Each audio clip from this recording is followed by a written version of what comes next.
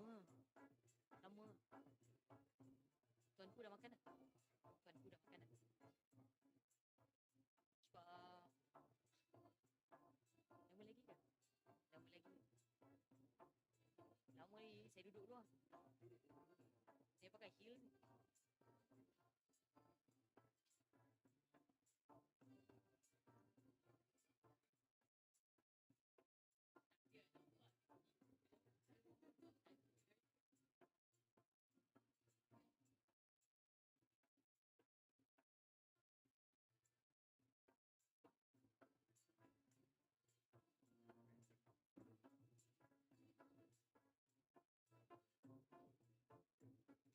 Ladies and gentlemen, please rise.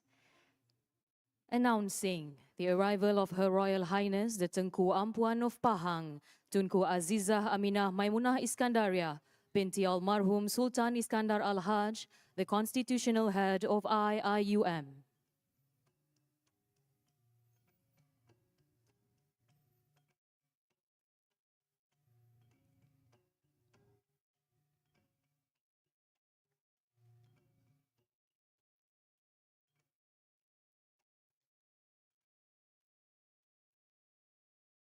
Ladies and gentlemen, please be seated.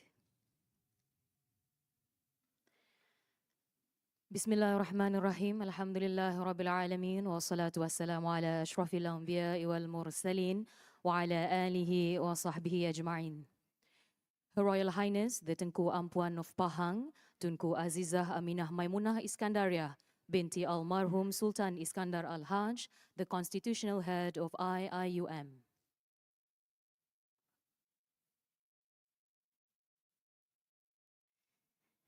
Yang Amat Mulia Tengku Puteri Raja Tengku Puteri Elisha Amira binti Al-Sultan Abdullah Al-Mustafa Billah Shah.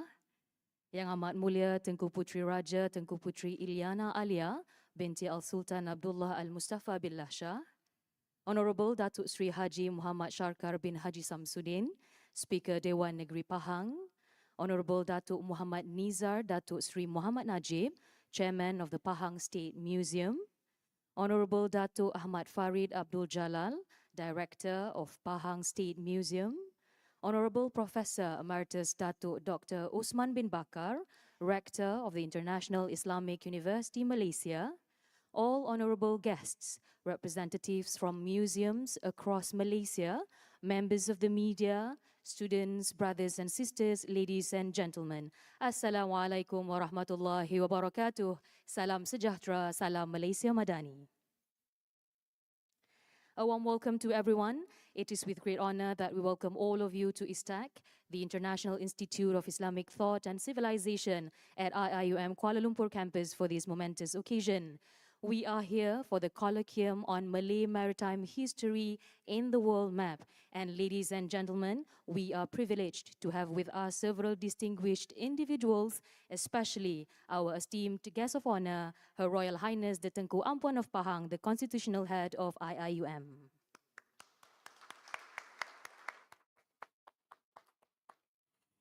Ladies and gentlemen, without further ado, let us begin this ceremony with an invocation to seek blessings from Allah subhanahu wa ta'ala. Therefore, I would like to invite Al-Fadil Ustadh Wan Fakhrul Razi Haji Wan Muhammad, lecturer from the Department of Al-Quran and As-Sunnah, University Islam Selangor, to recite verses 30 to 34 from Surah Luqman. فَلْيَتَفَضَّلْ مَعْجُورًا.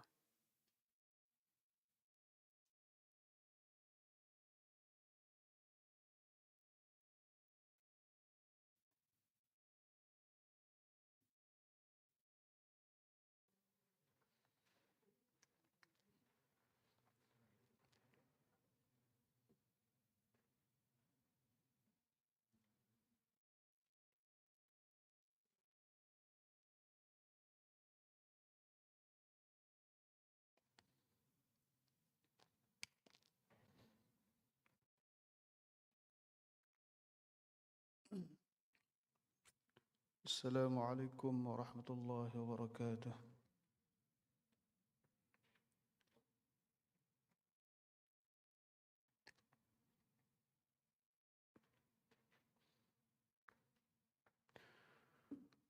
أعوذ بالله من الشيطان الرجيم.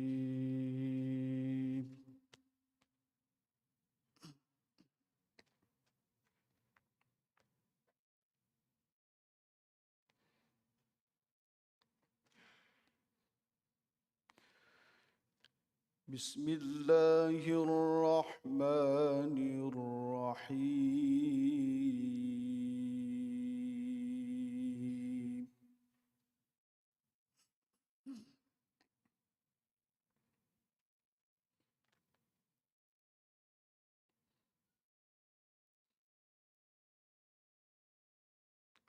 ألم تر أن الفلك تجري في البحر بنعمة الله ليريكم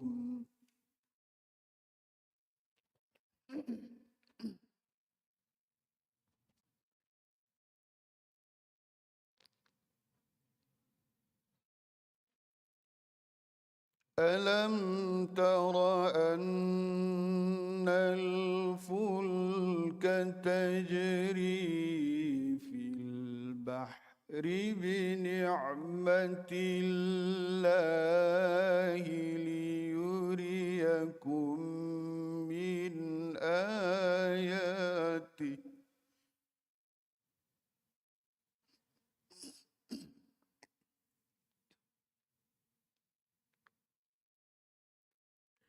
إن في ذلك لآيات لكل صبار شكور.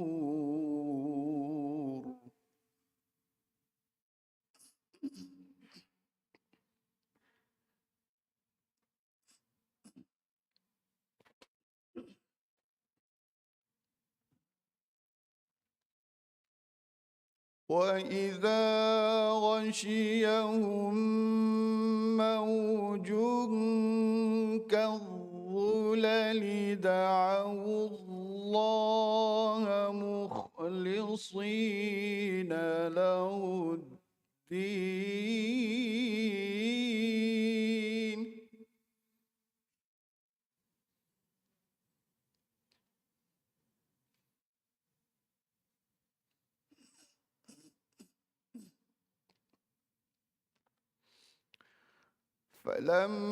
فلما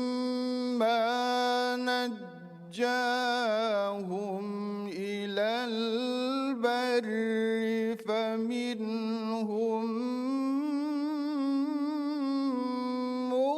مقتصد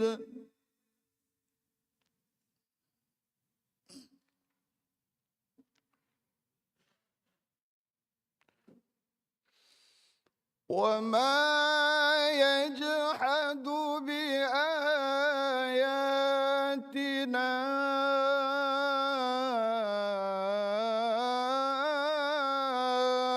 إلا كل ختار كفور.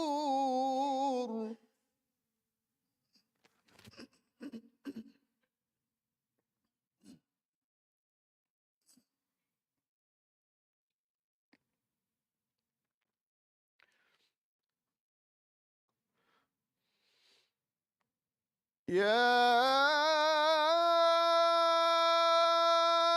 أيها الناس اتقوا ربكم واخشوا يوما لا يجزي والد عن ولده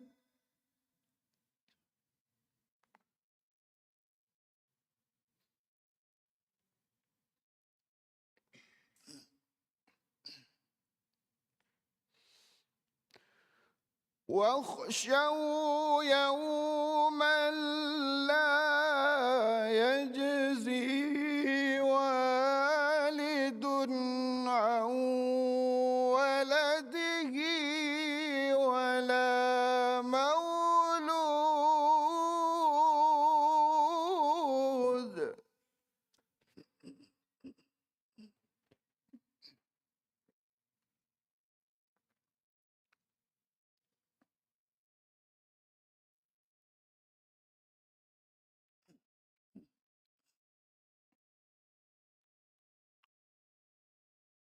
يوما لا يجزي والد عن ولده ولا مولود هو جاز عن والده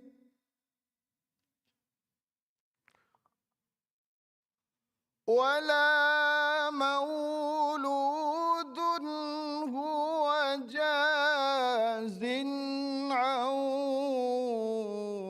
والده شيئا.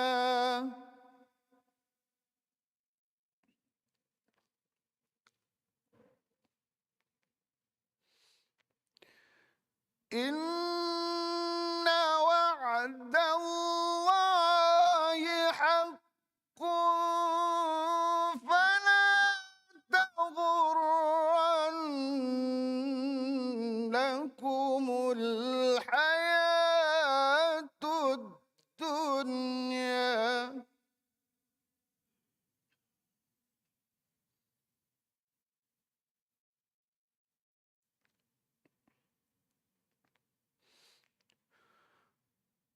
فلا تغرنكم الحياة الدنيا ولا يغرنكم بالله الغرور.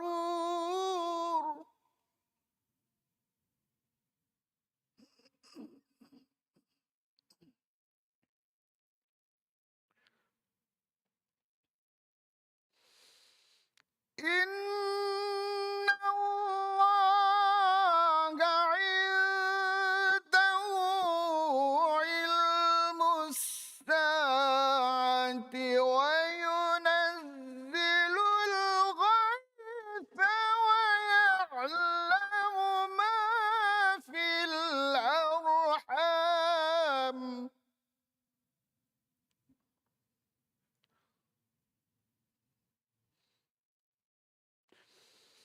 وما تدري نفس ماذا تكسب غدا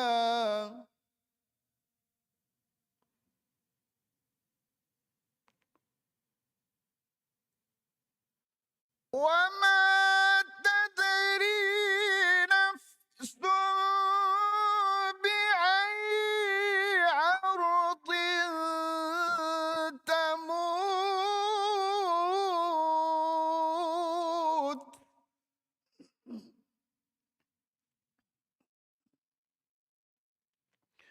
وما تدري نفس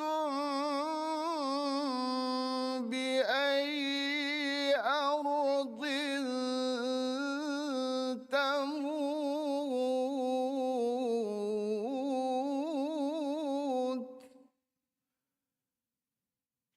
إن الله عليم خبير.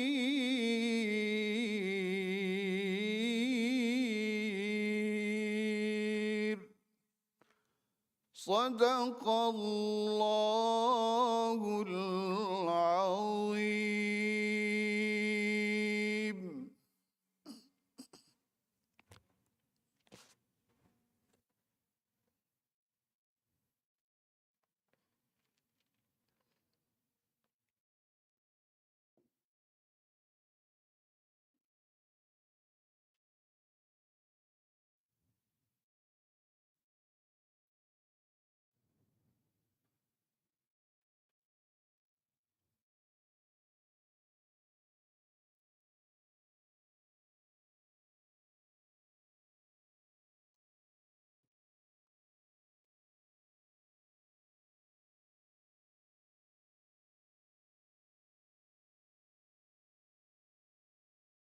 Jazakumullahu khairan Al-Fadhil Ustaz. Now I would like to invite Al-Fadhil Ustaz Ahmad Faizal Sudin Ali, Senior Islamic Affairs Officer, Registrar and Wali Raja of Negeri Selangor from Hulu Langat District Islamic Religious Office to lead us in a recitation of the dua. فليتفضل معجورا.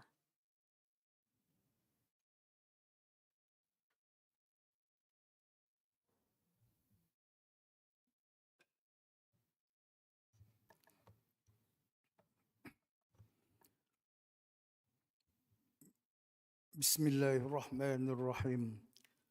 الحمد لله الذي وفقنا لطاعته وهدانا لعبادته وخصنا برسالة حبيبه ورسوله. اللهم صل وسلم وبارك على عبدك ورسولك سيدنا محمد وعلى آله وأصحابه صلاة سلاما دائمين متلازمين إلى يوم الدين.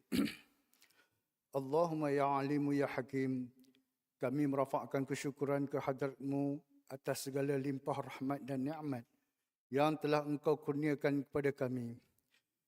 Tuhan yang, ya Allah, Tuhan yang memiliki segala kekuasaan dan kemuliaan, kurniakanlah taufik dan hidayahmu kepada kami, restuilah perancangan kami, bimbinglah kami dengan petunjukmu yang berterusan, pimpinlah kami sekalian ke jalan yang lurus dan benar, yang membawa kepada ketenteraman dan kesejahteraan.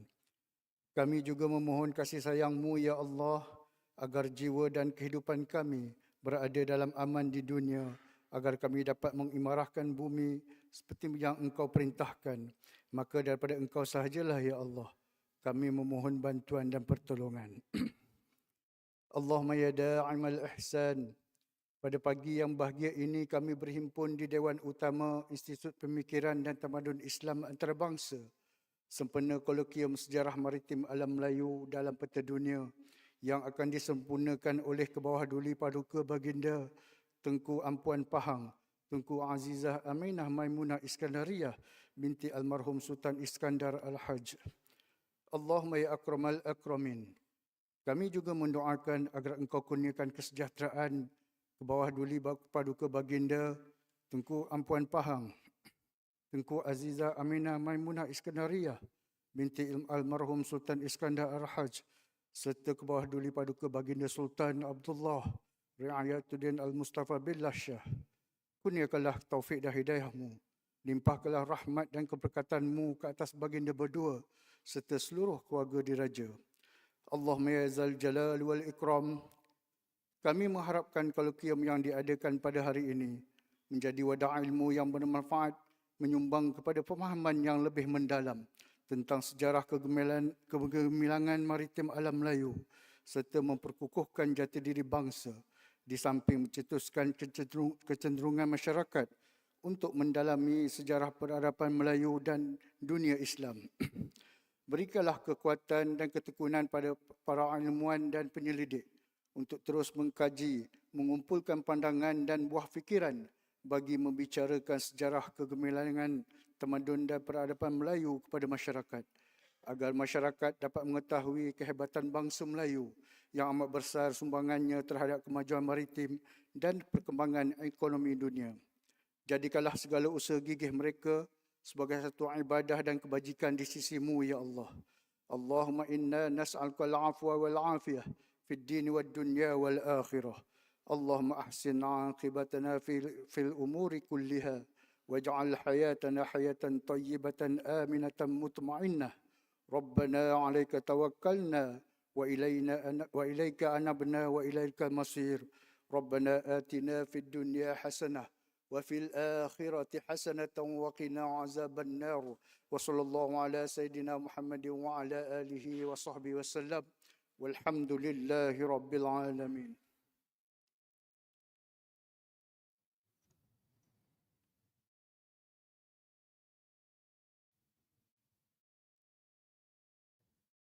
Jazakumullahu khairan al-fadhil Ustaz. Ampun Tuanku. Ladies and gentlemen, the Colloquium on the Malay Maritime History in the World Map explores the historical movements of transportation, trade, politics, intellectual exchange, science, arts, and civilization that took place along the waterways known as the Spice Route or the Maritime Silk Route. This route not only connected the East and the West, but also served as a crucial medium for exchanges between civilizations. From the Middle East to the Nusantara, this maritime corridor witnessed the movement of merchants, scholars, and caravans carrying various trade goods such as spices, silk textiles, agricultural products, artworks, craftsmanship, and valuable minerals. Throughout history, the maritime silk route played not only an economic role, but also a significant role in the development of knowledge and the spread of the religion. Sailors who traversed the oceans did not merely transport trade goods, they also carried knowledge, arts, culture, and beliefs. This route also witnessed intense wars for trade monopolies, the spread and imposition of faith, and the consolidation of colonial powers from the early 15th century to the late 20th century. Therefore, distinguished guests, ladies and gentlemen, the objectives of this colloquium are to expose the Malay maritime history to the public, to create a platform for dialogue on the connections and the role of the Malay world in global history, to encourage a deeper understanding of the ancient Malay civilization rooted in maritime skills and navigation, and also to support the development and research of the Pulau Beram Museum. This colloquium is an anticipation of the development of the Pulau Beram Museum, Pahang and the Seas, currently being in construction at the Pahang Museum in Pekan. The gallery aims to introduce the maritime history of the Malay world with a special focus on Pahang's significant role as a key stopover location along the global maritime trade route. Visitors of the museum will have the opportunity to explore various historical artifacts, including ceramics, textiles, boats, ancient maps, decorative items, coins and trade goods used along the maritime Silk Road, with the participation of over 250 attendees from various sectors, including Pahang State Government departments, academics, Pahang Museum staff, and history enthusiasts. This colloquium is expected to be an excellent platform for us to collectively understand, appreciate, and elevate the maritime history of the Malay world onto the world map, inshallah. For your information, today's colloquium will be conducted entirely in English, while tomorrow's session will be fully in Bahasa Malaysia. Ladies and gentlemen, without further ado, it is with great honor I respectfully invite our esteemed guest of honor, Her Royal Highness, the Constitutional Head of IIUM, to deliver her royal keynote address and officially inaugurate this colloquium. Therefore, I invite the Honorable Datuk Muhammad Nizar Datuk Sri Muhammad Najib, Chairman of the Pahang State Museum, to humbly seek the royal audience and respectfully invites Her Royal Highness to deliver the royal keynote address and officiate the opening ceremony.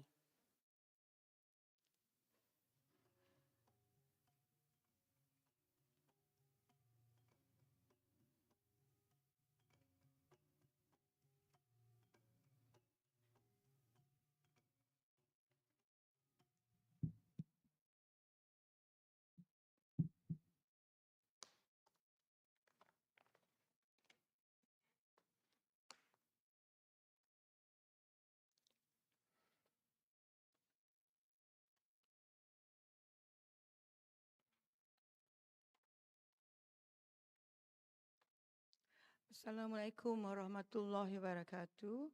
Selamat sejahtera. Allahumma salli ala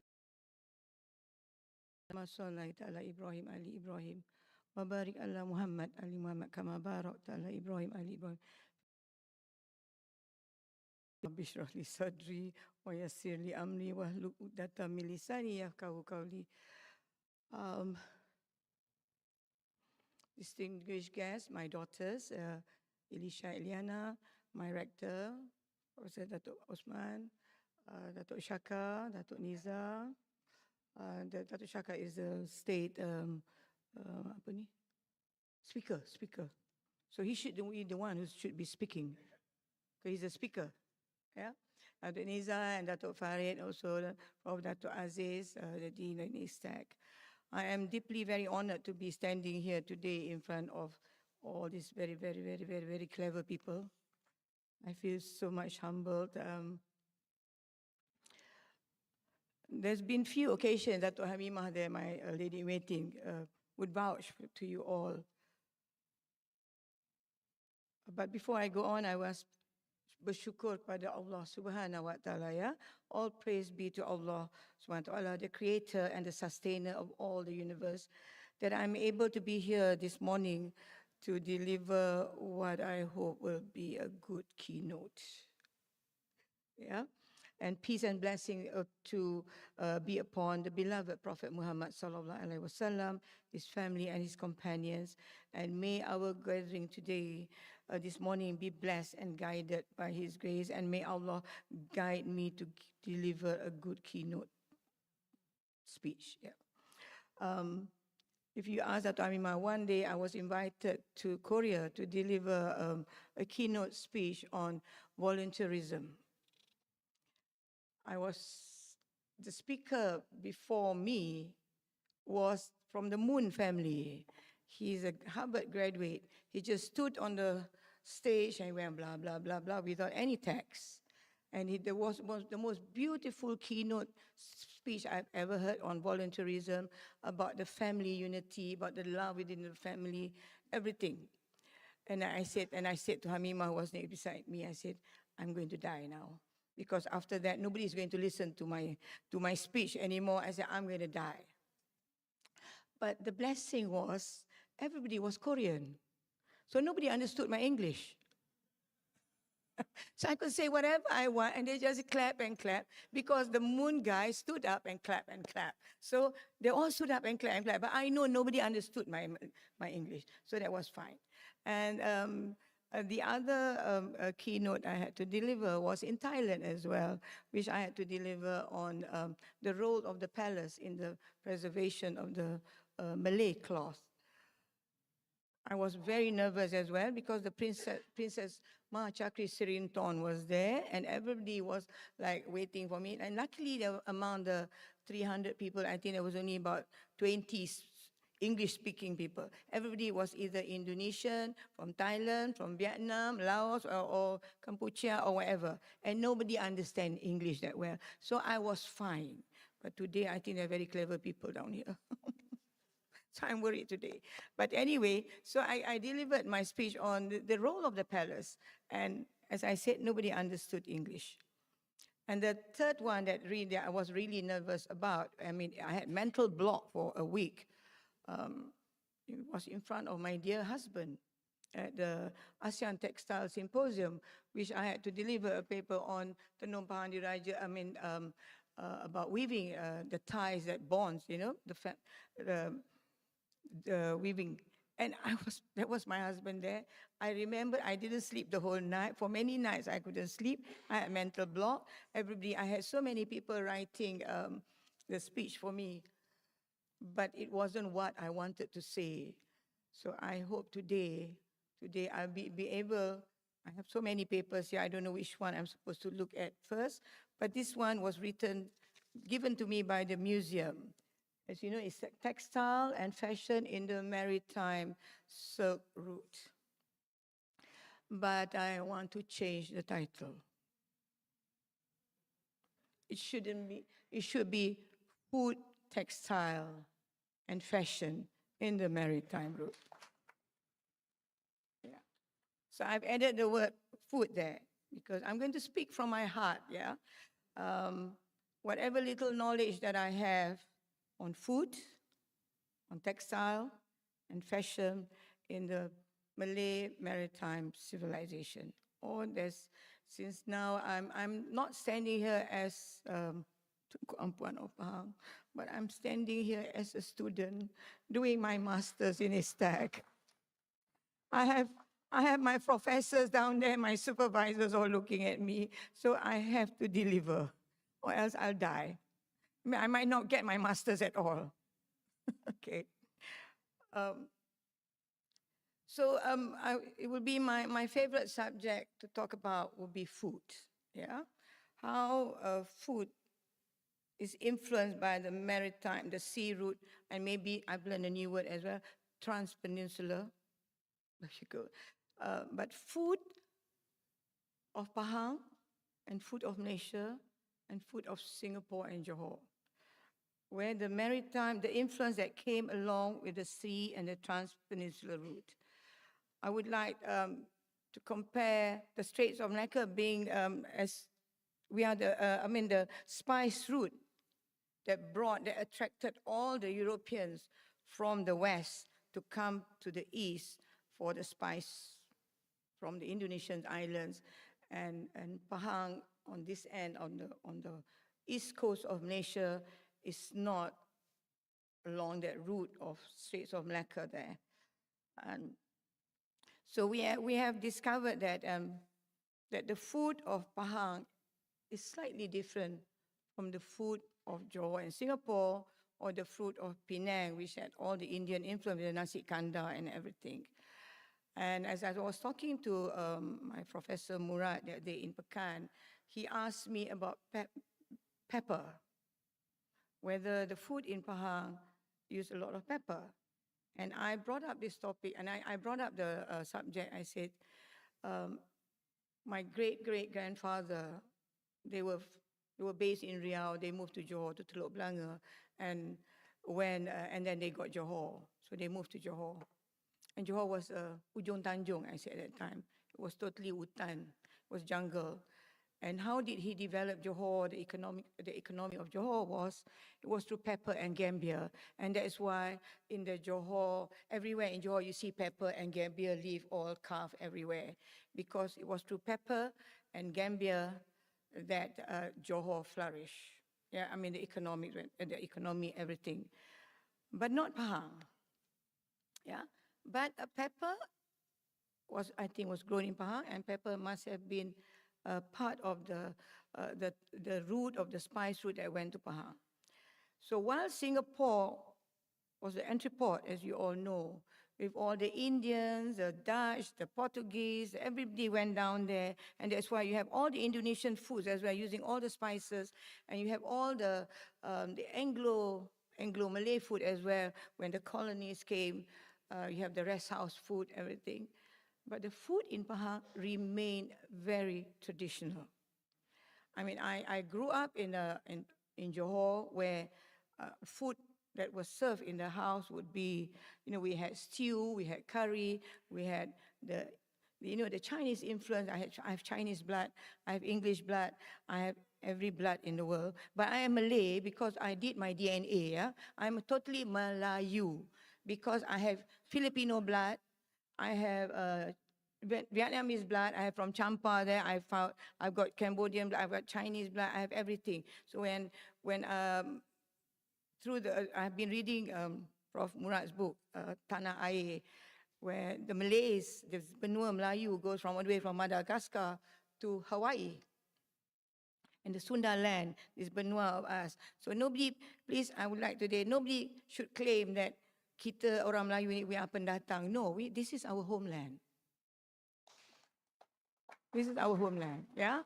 From Sumatra, we are all Malay. The Indonesians are Malays. The Filipinos are Malay. Everybody is Malay. This is where we settled. We traveled and we settled.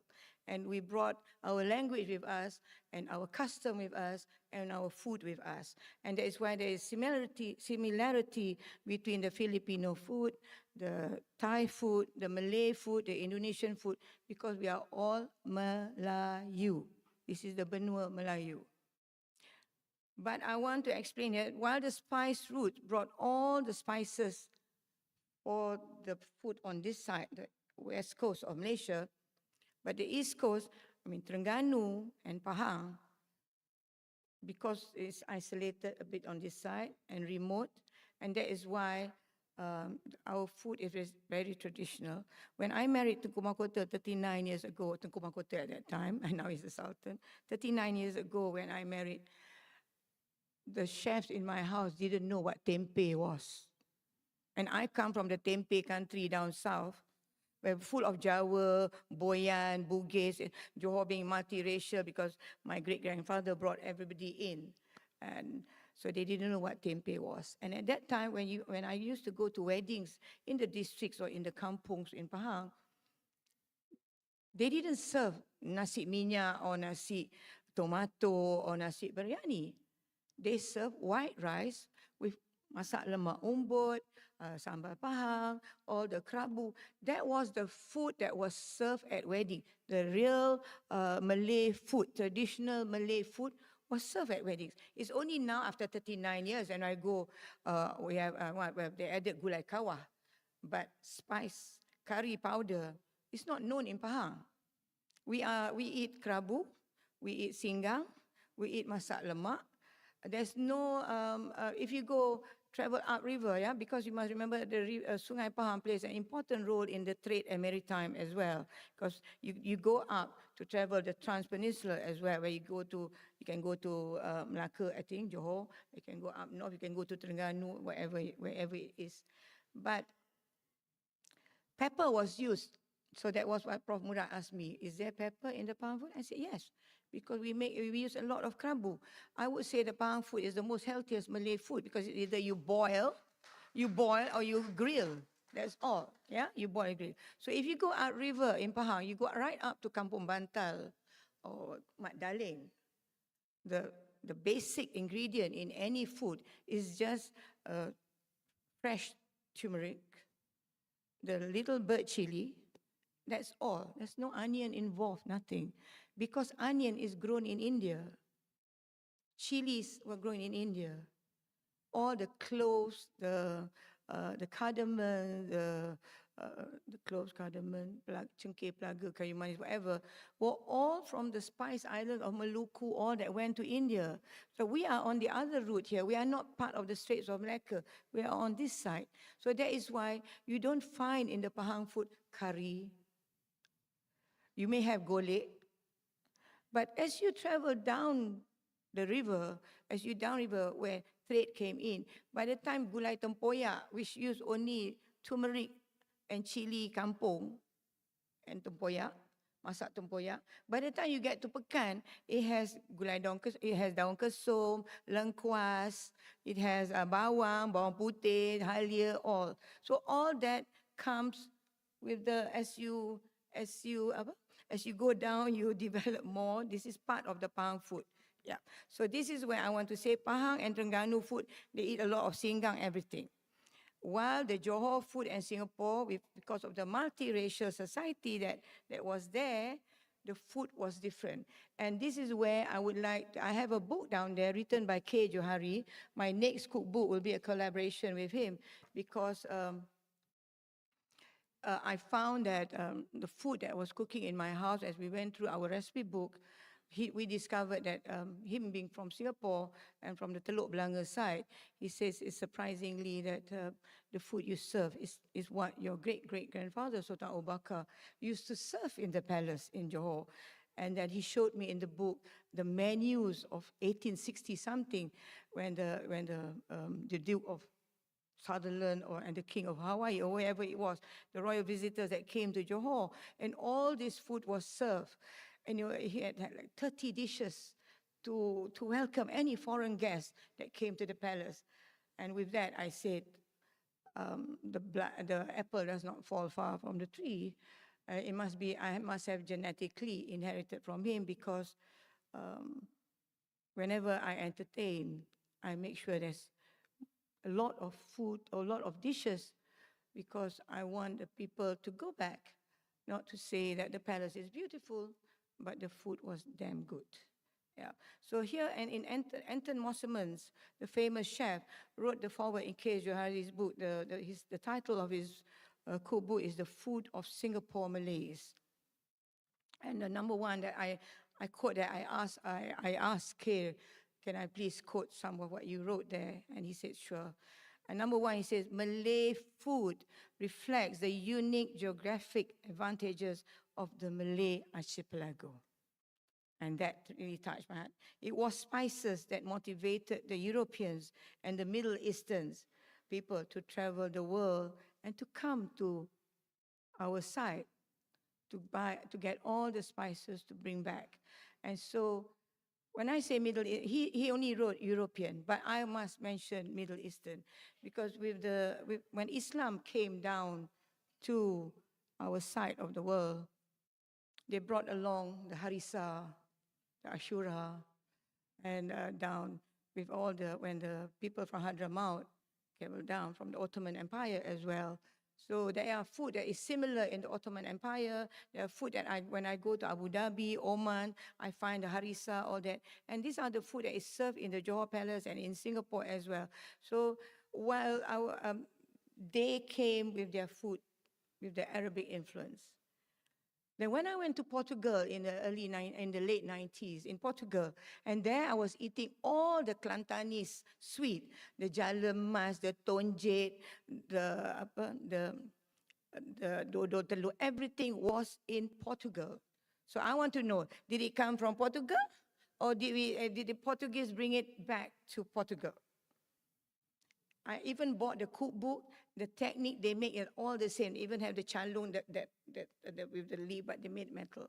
So, and as we know, Marco Polo brought back the pasta back, or the noodles all back to Italy. And there's a famous Johor story that my great-great-grandfather invented the laksa Johor, and that is not true. I think he brought back the pasta to Johor, that's all. The sauce, the kuah, the laksa sauce is definitely not Italian at all. It is a very down south thing there. But he must have brought back the spaghetti which is made from flour. salmonella flour. Because when we go to Pahang, we serve our laksa. Laksa Pahang and laksa Johor is quite similar, except that one will fry, the other one just boil the whole thing. As I said, Pahang food is the most healthiest food there is. You don't use a lot of oil. So you go to Pahang, because in Pahang, in those days, in Pekan, they cannot buy spaghetti. While Singapore had all the spaghetti in the shop, so they decide to make their own laksa tepung. They call it. Orang kata laksa gebok. Laksa gebok. Am I right? I learned a new word a few months ago. Laksa gebok, which is totally made from flour. So so whenever I have laksa during Hari Raya in my house, of course I'll have the harisa, which is my Johor heritage. Then I have the laksa, kuah laksa, and we will serve with laksa made from flour, laksa made from rice, and spaghetti. So they have a choice between the three noodles to eat their laksa. So, yeah. So the Middle Eastern people brought their food. Not just Europeans, as I said just now, but the Arabs. And the Chinese also came down this side. And that's how they brought the soy sauce. And the Indonesian introduced us to tempeh and so many things as well. And because the spice route also went up to China as well, because I don't think you could find any seed in China. And how did the Chinese make their spice powder if not from the spice routes here as well? So it's food, I said just now, it's not just about fashion and textile. Food, the spices played an important role in our life. And number two, which Anton Mosselman and Khair Jod, is that the advantage that the Nusantara has on the vital sea routes between China to the northeast, to India, to the Middle East, and to Europe to the west. So that's where the spices went and the food came along as well. While the British and the Dutch and the Portuguese also brought their food down to us, and that's why we have the Anglo-Malay food. I serve chicken pie, I serve a stew, and the mild dishes because the European couldn't take the chilies. Yeah.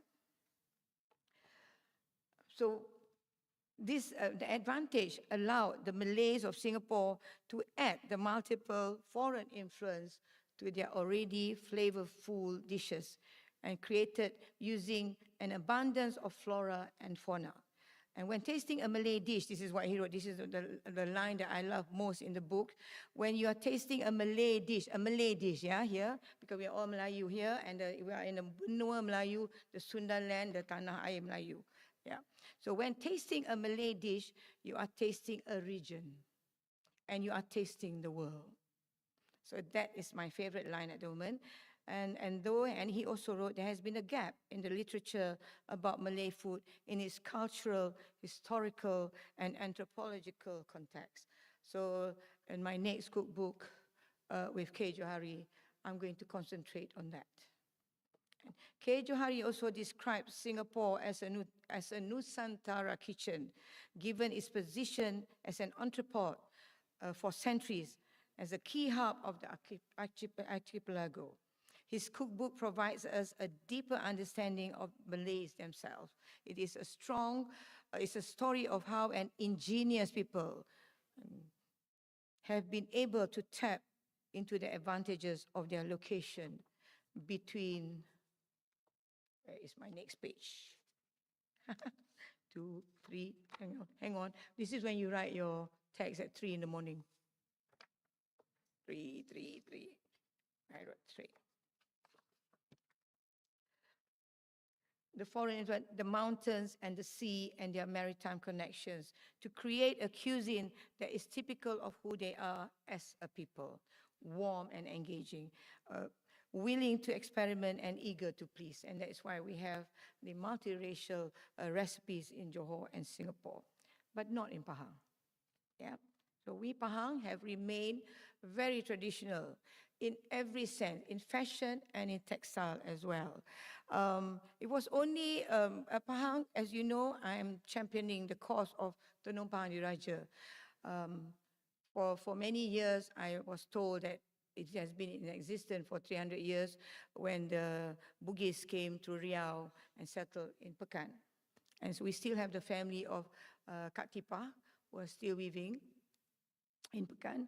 And Kak Tipa's family, I would like to tell you all as well. And that is Datuk Sri Najib's family as well. And we have in Pulau Keladi in Pekan, the house where Tun Razak is born, we rebuilt it. And Tun Razak's family was the famous weavers in Pekan as well. And that is why we have the Tun Razak's design patented only for their family. And you should be wearing it proudly. Okay. So as I said just now, the textile and fashion as well. So while I was told it was 300 years old, a few years ago, there was a colloquium, a symposium as well in Museum Textile, and they mentioned that they found in history book, which I don't know which book, but Farid is going to dig out for me, that Pahang, Tenun Pahang Diraja has been in existence for the last 1,000 years. It's not new in Pahang. Yes, because you must understand everything, I believe, I don't know, I might be wrong here, but I believe everything came from India. The Indians brought the weaving down here, but we have, as it went down to Sumatra, to Bali, to all the Asian regions, I think we must have changed the loom a little bit here, and the designs, the regional designs and the tribal designs came about, and we forgot about the Indian designs because they're more complicated. They are finer there. But when it came to Pahang, of course, if you notice the kain beragi, corak beragi of Pahang, which is the plaid, which is very tartan, which is very kain pelekat. So that must have come, the influence that came to Pahang, because if you see in the kain pelekat, you have the sepit udang on the side as well, which I never tell anybody because I don't want them to say we copied the Indians, though I believe in look, copy and paste in everything that I do. So as the weaving came down this side, you go to Sumatra, you go to the Batak people, you go to the Balinese, you go everywhere, and you go to Sabah and Sarawak. They adopted the weaving loom, they changed it. We have a back loom, we have a Kek Siang, we have a Kek Pahang, we have many other looms as well. And but they incorporated the tribal and regional design, the ethnic design into the kain that they produce. So late as in Pahang, until Sultan Abu Bakar became Sultan in 1932, if you see all the old pictures of the Sultans of Pahang, they only wore tenun Pahang at every function. And very stylish, though, I must say. The top is different, the pen is different, and the samping is different. You see, Pahang people was fashionable at that time. We're talking about textile and fashion. So it was until only when Sultan Abu Bakar became, and I think his auntie, who became Tengku Ampuan Mariam of Terengganu, the daughter of Sultan Ahmad of Pahang, became the Tengku Ampuan Mariam of Terengganu. She was married to Sultan Sulaiman of Terengganu. She must have brought Terengganu's songket to Pahang. And it was from then on that you see the Sultans of Pahang wearing the songket of Terengganu at their functions. Yeah, but before that, it was only Tenun Pahang Diraja. You do not see. Even they wore tanja all the time. We had a different headgear there. And if you know, songkok must have come from the Ottoman Empire as well, or from India as well. Even the baju Melayu, I am from Johor, and I know we claim that the baju Melayu is a Johor thing. I'm so sorry to say today, the baju Melayu is a Melayu Nusantara baju. If you go from Medan right down to Riau, everybody wears baju Melayu with the leher like that, baju Melayu, teluk belanga as you call it. Everybody wore that, but a different cut, maybe a little bit and there. Yeah. So when my Sultan Abu Bakar of Johor became the Sultan, and he was a look, copy, paste guy. He traveled the world and he brought back whatever he saw. He brought back. So he decided there must be a national costume of Johor. He wanted this. He did everything for Johor, this and that and that. Even right up to losing as I say, putting aside the baju Melayu, the tekak musang or the tanjak and the samping that you see all the other royal families in Malaysia still wear in the throne room, where in Johor they wear the uniform, Anglophile. That is what the West, westernization brought back. And when you travel and you see, you aping the West. But I'm so glad that in Pahang, we still wear our tanja, our samping, everything. If the food, I said just now, if the food was traditional, even the clothes has remained traditional. Yes, and Tuanku has said to me just a few weeks ago, we were discussing, because Tuanku has to listen to whatever I say.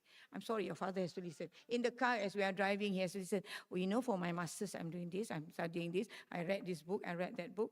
And I said, you know, I think it's nice that we wear the tanja and not the songkok. So we are trying to go back, he says, in the Istana, I said, because I saw old pictures of Istana Negara in the 60s and early 70s. All the officers in Istana Negara wore tanja and baju Melayu hitam. They didn't wear songkok. It was official to lantai, whether it was to appoint the ambassador or to receive the foreign guests, whatever. They wore tanja and baju Melayu. What happened to that dress code that was in the palace? So Tuanku has decided, yes, I think we will bring it back to Pahang. And not only that, I think he's also said that if you do not wear a Tenun Pahang shirt, I think the new standard, that's okay. By the way, Datuk Naiza, can you stand up? And Datuk Shaka. So they're all wearing Tenun Pahang Diraja. Yes? But Datuk Niza is wearing my batik. I make my own batik. So he's wearing my batik. He's got my name on the chest. And I said, Prof Murad is also wearing my batik there proudly. So I'm thank you, these two guys are wearing my batik. Yeah. So Tuanku mentioned that, okay, let's now in the palace for all the ESCO, nak lantik ESCO or any ambassador, anything that's official, we shall wear the tanja again. And also he says, and for all functions in Pahang, for everybody to wear the baju Melayu and not the suit. Because we are Melayu. We should be proud of our heritage. Yeah. So as I said just now, I'm so glad that we still, even though Johor, I'm from Johor, but Johor Murtad now, as they call me, because I have moved to Pahang. I am not Tunku Ampuan Pahang, so I'm Pahang. I mean, so I even changed my IC. I make a joke that I'm born in Rompin, not born in Johor Bahru. So from 01, I'm now 06. No, I'm 01 forever. Yeah, okay. But in many ways, I'm glad that the childhood that I had, you know, the eye-opener that I saw, what I thought was Johor was all the pomp and pageantry in Johor. This is it, I said, you know. We had all in the palace, everything. Then I realized when I moved to Pahang that Malayness is missing a little bit. Though we wear the baju Melayu Teluk Belanga, we wear, but when you go to the palace, all the uniforms, all that. I'm so glad that I married into a traditional royal family. Yeah. As I said about the fashion just now, so it was only in the 30s that we started to wear the songket Terengganu. So it was always the Tenun Pahang. But maybe because songket is richer with the gold and the silver and everything, so maybe it more befits a sultan to be seen wearing it. But I would like to go back to wearing the Tenun Pahang again. So this is where, when I was queen at the installation ceremony, I wore Tenun Pahang Diraja for my the dress that I wore at the ceremony, which was woven by prisoners. When I took over as patron of Tenun Pahang Diraja 20 years ago, in 2005, when we rebranded Tenun Pahang from Tenun Pahang to Tenun Pahang Diraja, giving it a royal decree. And we even used the crown of Sultan Ahmad there. We only had 12 weavers left in the state. We had others who would do the, what you call the pre-weaving, process, the pre-process thing. But there was only 12 weavers left. And I'm glad today that with the help of the museum, it gave me hope.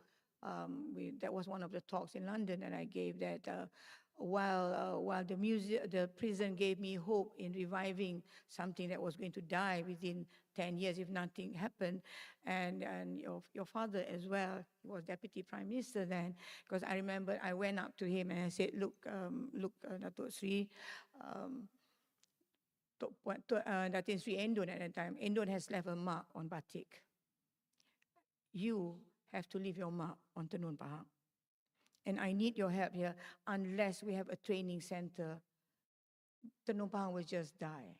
And so for 1 year, we went around the whole of Pahang. We called all the weavers that was there. We spent session and session and session.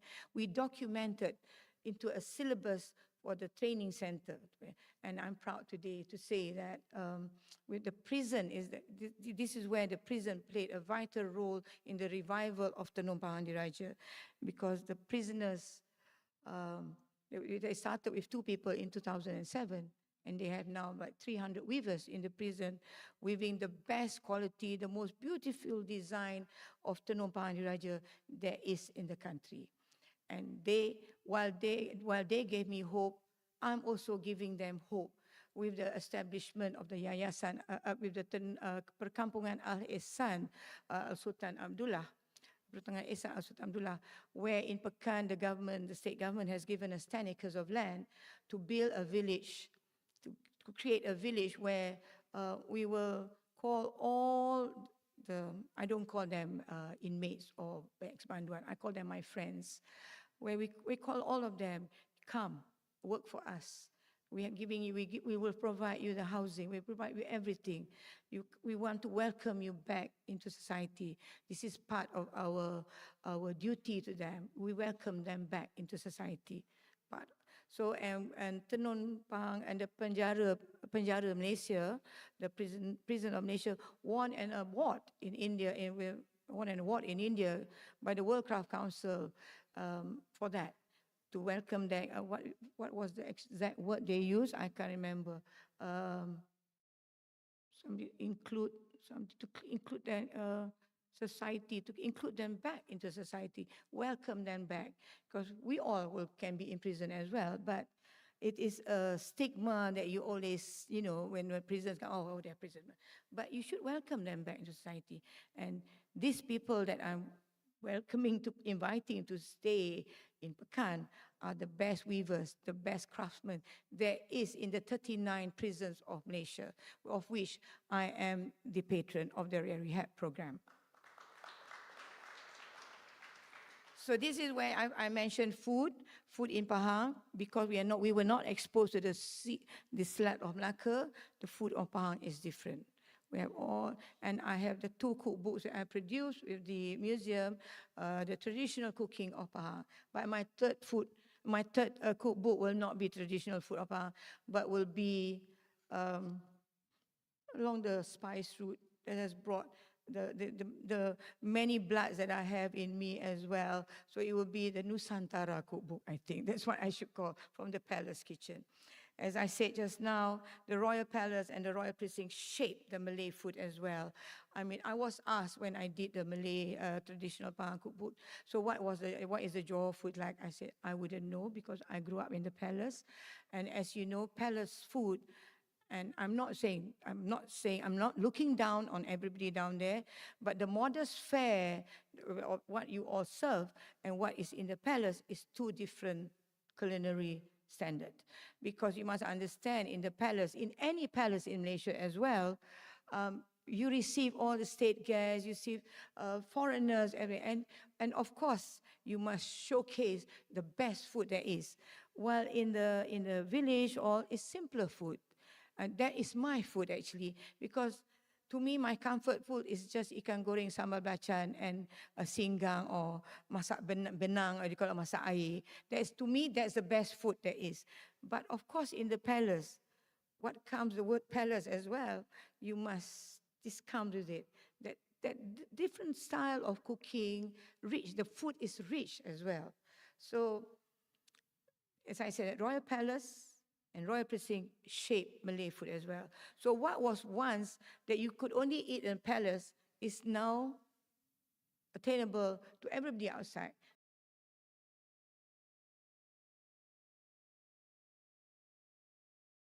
Everywhere in KL, in Malaysia, KL or Singapore, I think Malaysians eat too much, right? The food, that's why we are, betul. I mean, makanan kita terlampau rich now, but as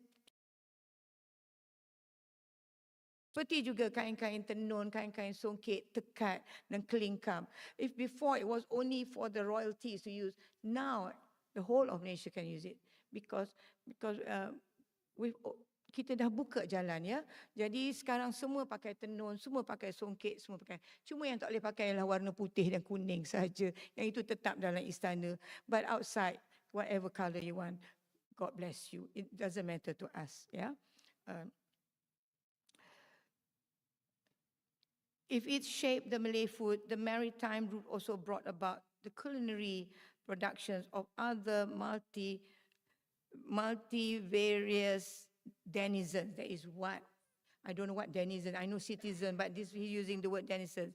And he wrote there, this is Singapore, a multiracial society, and also Malaysia today. Because I cannot deny, Singapore cannot say their food is Singapore, but the food is also, the food in Johor is basically the same as Singapore, but the food of Penang is slightly different, the food of Malacca is different. So every region in Malaysia has their own food, but Pahang is unique in it because it is traditional. Yeah.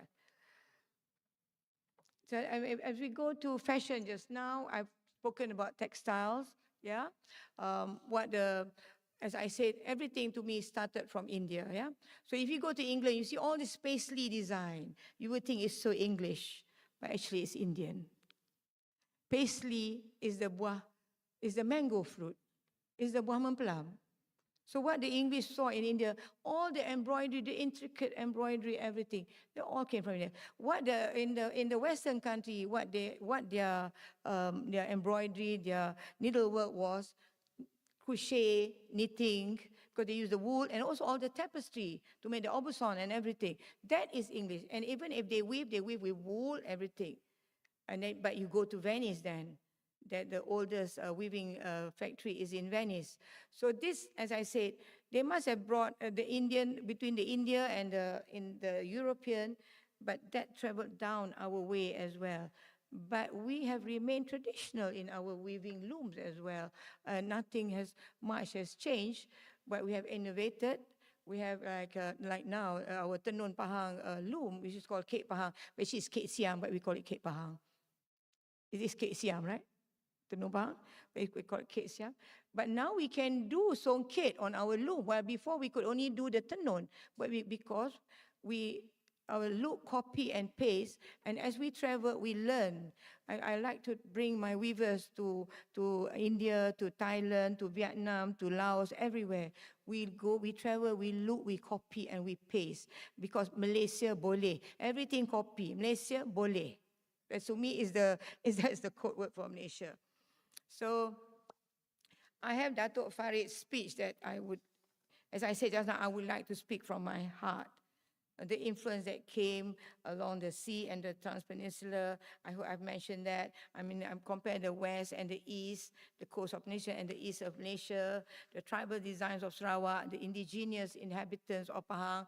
If you notice, the indigenous orang asli in Pahang, they never wove because they pakai baju made from kulit kayu, yeah. And but the food is nice. And but the orang asli in Pahang is famous for anyaman tikar and carving, but they never wove. So the weaving in Pahang was only in Pekan, because that is the center where the Sultan lived. Yeah. So, and Terengganu must have got it from the Kelantan side, from the Thai side as well. I don't know. They have lots of other things. But I'm from Pahang. I'm not from Terengganu, so we shall not mention Terengganu here, nor Johor anymore. Yep. And if you see as well, I was saying about the architecture as well. You see European architecture going all the way from Penang, all the way down to Singapore. But maybe not so much in Kedah, because we had no tin. And Pahang, I only can say we only have 3 buildings in Pekan that is made out of brick. Yeah. So you can see because Pahang is remote and isolated as well. That's what my Prof. Murad and I agree here. Remote, that is why the Europeans were concentrating just on the west coast of Malaysia. Even if you go to Terengganu today, you only see Istana Maziah, a few istana. There's not many European colonial looking building there, because we were forgotten by the colonies. Yeah, okay, we are very Malay. Yeah. So and that's why I said the houses in Pahang, all that are all still very traditional. So I'm going there, the food of the Nusantara. I've done that. I mentioned the pepper just now. The pepper is we use a lot of pepper in our kerabu, but we hardly use cengkeh pelaga kayu manis because that came along the spiral and never stopped there. Though Pahang it's a major stopover, Tioman and maybe Pekan as well. Those days stopover before they go down the Singapore and the Riau that way. And Pahang famous for gold and ore, I think, in those days. Yeah. Okay.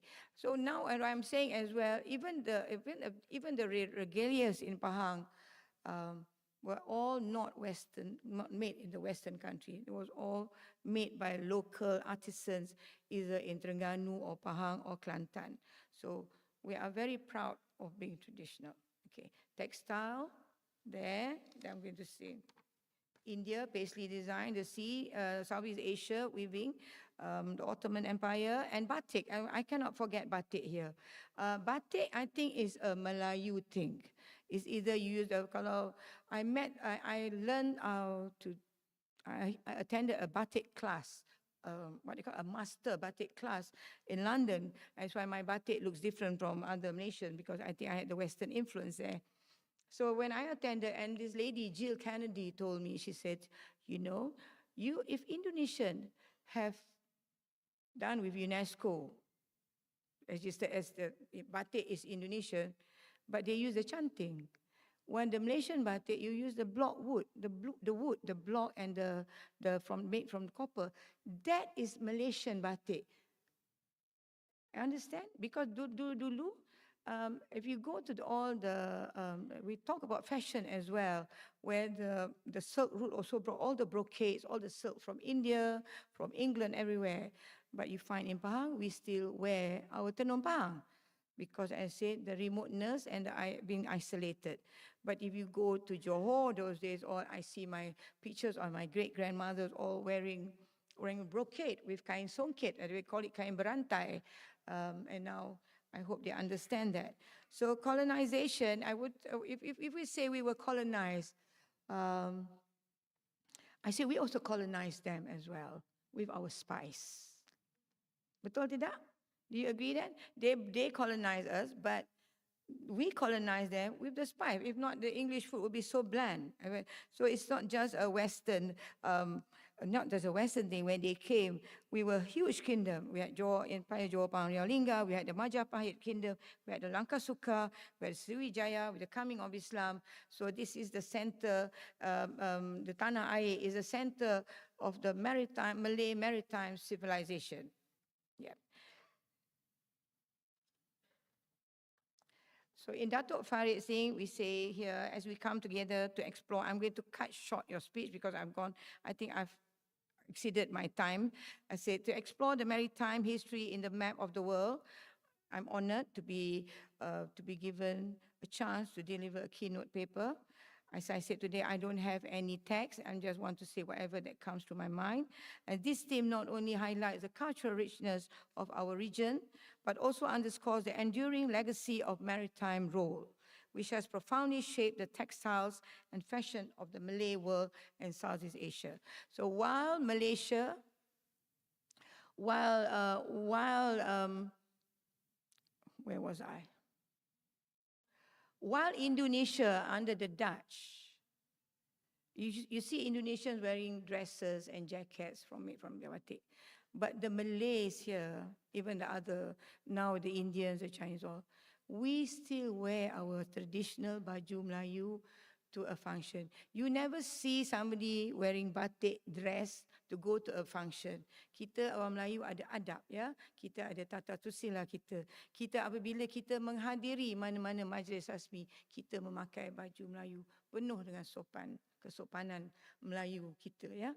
So this is I'm glad that in many ways, though we were colonized from the Portuguese to the Dutch to the English for more than 500 years, our traditional baju has remained.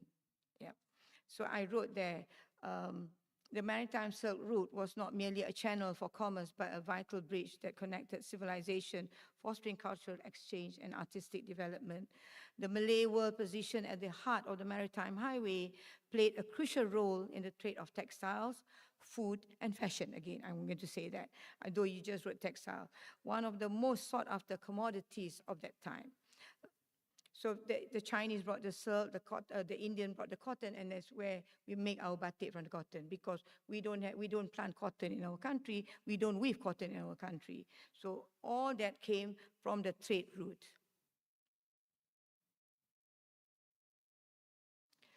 I think I have mentioned enough, Datuk Farid, that I know yours go very historically. You've got Sultan Mahmud there, you've got as Islam spread. As I said, as Islam spread, it brought all the fruit from the Hadramaut, all everything. So that's how we have biryani, we have nasi minyak, we have nasi tomato, which is all brought from the Middle East, yeah, from India and the Middle East, and all the nasi kandar and everything.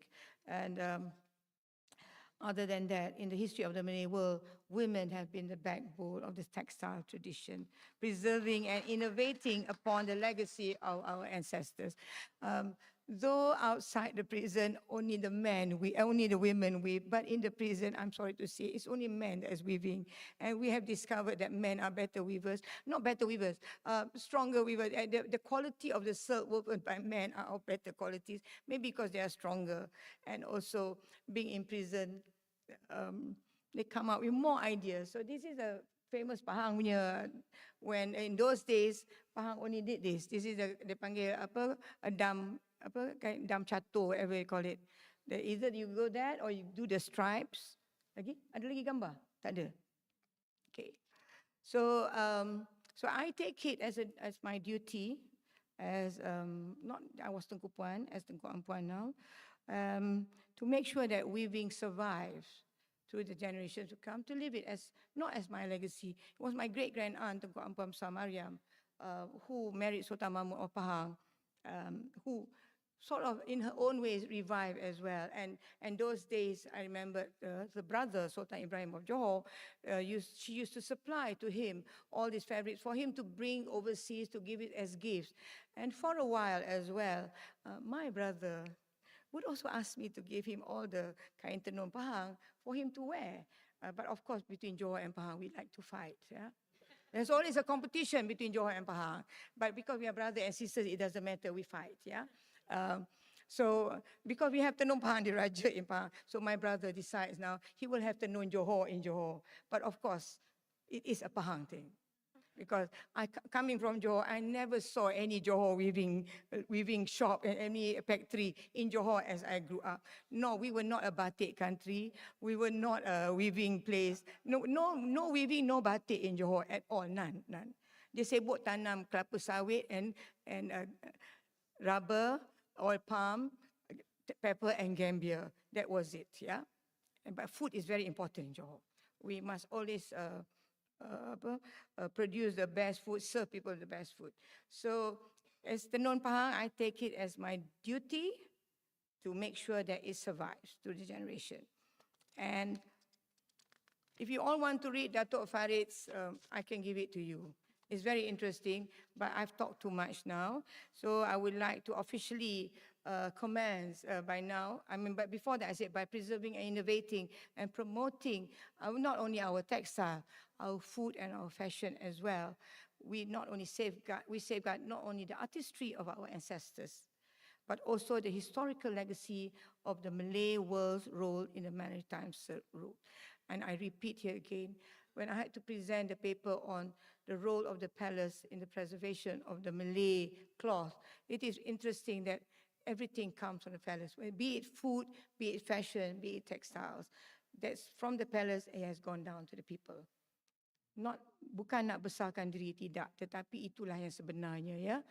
Kalau kita tengok adat perkahwinan ke adat istiadat, itu semua daripada istana. Of course ada istiadat istana dengan adat istiadat orang lain berbeza. Tetapi apa yang dalam istana adalah daripada Melaka lagi ya. Semua ni semua, we've come a long way, all of us. I mean, even before Melaka and beyond Melaka, we've come a long way. We Malays have come a long way in our benua Melayu. Yes. So, and this colloquium to me serves as a reminder of the interconnectedness of our past and our opportunities that lies await. It's also important for our future. So let us continue to celebrate and elevate our textile heritage, ensuring that the artistry, the identity, the resilience of the Malay textile remain woven into the fabric of the future. We must remember here, we are a multicultural society, but I don't see the Indians or the Chinese weaving in our country. Yeah, they weave in India, but they don't weave here. The Chinese weave silk in China, but they don't weave in Malaysia. But our silks that we weave, our cotton that we weave in Malaysia comes from China and India. They taught us and left us with, for us to have our own design, our own ethnic design, our own color, and we use the natural dyes as well, which I want to revive as well.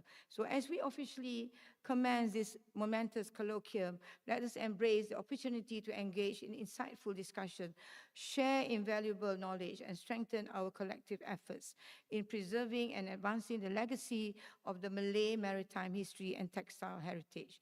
May these 2 days be filled with fruitful exchanges, inspiring discoveries, and meaningful collaborations that will further enrich our understanding of our past, our interconnected past, and its relevance in our present and our future.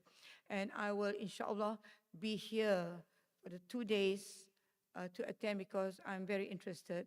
I'm very busybody as well. And I will make my comments as well, so bear with me.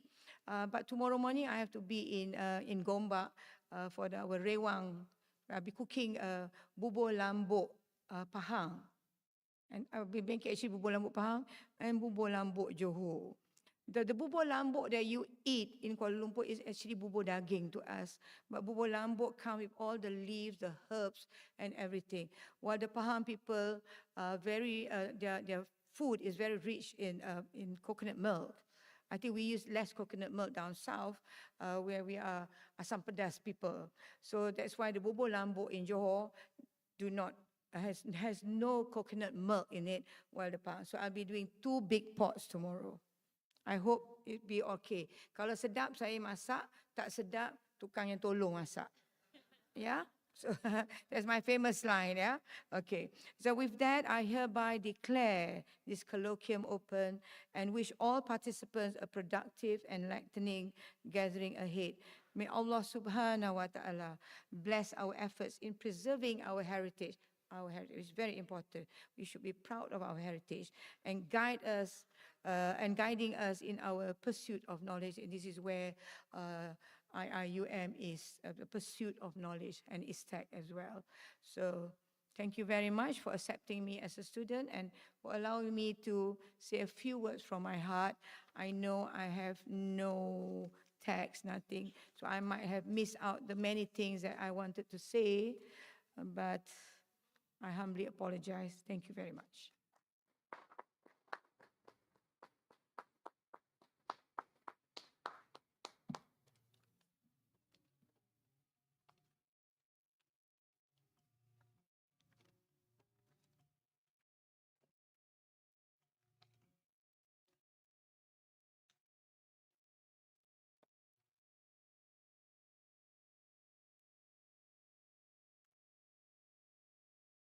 Sebenarnya saya tak tahu yang saya kena bagi keynote hari ini. Sebenarnya masa saya dapat surat pada Datuk Farid, dia tak sebut pun di dalam tu yang dia menjemput saya untuk to deliver a keynote. Honestly, it was just an invitation letter to attend this function. There was nothing mentioned about me delivering a keynote paper. It was when I forwarded that text to my rector there, he mentioned to me, "Oh, thank you, Tuanku, for going to for giving for that you're going to give a keynote speech." That was when I called him back. I didn't hear about this part.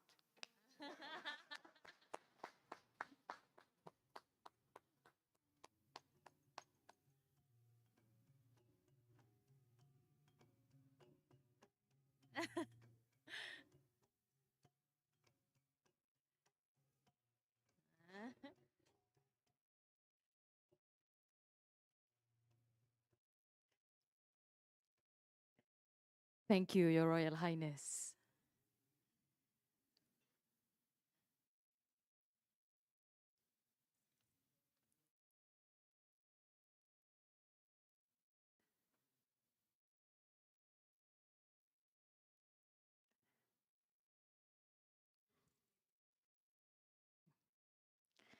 Ampun Tuanku.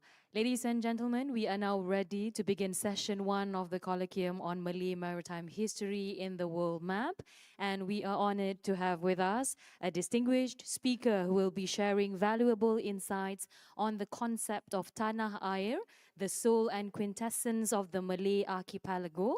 It is my great pleasure to introduce Professor Dato Dr. Ahmad Murad Marikan, a renowned scholar in social and intellectual history from ISTAC IIUM.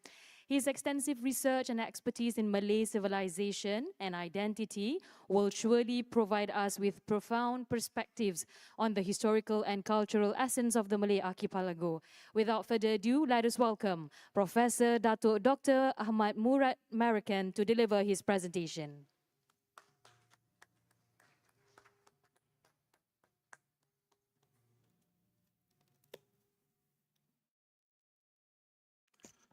Kebahaduli Paduka Baginda Tengku Ampuan Pahang.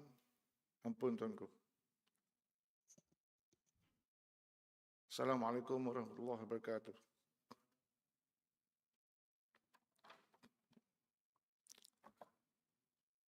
I've agreed today to deliver a paper on Tanah Air.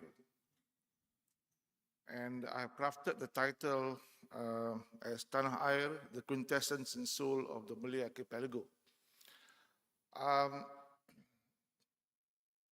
always used the word quintessence and soul with regard to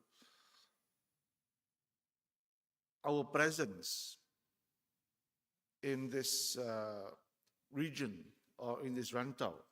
Can you flash the map? And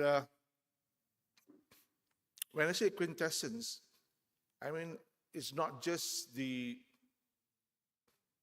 indigeneity or endogeneity of those who are domiciled in this Malay archipelago, but those who consume the geography, the history, those who consume the spirit of the archipelago. So when you talk about this Malay archipelago, I would like to use the word Tanah Air. And Tanah Air has many connotations and can be related to in many forms. So in my delivery this morning, I'll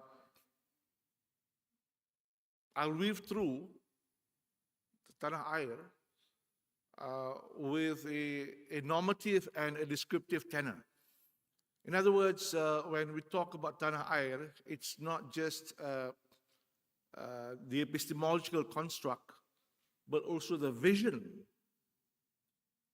that has been projected, articulated discourse over the centuries with regard to what we mean by Tanah Air. So there are 3 points that I want to say today. One is the name Tanah Air and its various articulations. 2 are the ingredients that make up.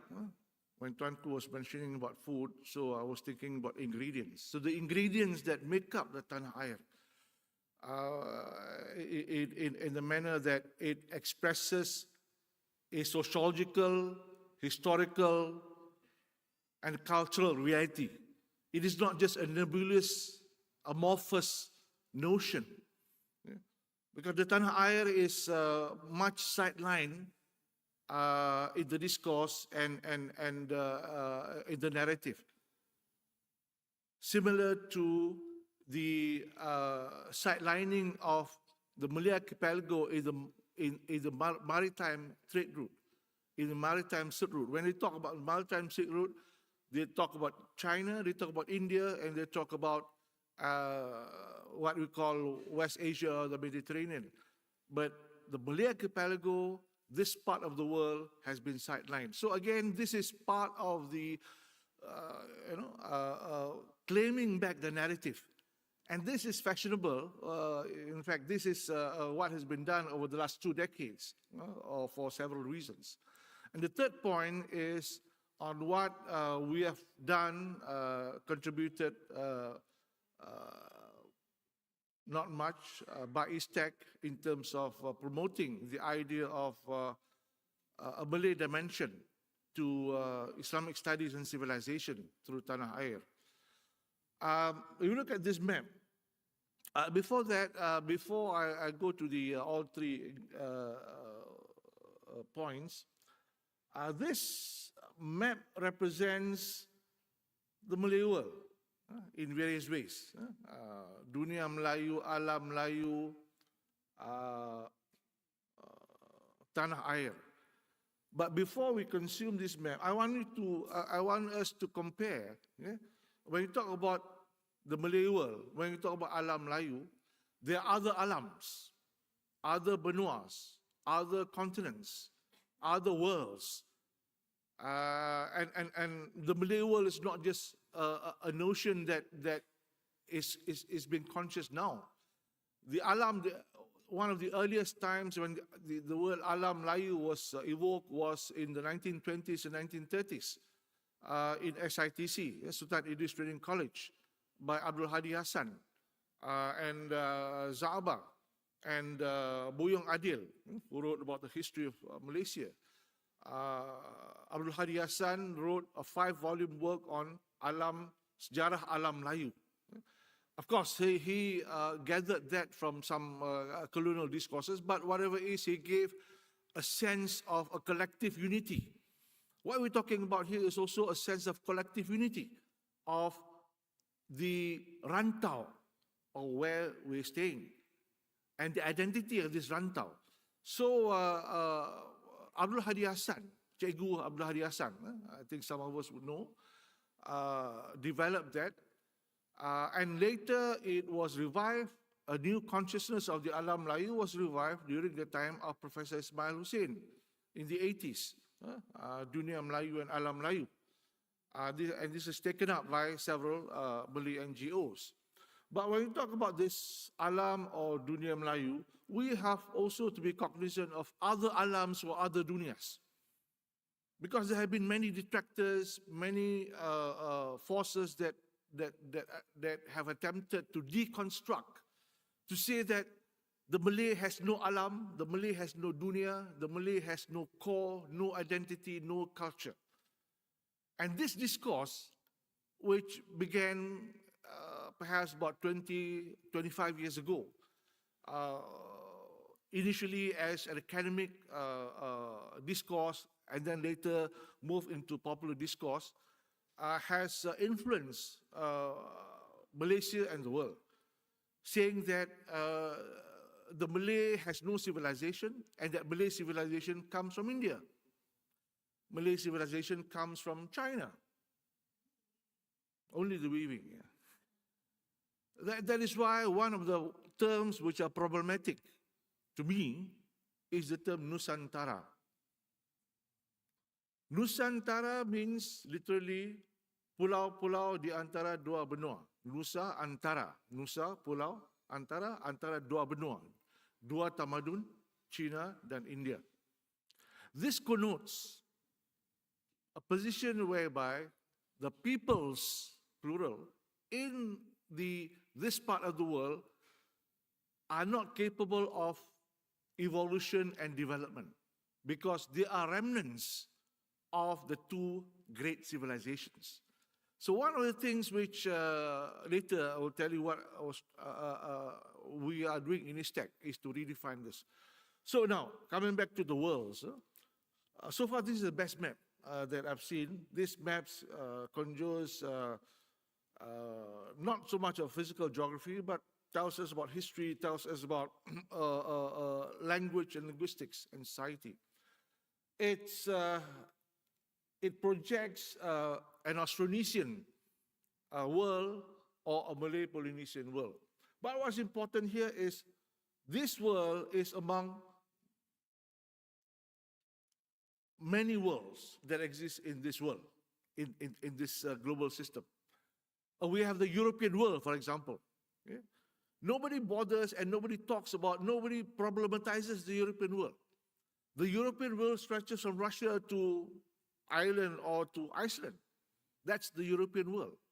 And the European world is varied. The British do not know the Dutch, the Italians can't understand the Germans, for example. The Greeks don't understand the Russians.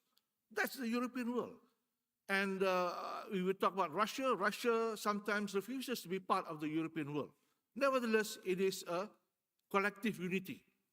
And in recent years, we find almost daily in the media, since the Ukraine war, the European community has been projecting the identity of being European, the Europeanness of the entity of the peninsula of Asia.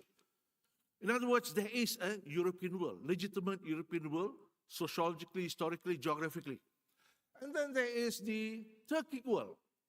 The Turkic world from Anatolia to eastern Turkestan, and from Kazakhstan to Uzbekistan. That's the Turkic world. In other words, when we talk about the Turkic world, yeah, they speak a language within one family, but there are differences. Those from Anatolia, from Turkey, may not understand so much of those people in Uzbekistan because they only know about 50 or 60%, but nevertheless, the common denominator is the Turkic language, and they can communicate compared to the British, compared to the Europeans. The French cannot communicate with the Russians because they don't know Russian, but those from Turkey can communicate with the Kazakh, although there's some 50% difference. Then there's the Arab world. The Arab world makes up about 22 or 23 nation states, plus minus, you will consider Palestine, right? And the Arab from Hadramaut, my dean is here, he's from Algeria, they may not understand the Algerian or the Moroccan. The tenor and the rendition, the language will be different. It's the same language. The Arabs, exactly. So similar with the Malay world. When you talk about the Malay world, people will say, yeah, the Javanese are not Malays. Of course, Javanese will refuse to be part of the Malay world.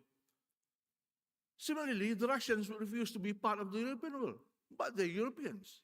So here, when we talk about the Malay world, we're talking about a collective unity. We're talking about people from the Philippines, the Filipinos, the Javanese, the Minangkabaos, and whoever are part of that Malay world. And also, what about the other two oceans, the Indian and the Pacific Oceans? Are they Malays? Well, there are various names. Yeah? There is the name of Alam Melayu, Dunia Melayu, Nusantara, as I've said, Dunia Berbahasa Melayu,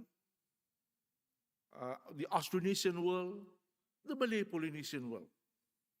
And they vary in terms of what they speak, but they speak a common, within a common linguistic family, the Austronesian linguistic family or the Malay-Polynesian linguistic family. So this is the unity that we have of this. And over the centuries, we also have, for example, the word Malaysia. No, I'm not talking about Malaysia as a nation state. I'm talking about Malaysia as a rantau. Malaysia, as many of you would know by now, okay, because this is a recent discourse over the last 20 years or so, popular discourse. Malaysia was used and present in European maps, French maps, especially Malaisie, 17th century Malaisie.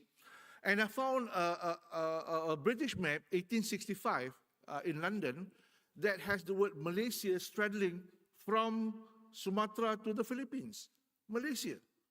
And this is quite a rare map. And what does Malaysia mean? Malaysia means islands of the Malays. So that was the Malaysia that was understood by the Europeans, and this is the Malaysia that has been crafted as a nation state. So it means islands of the Malays. And every citizen of Malaysia should know this. Now, over the years, many personalities that we know of, that we have heard of, have advocated this unity of vision, this collective identity, perhaps over the last 200 years. One of which is Jose Rizal, the Malay hero. He himself described himself as a Malay. So he projected this vision of the Malay nation in the 1870s, 1880s. And then we have all these are disciples of Rizal, Winchester Vinsons and Macapagal and so on. They advocated for a Malay nation. And then we have, in Malaya, we have Ibrahim Yaakob from Temerloh, who wrote the book Tanah Air, who wrote this vision of the character of the Tanah Air and how the Tanah Air must be defended against the British and against foreign capital. We also have, we must not forget, Tun Ghazali Shafi'i. We normally forget that he is one of the architects of the name Malaysia. The name Malaysia, see, he was inspired. I suppose he was inspired by the earlier name Malaysia by the French. But he was also inspired by the name Malaysia in terms of the confederation or the federation of law in the British Isles. He was reading Welsh law, Aberystwyth, and he was looking at Wales, Ireland, Scotland as different entities. So he transferred that entity to what we have now in the Malay Archipelago, including Brunei and Singapore. So he called it Malaysia. So Ghazali Shafi'i is another visionary at the same level as those that I've mentioned.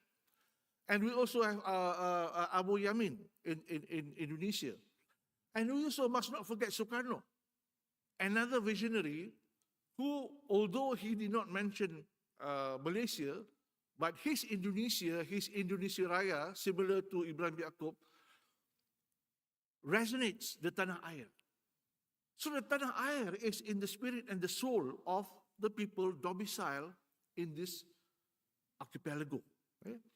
By the way, I just came back from Riau, the Riau archipelago, and I consumed Riau exhaustively, sailing a few hours every day between islands, hundreds of islands. Now, how do we structure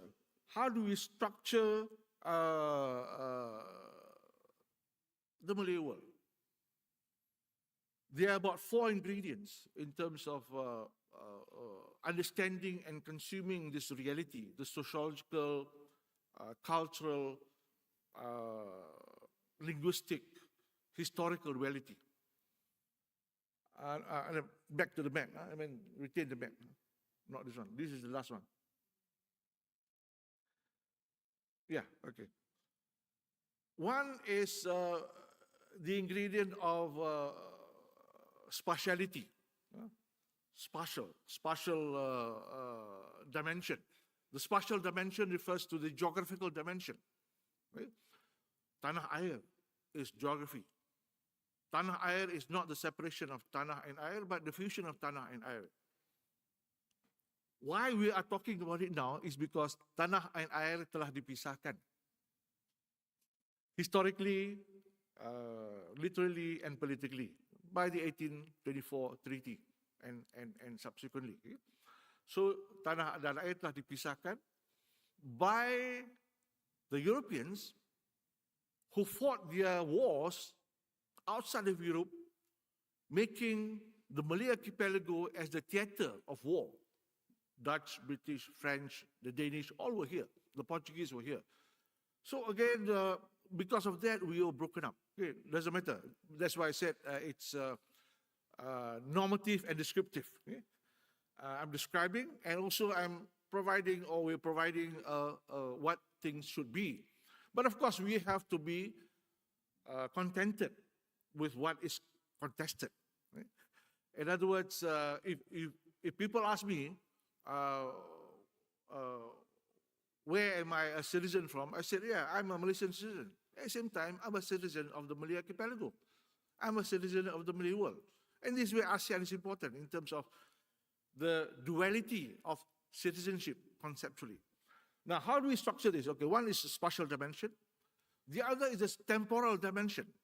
Temporal dimension would be the historical antecedents that has forged this map that you see, the space that you see here. Third is the social linguistic dimension, which is this map illustrates the social linguistic dimension, the Austronesian languages. And the fourth dimension is the epistemological dimension. Now, if you look at this, there is a certain evolution, a centrifugal revolution. The smallest concentric circle, from this map would be the core Malay nations.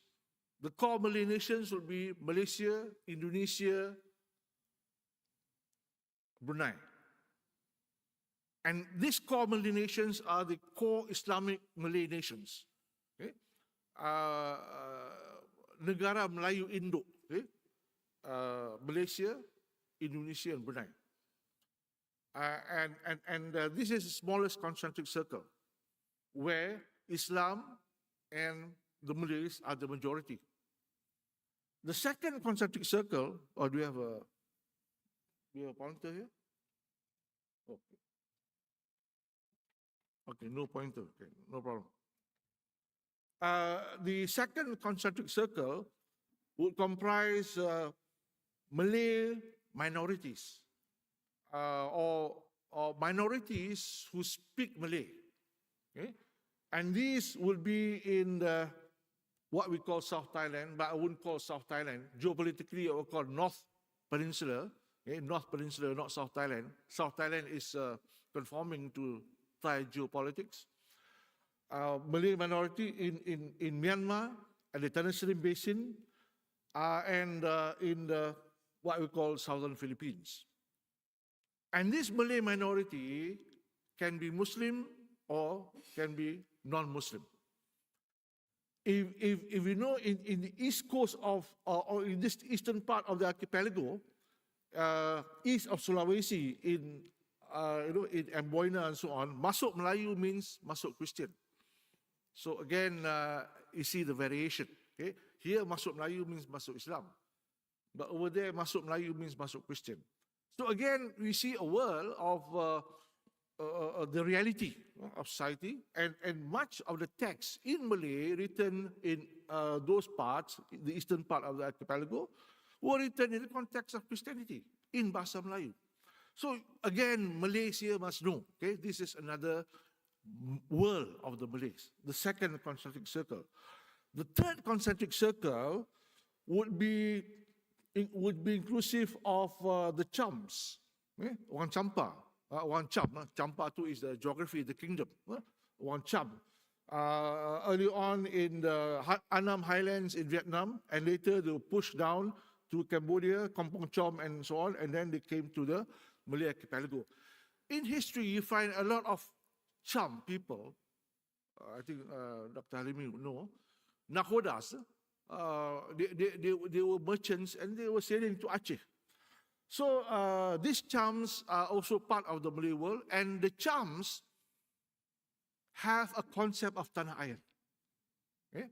Now, if you look into the narrative, you may think that, or we may think that only the Malays in here would have this idea of Tanah Air. But the Chams also have the idea of Tanah Air, but they are not narrated as Chams, they are narrated as Vietnamese. So this, again, a misrepresentation of because why Tanah Air? If we look at Vietnam now, the Parrot's Beak, that face, or that faces what we call now the South China Sea. But at one time, it was Laut Champa, okay? I think until the 17th century, Laut Champa, because the Chams were facing the sea, and they had this concept of the water catchment area and rivers, lakes, streams, the sea and the oceans. And their idea of the ocean faced what we call the Philippines and what we call the South China Sea. The next concentric circle are the Malays, or some people will say Austronesians, in Taiwan. The Aborigines of Taiwan, about maybe 400,000, they are part of the Malay-Austronesian world. Okay? And that's the fourth concentric circle. And the fifth concentric circle would be the Malay-Polynesian world. From Madagascar, right up to Rapa Nui, Easter Islands, Hawaii, and New Zealand. So when we talk about the Malay world, these are the extent of the Malay world. They are diverse, but they are part of a collectivity. There were contacts between Sultan Abu Bakar and the King of Hawaii in the 1800s. Yes. And they celebrated their brotherhood as part of the Malay world. And again, if you go to New Zealand, the Maoris are brothers. I'm not talking about DNA. Okay? DNAs vary. Okay? If you look at Maori DNA, there are many, a large percentage will be Caucasian DNA. You know? So we're not talking about DNA here, but we're talking about language and culture. You go to other worlds, for example, you go to the Arab world, or you go to the Persianate world, or the Turkic world. The Turks, for example, have many DNAs. They have DNAs from Eastern Europe, they have Caucasian DNA, they have Mongol DNA, but they all consume themselves as Turks and speaking a Turkic language. So similarly with the Malay world. So this is the Malay world that we're talking about. And this is very much maritime. In terms of, 90% of the benua Melayu is water, tanah air. Hence, how do we redefine civilization? Over the years, people have attacked me for promoting Malay civilization. They said there's no Malay civilization. But I said, yes, if we measure civilization against the continental history, if we use a continental definition of civilization, landlocked, land-based definition, we cannot find the Malay. So if you want to find the Malay, if you want to find the soul and quintessence of the Malay, then we have to look at another definition of civilization, which is maritime. I'm also inspired by two other thoughts. One is Ibn Khaldun. Ibn Khaldun, in his one of his writings, inferred that the reservoir of Arab civilization is the desert. He didn't say Islamic civilization, he said Arab civilization. The reservoir of Arab civilization is the desert. And the desert, implying the environment, physical environment, geographical environment, climatic environment, are important in shaping human behavior. So what shapes Malay behavior and Malay attitudes? The Malay adat, the Malay budi, the Malay finesse, the Malay cultural artifacts. It is the seas. So, to define Malay civilization, one has to look into the maritime world. The only people in the world that consumes and engages with the lakes, the seas, and the oceans. So if you want to understand the Malay, you want to understand the soul of the Malay, the budi of the Malay, we have to look at the seas. And this brings to my sojourn in the part of the Malay archipelago.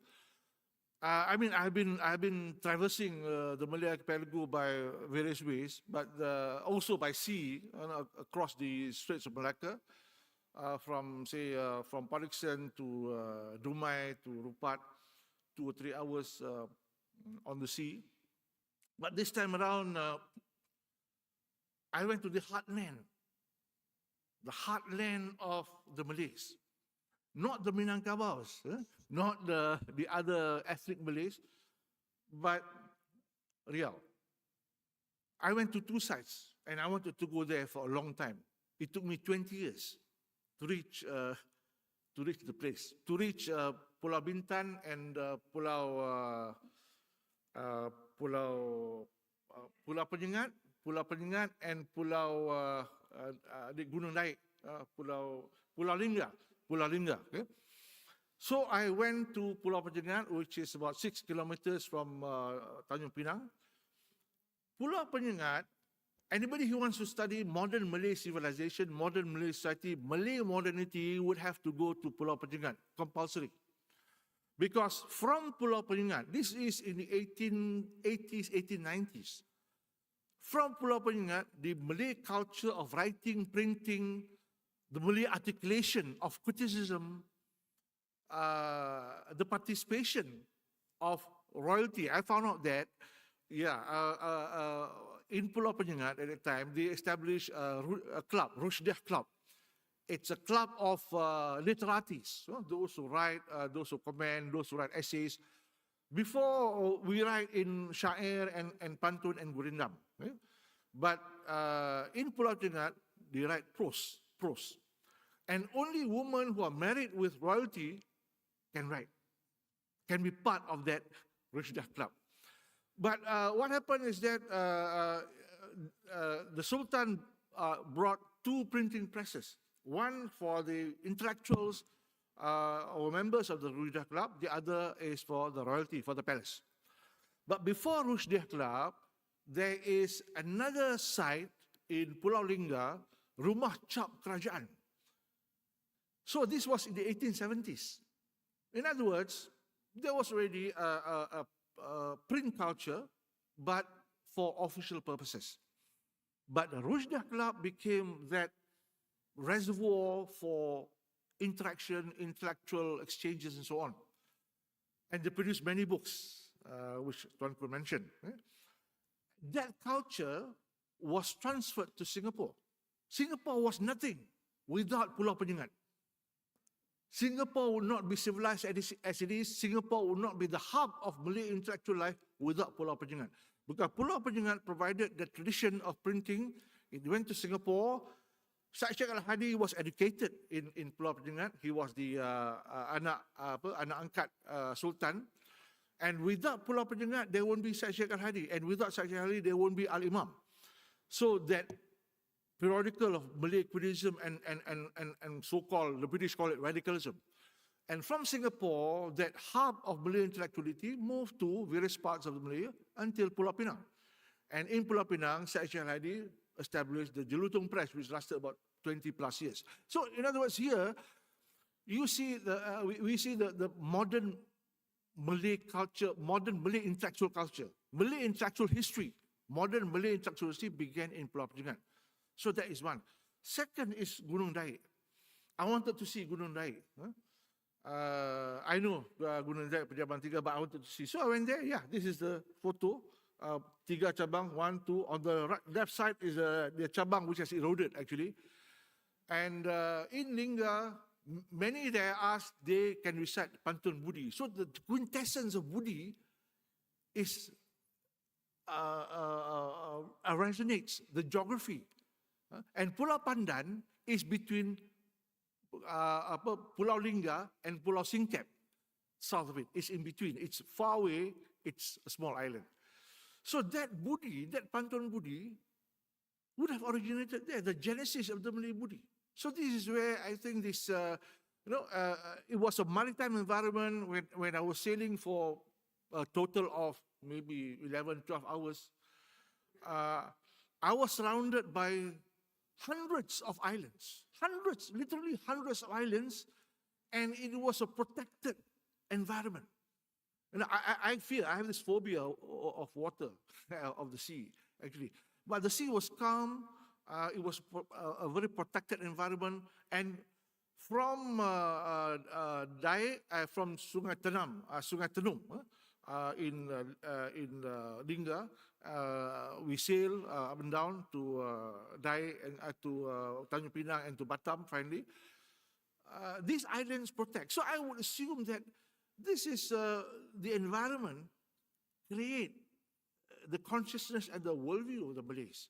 Okay? So this is again the essence of Tanah Air. Now, the third part is on what ISTAC has done, a little contribution, is we have convened since 2021 a series of lectures, Malay Maritime Civilization lectures. We have had about 16 lectures, and we got back 12 chapters, and we're publishing those as part of the a book on Malay Maritime Civilization. But when I was doing the project, I suggested to ISTAC there are two more objectives. Second objective is to create a Malay Maritime Encyclopedia. I know that in Indonesia we have there are a number of scholars. I know three of them are part of this project, and they're very active in looking at the Indonesia.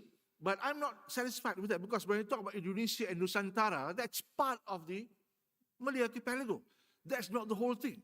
That's only the Javanese view of the Malay world, not the Malay view, not our view. Okay? I know Indonesians may not like this, but yeah, an encyclopedia published in Malaysia. We hope that we can, later on we'll identify people and we organize a team. It's a long-term project, perhaps maybe 3-4 years.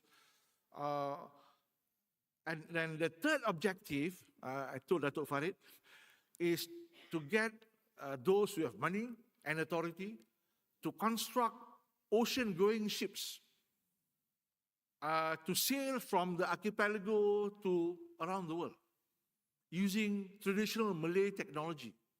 Okay? And Indonesia have done that with Samudra Raksa, I think about 20 years back, when they sailed from Java to, but they didn't make it back to Madagascar. But I would assume that if we're talking about the greatness of Malay navigation skills, the greatness of the prowess of the Malays, and the Malays would see the stars and be able to sail. And when I asked the Maoris, for example, what happened? Did you drift to New Zealand from South Asia, Sundaland? No. We know the stars. We know the waters. So again, I want these to be embodied, physically embodied. So I hope that, this is an announcement, public announcement, so I hope there'll be takers on it. And we prove to the world that we can do it. So basically that's my rendition of the Tanah Air. Thank you. Assalamualaikum.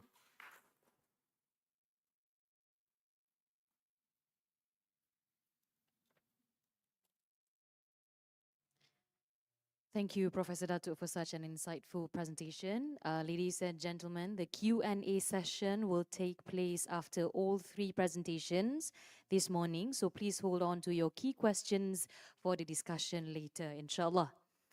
Ampun Tuanku.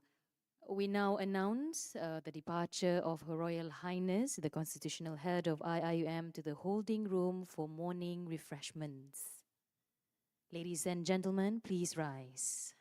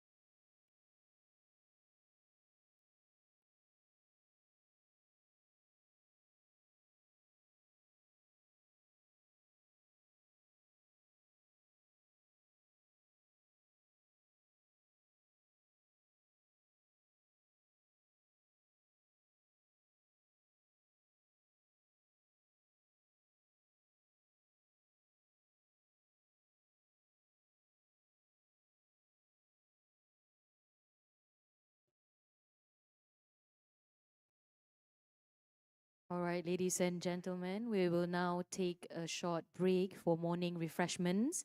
Please enjoy, and we kindly ask that you return to the hall by 11:40 a.m. I repeat, please return to the hall by 11:40 a.m. as we resume the next session. Thank you.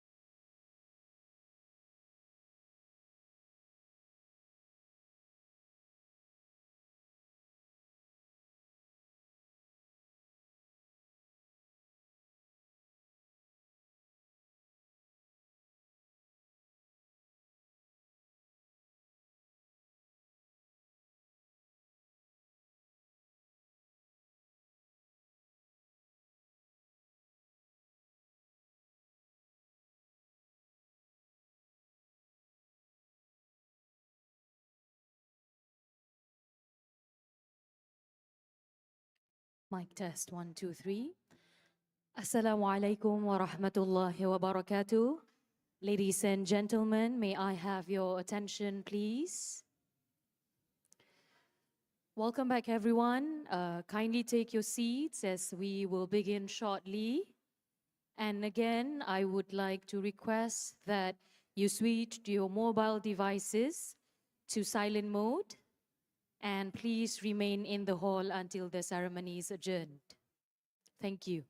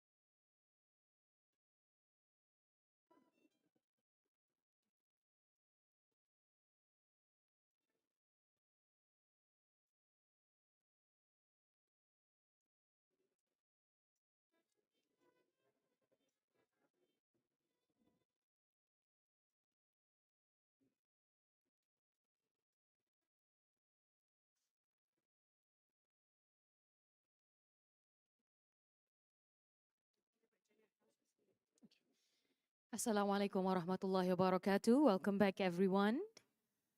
We will begin shortly, so I would like to request that for you to kindly take your seat and switch your mobile devices to silent mode. Thank you.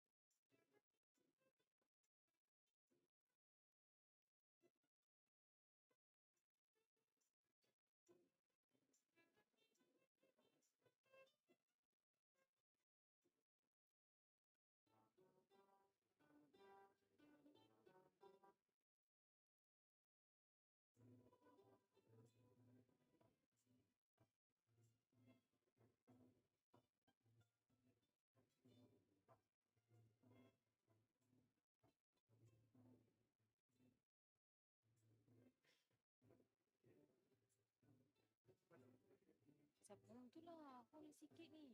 Malunya dekat tuan. Ingat tu tuan, tuan kena tolong saya ambil gambar. Dengan tuan. Tuan macam spasi. Tuan tahan dia, tuan kejap ambil gambar MC. Lupa like MC. Apa?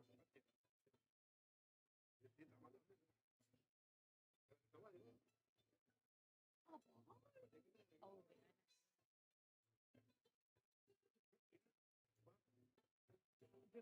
Semua satu. Dia lagi dua pembentangan.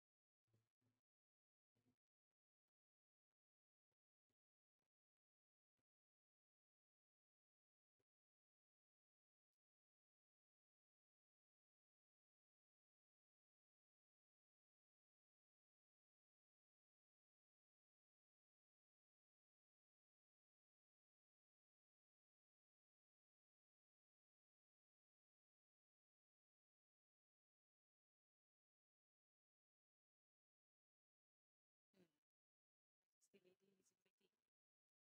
Baju biru kait tudung merah sebelah dia. Puan Hamimah. Belakang yang sebaju anak dia tu actually tudung biru tu.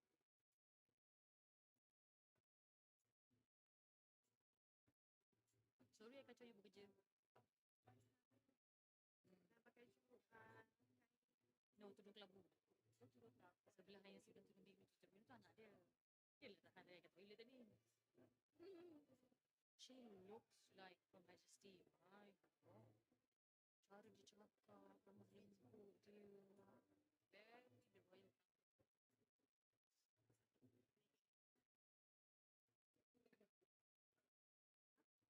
Bagi tahu dia nak masuk saja.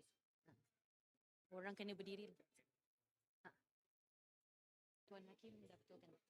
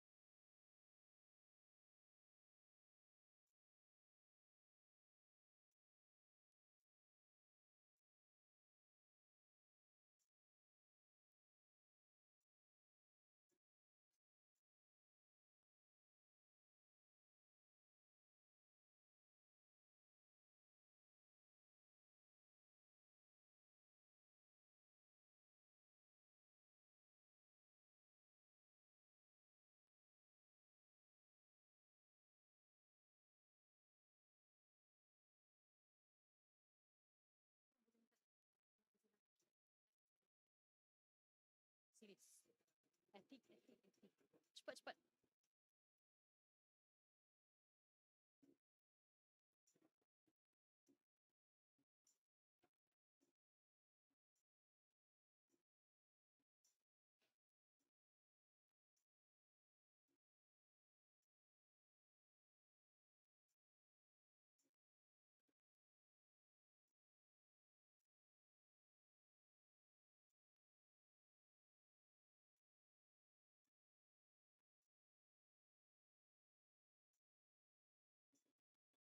That is very lovely. Some more. Ethic 101. You on stage kan? Bila ni? Sorry. Protokol lah. Protokol. Protokol.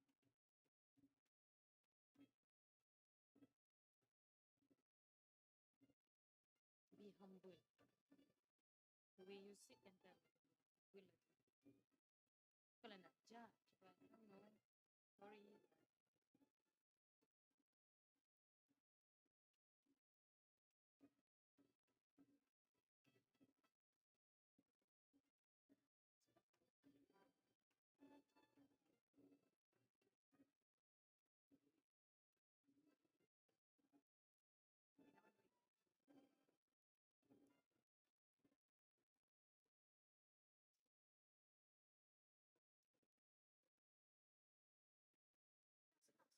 Ladies and gentlemen, please rise. Her Royal Highness the Tengku Ampuan of Pahang, the constitutional head of IIUM, will now enter the main hall.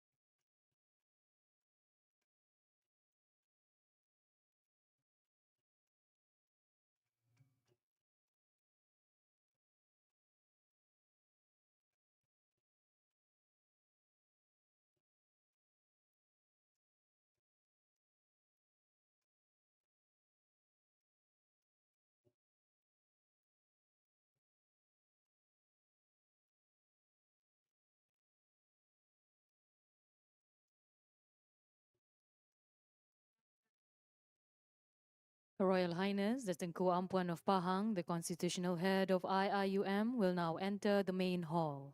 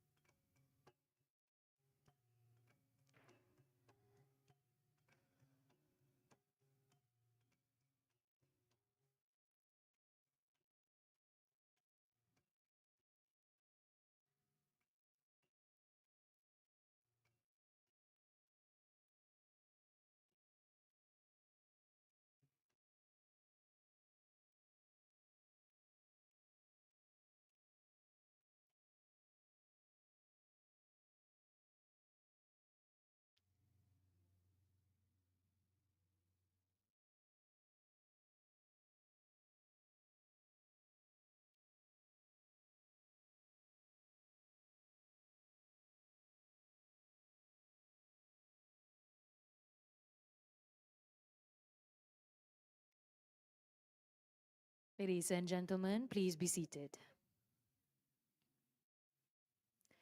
Ampun tuanku. Welcome back, everyone. We now continue with our next session of the Colloquium on Malay Maritime History in the World Map. This session will feature 2 insightful presentations, followed by Q&A session. For our second presentation, we are honored to have with us Ms. Hamizah Afandi, curator of Pahang Museum, who will be sharing her expertise on Museum Pulau Beram, Pahang and the Seas. Her work in the museum curation and historical preservation has greatly contributed to our understanding of the maritime significance of Pulau Beram. Without further ado, please welcome Ms. Hamizah Afandi.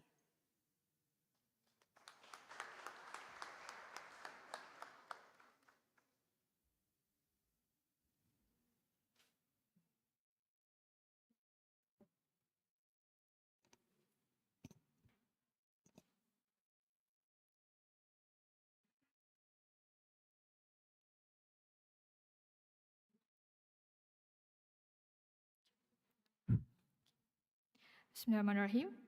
Assalamualaikum warahmatullahi wabarakatuh.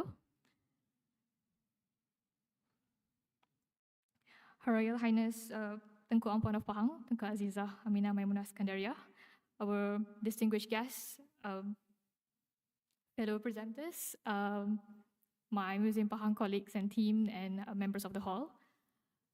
It is indeed an honor and a pleasure, but more importantly, a huge responsibility to be standing here in front today to present on the narrative or the working narrative of Museum Pulau Beram with the theme Pahang and the Seas. So on behalf of Museum Pahang, we aim to explore through the presentation of Museum Pulau Beram, the role of Pekan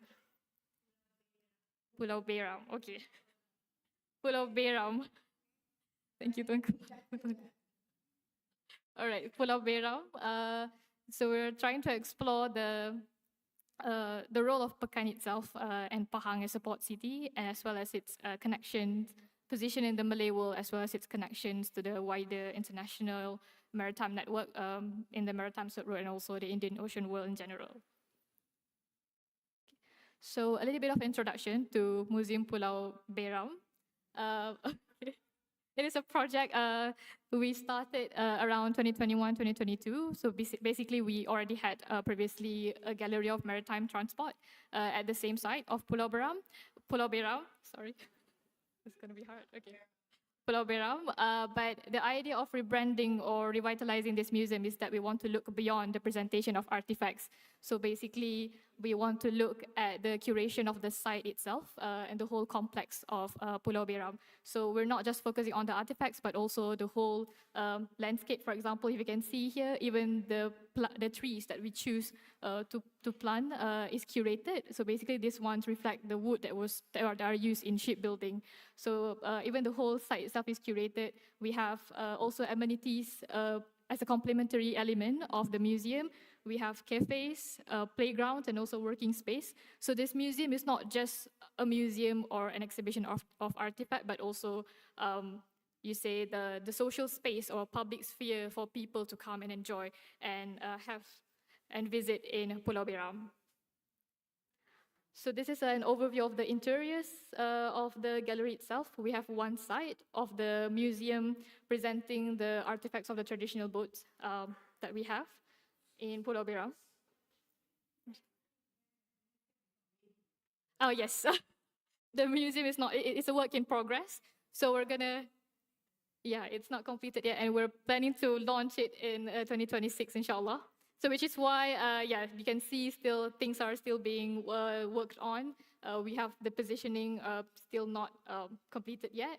And then we have the other side of the museum itself, where we plan to present the narrative of Pulau Beram, which also include some of the replicas and presentation of artifacts. And we have a section on this side where it's going to be designed as a working space. So we'll have books and tables for people to work there as well. Right, so that's a bit about Museum Pulau Beram, but my main role here is actually to focus on one of the important functions of museums in educating the public. So we are going to focus on the narrative of Museum Pulau Beram, because obviously in this day and age, museums are more than just guardian of artifacts. We're not just keeping or preserving artifact or history, but museums are now seen as a space for people to find inspiration. It's a place where people go to explore cultures, and most importantly, some people go there in search for identity, which is why exactly we're all here now, to uphold the identity of this riverine or maritime culture heritage. So for Museum Pulau Beram, we plan to include all these components, but obviously with the insights we gathered from all the presentations today and tomorrow, we can include much more things in the presentation of the narrative itself. So we're going to be looking at the local history of the place, of Pahang, of the Malay world, at the same time focusing on the tangible and intangible heritage that we have in Pahang and in the Malay world. Right, a little bit about the historical background, which is what Tuan Kueh also pointed out just now. Yes, I think there's like a lot of confusion of how to pronounce the name Pulau Beram, including myself. So Perak, yes, that's where I'm from. Right, so we believe that Pulau Beram takes its name from the nearby palace. At the opposite of Pulau Beram is actually where Istana Kota Beram used to be. Pulau Beram takes its name from the nearby palace named Kota Beram. But that doesn't tell much about the origin of the name itself. So we actually have looked into historical records and see this name being recorded in various manuscripts in Malay historiography. For example, in Tufat al-Nafis, it's Pulau Biram is actually one of the names of an island and used to refer to different things. For example, it's one of the name of the gems. It's actually the picture of the manuscript on the right side. Bahawa Raja Portugal minta Kota Biram itu, bahawa Kota Biram itu kota yang mengawal Kuala Aceh. Bahawa Kota Biram itu kota yang mengawal Kuala Aceh. So it's like, it's one of the things referred to one of the name of the elephants that serve as a royal transport. So that's a bit of what Pulau Beram means. Okay. Sorry, Pulau Biram, yeah, Beram. So Pulau Beram itself is located, or Kuala if you say it in Malay. So this particular geographical feature is important because Sungai Pahang itself is actually a part of a riverine trading network connecting the east and the west of the peninsula via Penarikan route. So it's an important part of the Malay Peninsula because you cross this Sungai Pahang to Sungai Muar via this Penarikan route. So it's part of an important route for the traders itself. So it provided direct entry to the interior of the state. And then, not just beyond the geographical feature, Pekan is actually the royal town or the seat of the rulers. So this is convenient for the traders because usually or traditionally, foreign traders who entered the locality would usually have to first lead themselves into the presence of the Sultan or the ruler of the locality. So, for example, there's a record of a Dutch traders who came to Pekan, which is also noted here, Jacques de Coutre. So he came to Pekan, and when the king learned of his arrival, he was accompanied to the palace, and then he came bearing gifts to the king itself before continuing his journey. So it's convenient for the traders because it's where the rulers are, and then it's also the trading port. And yes, a little bit on Pekan as a port city. This is not just limited to Pekan in Pahang itself. The affinity for rivers has long been established in the Malay world, or even in the wider civilization, global civilization in general. So for example, I'm sorry, the picture is a bit blurry, but you have Kota Baru located near Sungai Kelantan, Kuala Terengganu located near Sungai Terengganu, Pekan in Sungai Pahang, Kota Tinggi in Sungai Johor, and then you have the Malay capital of Sri Menanti in New Zealand located near to Sungai Serting, in Sungai Klang, and then of course Kuala Kangsar, very close to the banks of Sungai Perak. And then in Kedah, you have the Malay capitals located in Sungai Merbok, and then they moved to Sungai Mas and also Lembangan Sungai Kedah. So it is not something uncommon for the settlements and also the administration centers to be located to the river banks or the river estuary.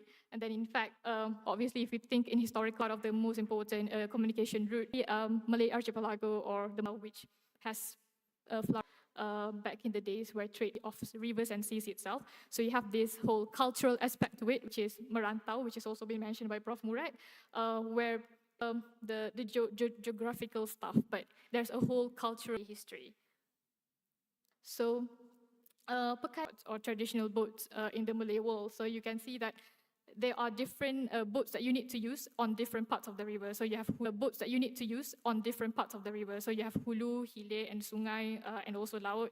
So these are the different things because you can't use the perahu that you use in the river to go to the sea because there are different currents and maybe there's different size of the hulu and everything and so on. So these things are being mentioned in the manuscript. So it shows this local genius aspects in these sailing skills.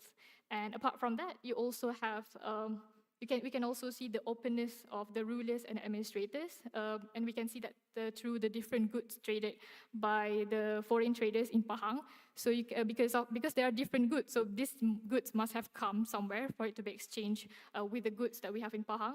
So it shows that the rulers themselves are open to receiving these traders to come and redistribute and also to exchange their things with the sources that we have in Pahang. So some of the sources that we have back in the days, or some of it are still here now, are gold, tin, agarwood, kalambat, ivories, and also camphor. And of course, this is not limited to just the ones listed here. then apart from the use of traditional boats or perahus in trade, there are also mention of the use of the perahu and traditional boats in wars and royal ceremonies as well. So you have the mention or the record of the use of perahu when Sultan Mahmud Shah sent their assistance to Sultan Johor. And then it was also used in the Perang Saudara and Perang Kelang. And then in the royal ceremonies, there's the use of gurap and penjajab in Istiadat Menam Batu, ordered by Sultan Iskandar Sani for his family in the 17th century. And then you have the appointment of Raja Haji Yang di-Pertuan Muda Riau. So he had to sail to Pahang in order to be appointed by the Bendahara, who was in Pahang in the 18th century. And then in the 19th century, you also have the mention of perahu and penjajab in the royal wedding of Sultan Zainal Abidin of Terengganu and Tengku Ampuan Tengkulong of Pahang. So it's not just limited to just trade itself. These things are being used by the commoners, foreigners, but also the royals themselves in the royal ceremony back then. All right, so moving on to the other aspects of the tangible heritage of Pahang history, apart from the colonial records, we also have a lot of archaeological findings in Pahang itself. So we have records of the port, evidence of the ports, and also shipwrecks that we have in Pahang. So I'm just going to go quickly because I can see the time is going down. We have the Pontian shipwreck currently exhibited in the archaeology gallery. So this, I believe, will be further expanded by Dr. Jelani about the Pontian shipwreck. But we have this exhibited in the archaeology gallery. It's one of the oldest shipwreck vessels found in Southeast Asia because based on the radiocarbon dating, it's 1,600 years old. And apart from being laden with Funan-style pottery, it shows that the ship itself, or the perahu itself, has a Southeast Asian shipbuilding technology where they use all these dowels to build them and not using any nails.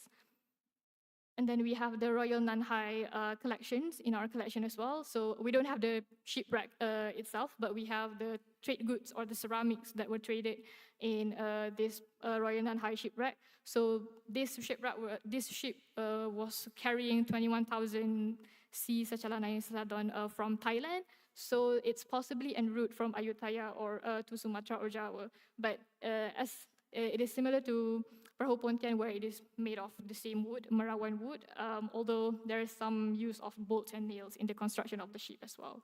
So we have this collection, some of the collection, not all of them, in Museum Pahang. And then we have the Penjom shipwreck, which is the most recent findings. So you have this basically tells a lot about the mining history in Pahang, because Penjom is one of the places where there's like a lot of sources of gold. We have gold mining activities going on there. So as you can see from the map itself, Penjom and Sungai Semantan Company was established in Penjom, and they have their own steam launch operated. And then Tioman is part of the important ports of Pahang and one of the important cultural heritage that we have in Pahang. So this particular island, it was the collecting center of a range of local products. We have a few villages, but Teluk Nipah and Kampung Jara was known to be one of the samples of the collecting center that used to be there. It was also the departure points for products that are being carried to Pahang. And the interesting thing is that people come to Tioman not because of the resources that they have, because they don't have a gold mine or anything like that, but they actually come there for the natural resources. So because of the fact that they have fresh water, natural harbors, so people actually come there to stop before they continue their journey, and also because of the resources that are being collected and redistributed at the port. So some of the things that we have in Tioman, we have a huge collection of ceramic from Tioman. This particular one is from the Ming Dynasty. Because of the color and the motif itself, it is believed to be a diplomatic gift because usually the normal kilns wouldn't produce something as intricate as this one. So this is from the 15th century. And we also have other artifacts, ceramics from Tioman. So we have the Celadons from Chinese, the Khmer ceramic, we have Dehua and Kimbai ceramics, and the Vietnamese ceramic as well.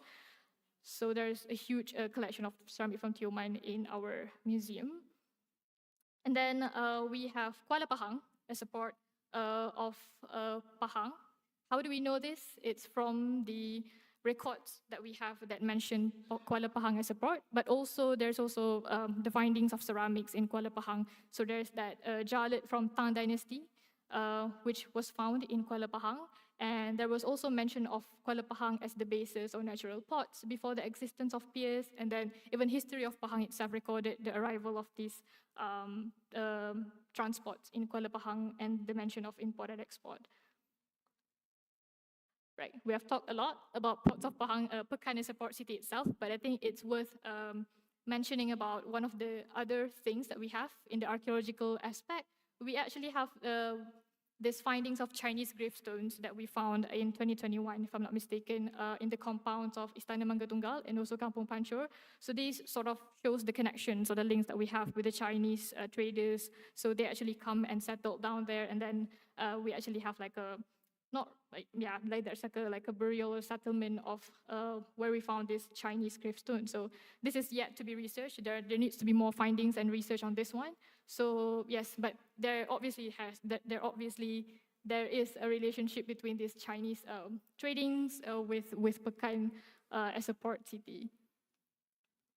And then you have the intangible aspects of the heritage itself. So apart from the tangible things, I think it's interesting to note that with the concept of merantau, speaking of the concept of merantau, this traveling exercise is something that is one of the important elements of the intellectual tradition of Islam itself. So people back in the days have been traveling to many places, writing travelogues and accounts of these places, and enable other people to actually travel and know more about the geography of the world in the older days. So this sort of like intangible things is something that also need to be highlighted. We wish to highlight this in the gallery as well, and that includes the development of cartography, because obviously without these maps back then, people wouldn't know how to travel, and then so the development of this cartography and maps are the ones that enable people to actually travel to long places.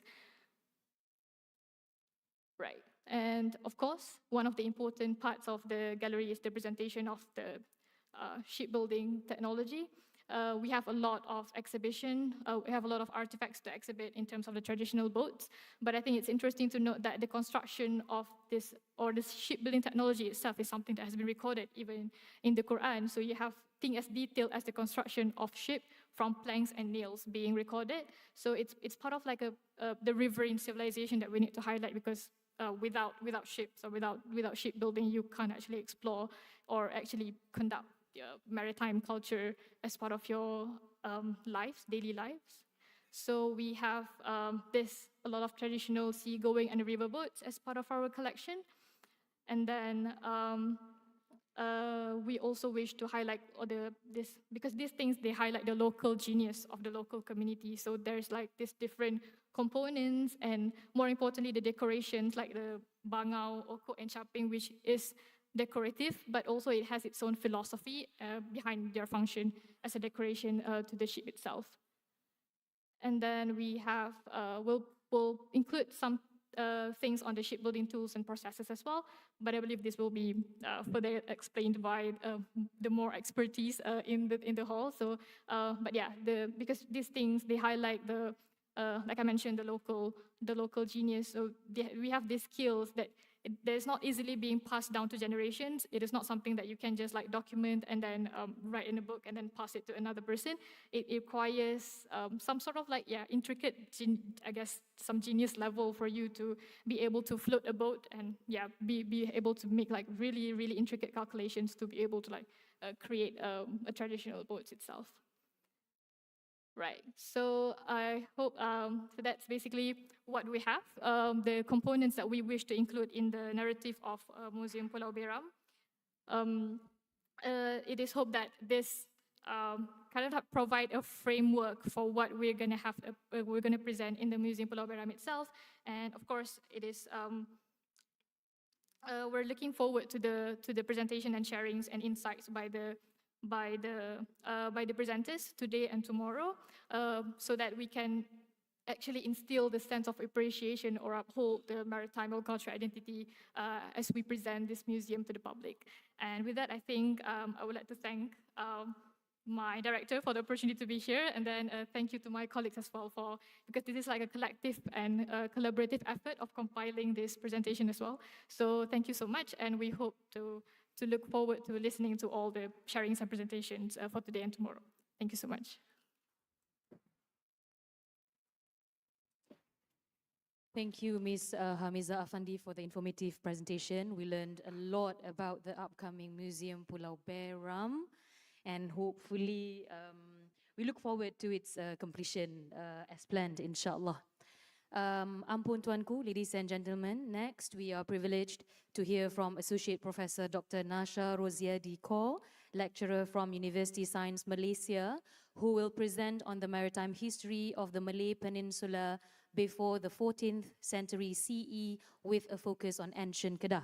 His research on early maritime activities and civilizations provide valuable insights into the historical significance of ancient Kedah as a key maritime hub. Let us welcome Associate Professor Dr. Nasha Roziadi Kaur.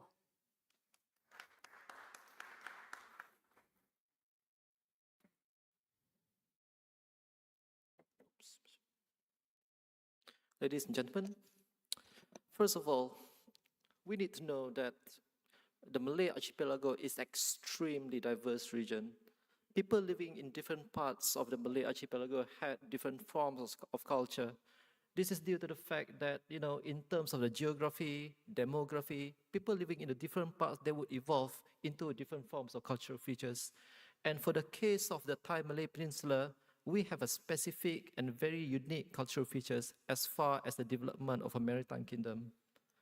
So, one of the most dominant polity in the Thai Malay Peninsula is the polity of ancient Kedah. And the speciality of ancient Kedah was due to its, firstly, the geostrategic position, the natural environment, as well as its position as the economic and population center in the Malay Peninsula. Now, for today, I'm going to present three main things. Number one is to discuss the archaeological remains that we have in ancient Kedah, which can be dated from the 2nd to the 13th century CE.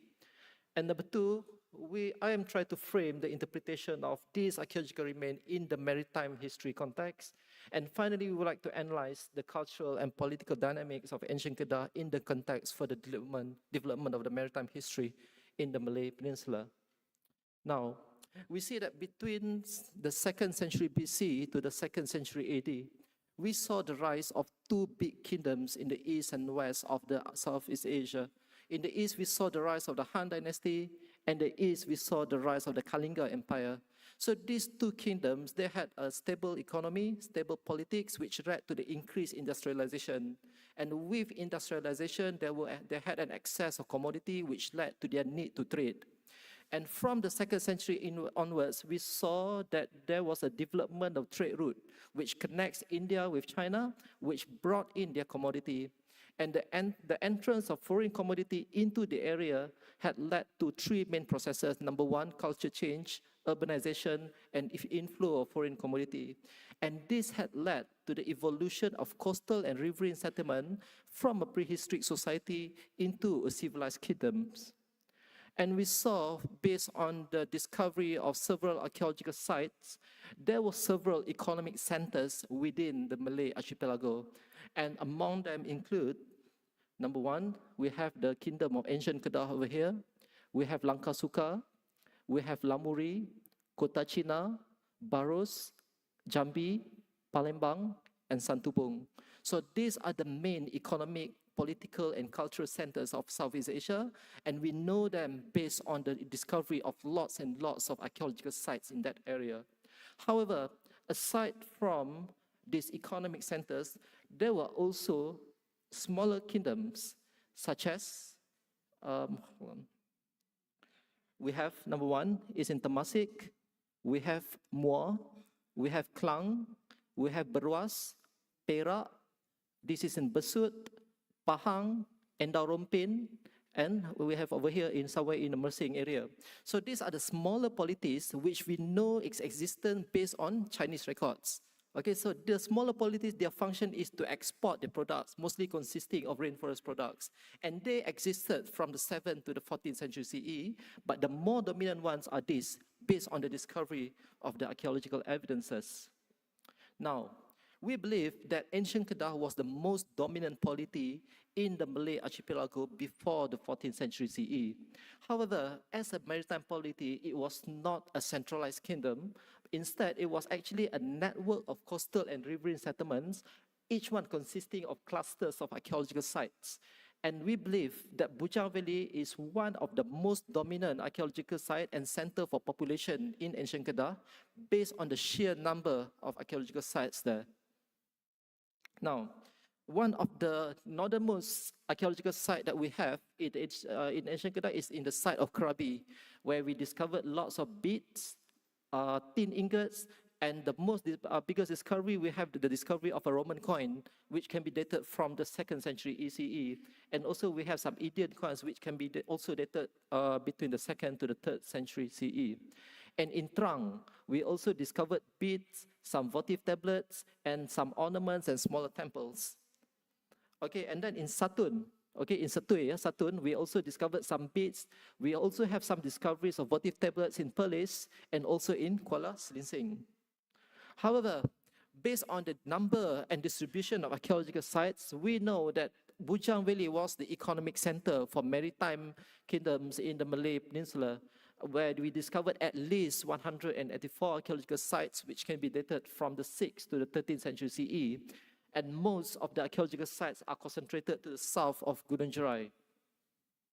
Now, we see that before the 14th century CE, the sea level was much higher as compared to today.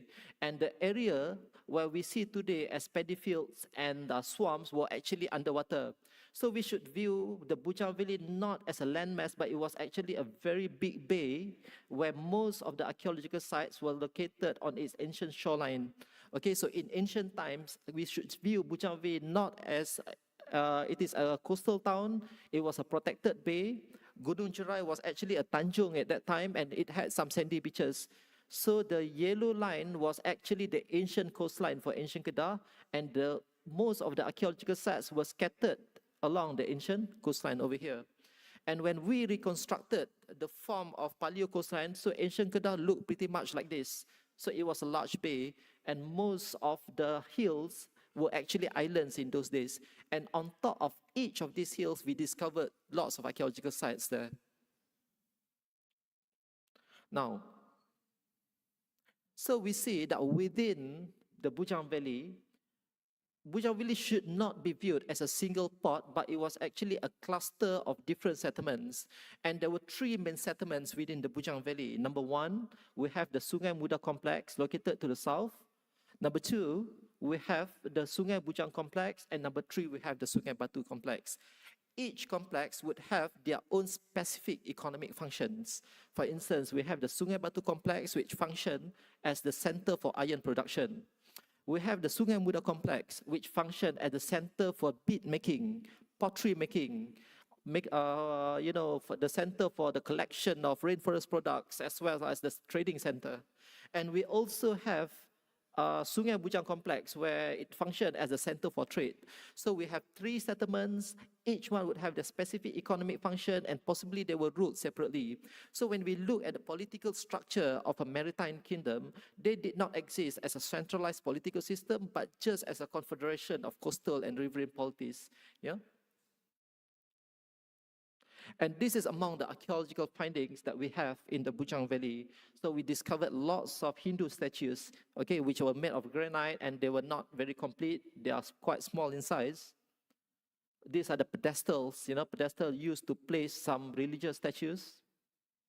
And we discovered lots and lots of inscriptions, which are written in several scripts, including this is written in the Pallava script, and this is actually written in the Javanese script, okay, which can be dated from the 9th to the 10th century CE. And the script shows similarity with those written in Borobudur. So it shows some sort of interconnectivity between ancient Kedah with India as well as other parts of Southeast Asia. And we also discovered at least 50 temples in the Bujang Valley, which show different forms of architectural features. Okay, these are the temples which were excavated in the year 1937, but most of them were destroyed because, when the foreign archaeologists did their excavation, they did not do any conservation afterwards.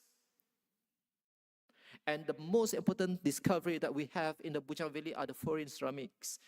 Firstly, we have the Chinese ceramics, which can be dated from the 7th to the 14th century CE, and they came from different dynasties. We discovered ceramics from the Tang dynasty, we discovered from the Sung and Yuan dynasty also, and most of the ceramics were found in trading centers as well as being associated with religious sites. We also discovered Arab ceramics, which can be dated from the 9th century CE. We call it the glazed pottery. We discovered Indian pottery as well as Persian glasses. So the presence of these foreign ceramics shows that ancient Kedah was a bustling trading center with trading coming from different backgrounds. They were staying together to conduct their affairs there. And we also discovered lots and lots of beads, and most of the beads were locally made. They used the Indian technology, it came from Arika Medu, southern India, and as the raw material, they used broken Arab glasses. They smelted the Arab glasses and they make it into beads and they resell that thing. So it shows that the people there were quite innovative. So they used broken material, recycle them and turn them into beads. And we also discovered quite a number of iron smelting sites in the Bujang Valley. It uses, southern Indian technology, but possibly it also involved local manpower. And around the area there were lots of iron mines. And the iron smelting sites can be dated from the 3rd to the 14th century CE. So what we can be able to see now is that most of the archaeological sites were located on ancient shoreline, and the types of archaeological findings, it is extremely diverse. We have religious sites, we have Hindu and Buddhist sites, iron smelting sites, trading sites, and factory for the making of ornaments. So it shows that ancient Kedah had a very high complexity in terms of the culture and the economy. And when we look at the morphology and artistic form of the archaeological finding that we have, it appears that the temples and the statues were made by different groups of people, and that it shows the influence of Indians, Javanese, Sri Lankans. So it shows that Kedah Tua was actually a multicultural society where we have the indigenous people living in one place, and there were also communities of foreign traders, similar to what we have in the Sultanate of Malacca. So, what is our current view regarding the maritime history of the Malay Peninsula based on our study in ancient Kedah? Number one, we should not view ancient Kedah or any other maritime kingdom as a centralized state. Instead, it was a decentralized network of riverine and coastal settlements. Each settlement would have their own economic functions. Each settlement would have their own chieftains, but they cooperated when it comes to trading activities. So there must have been one ruler, but the political imposition of the ruler over the subordinate groups is quite nominal. It is just a network of loyalties. In terms of Indianization, it appears that Indian cultural expansion before the 14th century CE is selective and uneven, at varying level of adoption across different settlements. What I'm saying here is that different settlements would have different level of acceptance to Indian culture. Some people accept and some people do not. So when we look at the history of the Malay Peninsula, it is extremely diverse. The Malay society was also very diverse during that time. So we cannot be able to paint the whole area with the same color. So people in Pahang and people in Kedah, they are totally different because of the difference in terms of their cultural agency. And when it comes to the role of religion and monument, we believe that the temples in the Bujang Valley, they were structures built by individual communities and local religious groups for cultural purposes, for religious purposes, but they do not have any political implications. We believe that most of the archaeological sites, the Hindu and Buddhist sites in the Bujang Valley, were constructed to cater for the need of traders, and only a small number of the local population living in the coastal areas were influenced by Hindu and Buddhist religion. And this is due to the fact that when we go into the interior of the time Malay Peninsula, we did not find any Hindu or Buddhist sites. And when we go to other states in Malaysia, such as Pahang, Terengganu, Kelantan, we have not found much of the Hindu and Buddhist site like what we found in ancient Kedah. So it is strong for us to say that the whole of the Malay Peninsula accepted Hinduism or Buddhism. So I say that the Malay Peninsula is a very diverse area. Different areas would have different level of acceptance towards Indian culture. And in terms of the methodology that we follow, we integrate multidisciplinary research, and we also focus on micro-level evidence. So we do not just look at the artifacts, but we also try to interpret our archaeological findings by using these paleo-environmental methods. Now, one of our most recent discovery is in the Bukit Choras archaeological site. We started the excavation in 2017, and it continues until today. And one of the most important discovery is the Buddha statue that we discovered. This is the first Buddha statue which was excavated in September 2023, and it is currently in USM right now. And you can see that the Buddha statue is in its seated position, and there is a stone tablet placed next to it. And on the lap of the Buddha statue, we discovered a Sanskrit inscription. So this is by far the greatest discovery that we have in Malaysia, and we are going to continue discovering. So this is the first statue that we discovered. This is the second statue we discovered. So the first statue was discovered at the southern wall of the temple. This one was discovered at the western wall of the temple. And the third statue, this is the most complete statue that we have discovered by far in the Bujang Valley. It was discovered at the northern wall of the temple. It is almost life-size. And you can see the drapery of the statue. It was seated on a lotus throne and in a meditating position.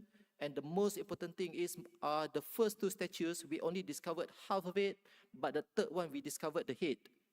And what we did, we took the head and we restored it back to the body. And this is what we found, a complete Buddha statue in the Bujang Valley. And when we look at the iconography of the statue, it shows clear South Asian influence. And it is made of a material known as stucco. Stucco is a mixture of lime, gravel, and broken pottery. And they are just like an ancient cement. It was carved on site. And this statue can be dated from the 7th to the 8th century CE, and it shows some resemblance with the statues discovered in Sri Lanka. Okay, so this is among the greatest discovery that we have in the Bujang Valley by far, and this was discovered in June last year. And we have just excavated 30% of the whole site, and we expect more discoveries to happen in the future. Now, so this is some different, different angles of the statue. And the statue has been removed from the site, and it is being kept in USM right now. And this is the drone image of the temple that we excavated. So this is the eastern part, and we have not yet opened this is the western part, and the eastern part of the temple had not yet been excavated. And we believe most of the bigger findings are located in the eastern part. So we plan to excavate after Raya this year. And there is another temple to the south which we had not yet touched. And this is the temple. When we close up, this is the drone image of the temple. So we see that at each cardinal point there is a chamber, and within the chamber there are we can find all the treasures. We have statues, we have inscriptions, pottery, iron objects, etc. And when we look at the architecture of the temple, it shows some similarity with the sites located in eastern India. So, and that shows the interconnectivity between the communities living in the Malay Peninsula with India as well as other parts of the region. And aside from statues, we also discover ancient inscriptions written in Pallava script and Sanskrit language. This was discovered in the southern wall, and this was discovered in the eastern wall. So we are very lucky to have discovered this kind of findings due to the fact that if you are lucky, you excavate a temple, you would discover one inscription or one statue. We have just excavated 30% of the whole site, and we discovered 3 statues and 2 inscriptions, and more is waiting to be found. And we have also discovered a votive tablet, pottery, and iron object. Now, what is the significance of the finds in terms of the art and architecture? It shows the influence of Eastern Indian, but as far as the building technology of the site, it shows local technology. So the local people, they learned from the Indians and they constructed the temple. And it shows also the presence of Buddhist community in Kedah, and the material culture and socio-technology of local was quite sophisticated. And the most important thing when we talk about the maritime history of Kedah, we should view the coastal societies in the Malay Peninsula as a multicultural society. We have the indigenous population, and due to its geostrategic position, there were also communities of foreign traders consisting of Indian, Chinese, Arabs, Persian, as well as other communities from Southeast Asia. And most of this community, they had to stay in the coastal areas for at least 6 months while waiting for a monsoonal change. And we see this happening in ancient Kedah before the 14th century CE. And this continues up to the Sultanate of Malacca, where there were multicultural society. It goes on during the modern day Malaysia. So multiculturalism has always been part of our identity. And also we need to see one thing. In ancient Kedah, we have evidence for a diverse economy. For instance, we have iron smelting site, bead making industry, pottery making industry, exploitation of natural resources. We also have international trade. So we also had very diverse economy in ancient time, and even today we have a diverse economy. And when we look at the political system of societies in the Malay Peninsula was extremely fluid. There was no centralized political control, but it was a collection or patchwork of autonomous coastal communities. So when we should view the societies in the Thai Malay Peninsula as local coastal communities as active agents for the transmission of foreign ideas and cultures. And the most important theme of research for the case of the Malay Peninsula is in terms of its interconnectivity with other economic and cultural hubs of the region.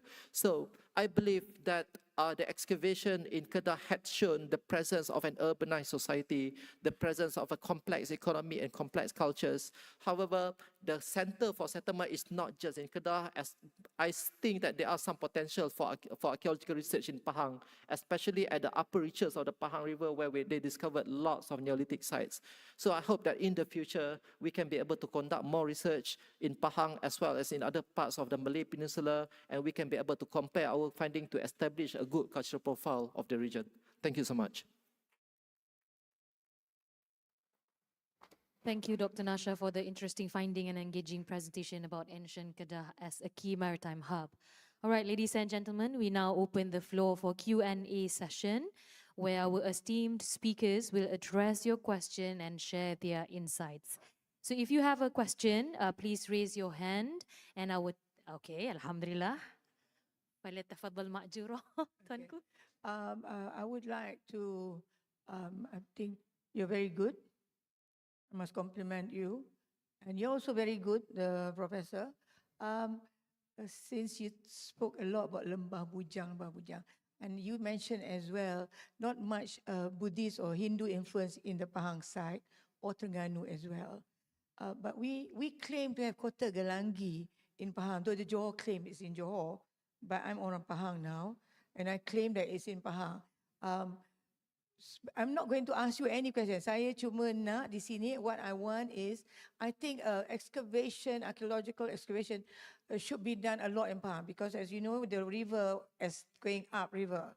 So we have not done anything in Pahang. It's something that I want done in Pahang, not on the seas of, on the sea around Tioman, but inland. Because I believe inland and on land in Tioman is where you can really dig, excavate, and also in Pahang up as you go up river, because as I said, in Kota Gelangi, in Jerantut, they found all the beads as well.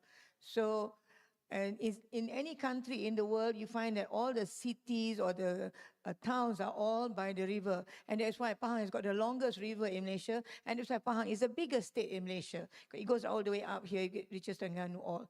So would like to suggest, with your help, if you can help the museum, we would like to dig the whole of Pahang, not for gold or anything, but the other parts, because I would like to know more about the history of Pahang. Thank you. Yeah, thank you, Tuanku. And in fact, the archaeological team of University of Science Malaysia had began excavating the archaeological site in Bukit Komel in Hulu. Di mana tu? Hulu Tembeling. Hulu Tembeling. So there is a Neolithic site there, and we had began the excavation in 2023. Just let me know wherever you want to dig. I give you permission. Yeah. We discovered wherever you want. That's nice. Whatever goal you find is mine. We discovered lots of pottery. Yeah, okay. pottery, and it shows the existence of Neolithic society dated back from 2000 BC in Pahang. So we plan to expand our research to other parts of Hulu Pahang also. Maybe Pekan and Kuala Pahang as well. Kuala Pahang. But I know I want that Kota Gelangi in Jerantut as well. Yes, there are lots Along of the sites river there. of Pahang all. Definitely. Because I remember my father told me, the late Tengku Ampuan Mariam of Pahang, Tengku Ampuan Besar Mariam, she used to tell my father, because she was the auntie. She said, you know, when we cross Pekan to go to the other side of the river, I would go on a raft or a little sampan, and they use the galah to get to the other side. And every time you leave the galah, there's gold. So kita banyak emas di Pahang, okay? Alright, itu je saya nak minta betul. Saya nak, because I think not much known is about this in Pahang. I think if we the more we dig, the more we'll find, and I really need your help and advice here, expertise. Thank you very much. Thank you, Tuanku. It will be a great Kita buat pleasure for dengan us. UIA, kita buat Great dengan pleasure for us to UIA get tau. involved in the research. UIA, because saya kepala besar dia. Chief apa? Constitutional head is kepala besar Melayu. Ketua Perlembagaan. Okay, Pak. Right, okay, Alhamdulillah. Thank you so much, Tuanku. Any question from the floor? Yes, please please introduce yourself. Ampun Tuanku, beribu-ribu ampun, sembah patik harap diampun. Patik mohon ampuni limpah perkenan kebah duli paduka baginda Tuanku untuk patik menyoal para pepidato. I would like to, my name is Wan Helmi Zain. I am a lecturer and also a research consultant from University Malaysia Pahang, Sultan Abdullah. Born, bred and educated in the royal town of Pekan, and later read law in International Islamic University Malaysia, class of 2003. I would like to dedicate the question both to Datuk Murad, Cik Amizah, and also our professor from University of Science Malaysia. I would like to base this question from what Kebauduli Paduka Baginda Tuanku had said earlier about the multiculturalism and of Pahang and its isolation from the spice route. Cik Amizah just now mentioned about the port of Kuala Pahang, and Datuk Murad in his speech mentioned about the interconnectedness of the worlds, many worlds, and Pahang could be one of the center where these worlds met, maybe. And of course, a professor from USM mentioned about the importance of archaeological excavation in order to validate all these significant facts and also history. Okay, I would like to, from my readings, I found out about, okay, we now know, Cik Amizah mentioned just now about the port of Kuala Pahang. Okay, but in all cartographic records, there were also mentions about Kuala Pahang Lama.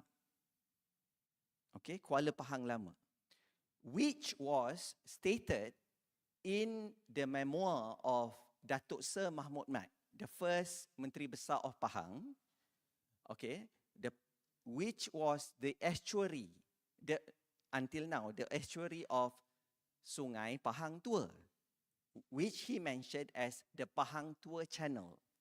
So I would like to ask, based from that fact stated by Datuk Sir Mahmud Mat in his book, and also the old records, could it be this Kuala Pahang Lama also be a significant site as far as Pekan is concerned, number one,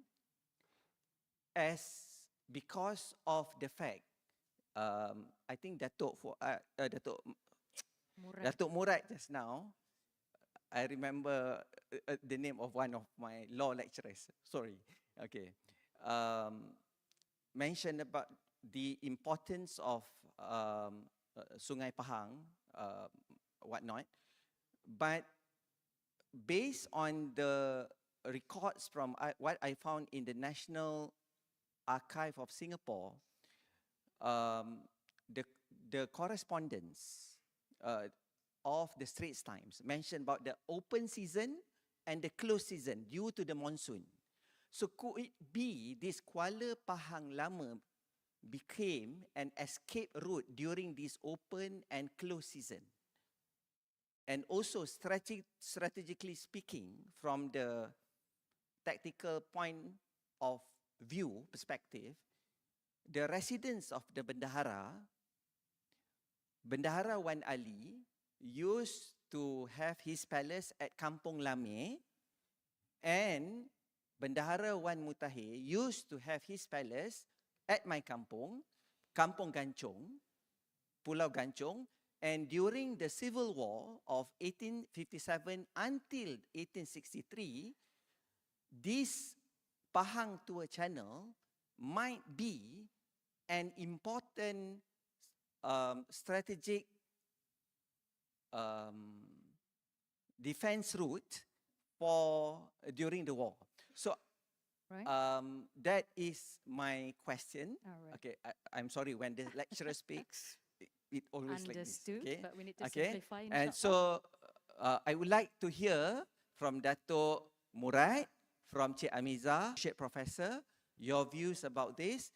And I would like to end my question by acknowledging what Kebawah Duli Paduka Baginda had said just now, that one statement from the Straits Times correspondent in 1932 when 1933 when he attended the installation ceremony of His Royal Highness Sultan Abu Bakar Ibn Almarhum Sultan Abdullah Al-Muqtasim Billah, that the authenticity of the Malayness of Pekan as a royal town is unrivaled by other royal towns in Peninsular Malaya.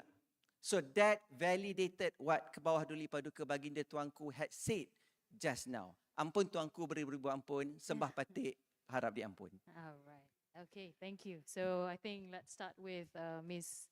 Amiza. Can you hear me? Okay. All right. Thank you for the question. I think that's a very interesting question because I had that in mind. I'm not sure if I can Pekan. There's I think it's called Cameron's Map of Pekan from British Library or something. So there is actually the Sungai Pahang tour, and then you actually have Kuala Pahang tour noted in the map as well. So to be honest, I have not really gone really deep into that as well because I have that question in mind as well. Like if what Kuala Pahang really refers to, like is it like the present Kuala Pahang? Because in the same map you have Kuala Pahang, you have Sungai Pahang, but at the same time slightly north you have Sungai Pahang tour and also Kuala Pahang tour noted in the map as well. But according to the map, we are not sure of the accuracy of the map itself because it's very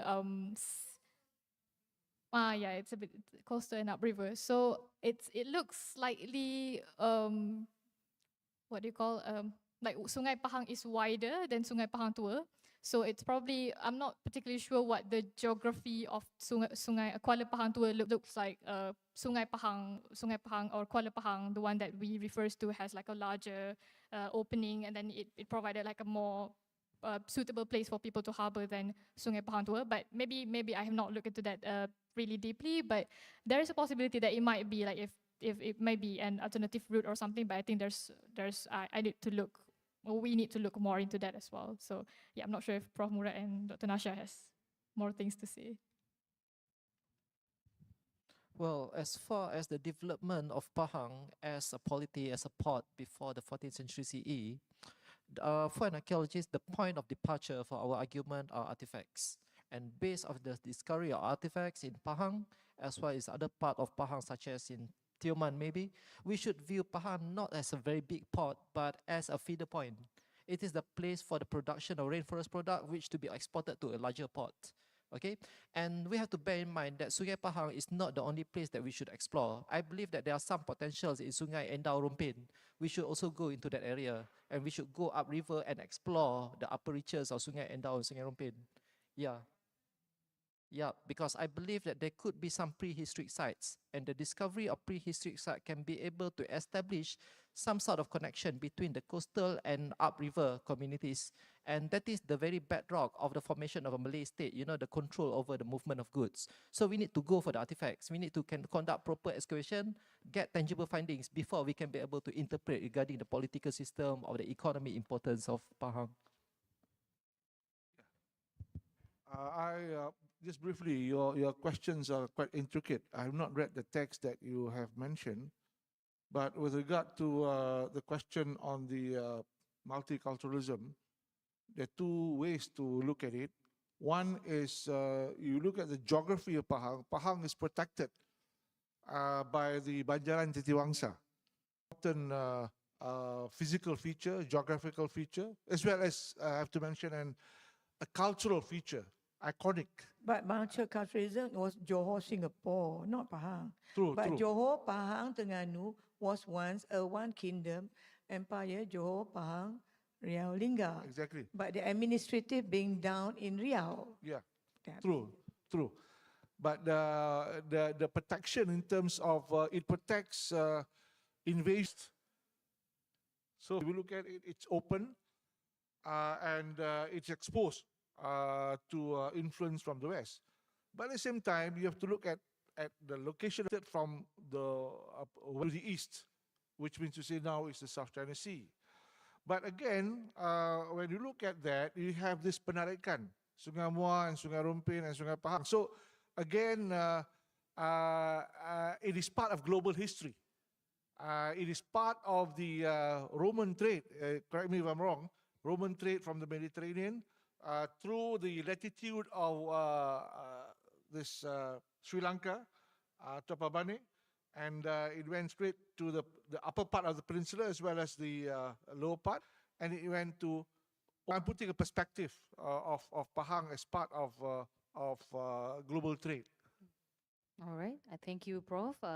Ms. Miza and also Dr. Nasha. Would you like to add something?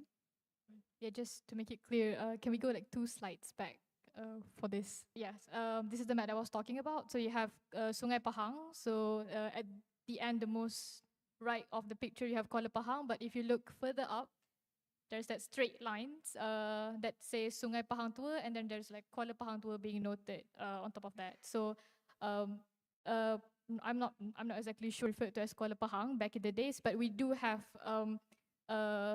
Batu Nisan Aceh and Makam Sultan Muhammad Shah in Kuala Pahang. So it's possible that that used to be the centers, and maybe it's one of the ports, or like people actually stop there to actually harbored at Kuala Pahang Tua. There's a possibility, but I haven't actually read and looked deeper into that as well. But yeah, just as a context, we do have Kuala Pahang Tua and Kuala Pahang. So there's a possibility that there are more things that we can discover, like the differences of these two Kuala Pahang in historical context.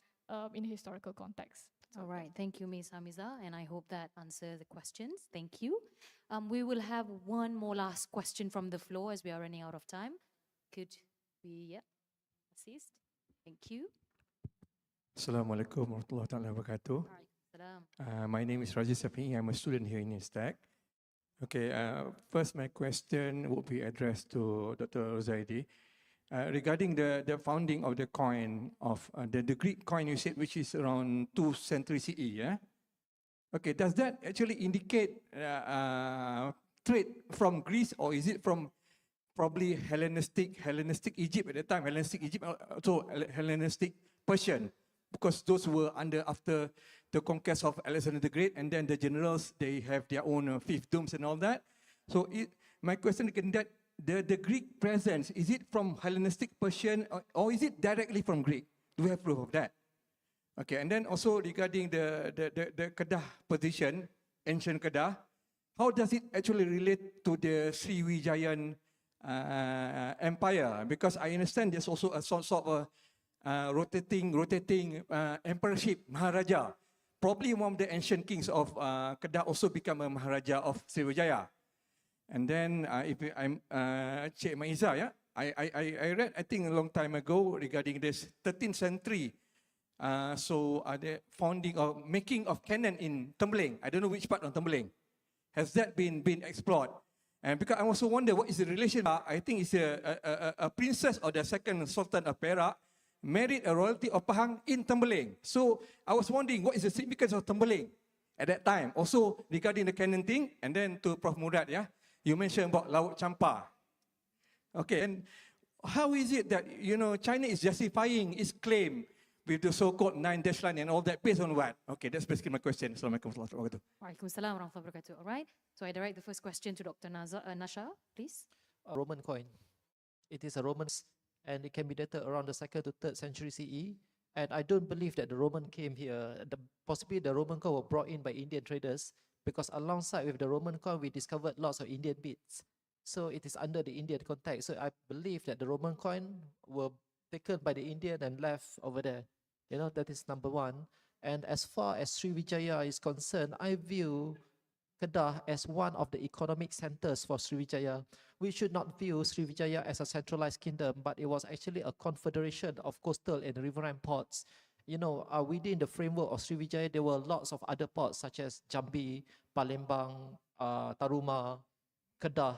And Kedah is one of the many economic centers which function as a way for the central power to regulate the movement of goods into their main port. As far as administration is concerned, Kedah could have been obtained, but they were only bound to Sriwijaya through the trade policy. So Sriwijaya maybe hold the, hold the power in controlling the trade, controlling the movement of goods. But as far as local administration is concerned, then they're quite autonomous. All right. I hope that answers the first two questions. Next. Right. Ms. So Nasha. in regards to Tembeling, I think we can look at that in a prehistoric and historic context. So in prehistoric context, Tembeling itself, we have a lot of like evidence of prehistoric settlements. We have the findings of Pisau Tembeling in Tembeling itself. So there's like a lot of evidence. It's one of the prehistoric sites apart from many caves that there are in Pahang. But I think your question is probably more towards the historical context. So Sungai Tembeling itself is one of the important communication route or transport route, because I believe that from Hulu Tembeling or Hulu, that area, you can actually go to Kelantan through Sungai Sat, Sungai Sepia. So it's one of the important communication up north. So probably because of that, people use the river, all these events happening very close to the river. Like I think previously I've also give some examples of these important events, like those wars and also royal ceremonies being conducted, using traditional boats and rivers. So yeah, Sungai Tembeling is also quite important because of its connection to Kelantan and also other parts. I think you can go to Hulu Terengganu as well from Sungai Tembeling itself. So I hope that answers the question. Yeah, to the next question, South China Sea is a recent name. In maps, you can find, I think many of us have found the word Champa Sea, because the Chams were dominant in that what is now Vietnam until the 15th century. So they were facing that sea, so it's called the Champa Sea, but it was replaced by South China Sea later, I think in the 1800 plus. In terms of the Chinese claim of 9-dash line, you have to know China. You have to know China's Occidentalism. We have to know China's view of the nation state. China has never been part of that, accepted themselves as a nation system. And the 9-dash line was created by the Chinese Academy of Sciences, I think in the 1940s, based on the historical factors. So it's not just a strategy, but it's based on I would say Chinese hegemony over the last maybe 1,000 years or so. China has been around, so China thinks that they can claim. And there was 11-dash line, but the 2-dash lines were settled with Vietnam. So now it's 9-dash line. So again, that is and why it's a dash, why it's not a continuous line, but dash dot, because to the Chinese, the sea doesn't exist in a straight line. So because the border is on the sea, So the sea has waves and the water moves. So it's based on Confucian philosophy also. You don't step on the same river more than twice, or more than once actually. So that is the idea. You have to understand the Chinese worldview. All right. Okay. Thank you, Prof. Ms. Amiza and Dr. Nasha. All right, ladies and gentlemen, thank you to all our speakers and participants for an engaging and thought-provoking discussion. We truly appreciate the knowledge shared and meaningful exchange, but as we are running out of time, so I think that is all for this morning session, inshallah.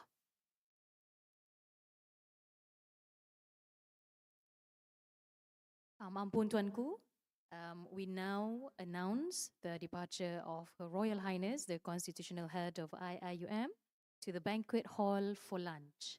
Ladies and gentlemen, please rise.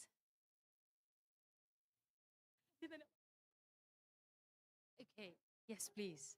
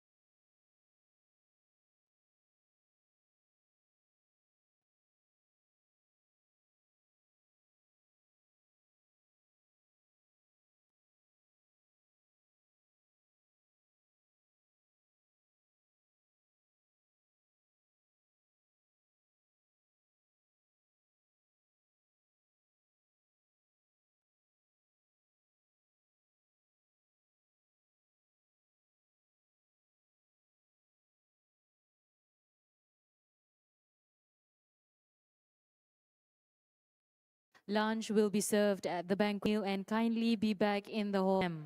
I repeat, please be back in the hall by 2:10 p.m. inshallah. Thank you. With that, wabillahi taufiq wal hidayah. Assalamualaikum warahmatullahi wabarakatuh.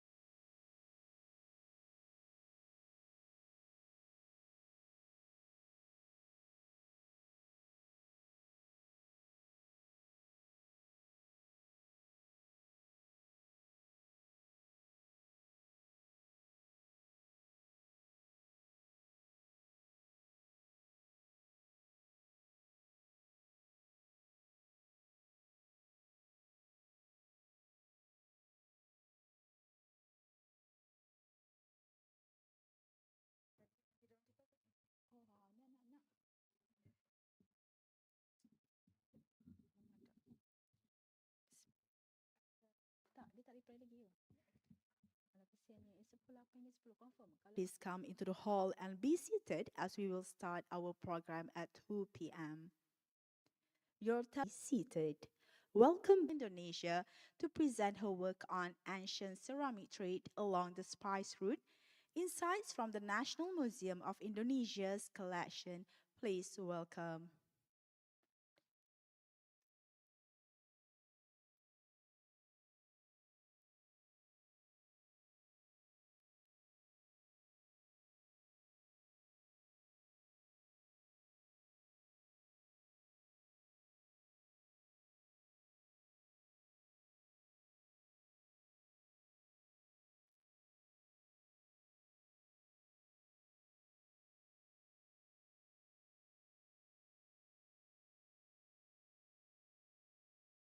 Without further ado, we will start our third session today. Napus Pitasari, Curator, Museum National Indonesia, to present her work on ancient ceramic trade along the spice.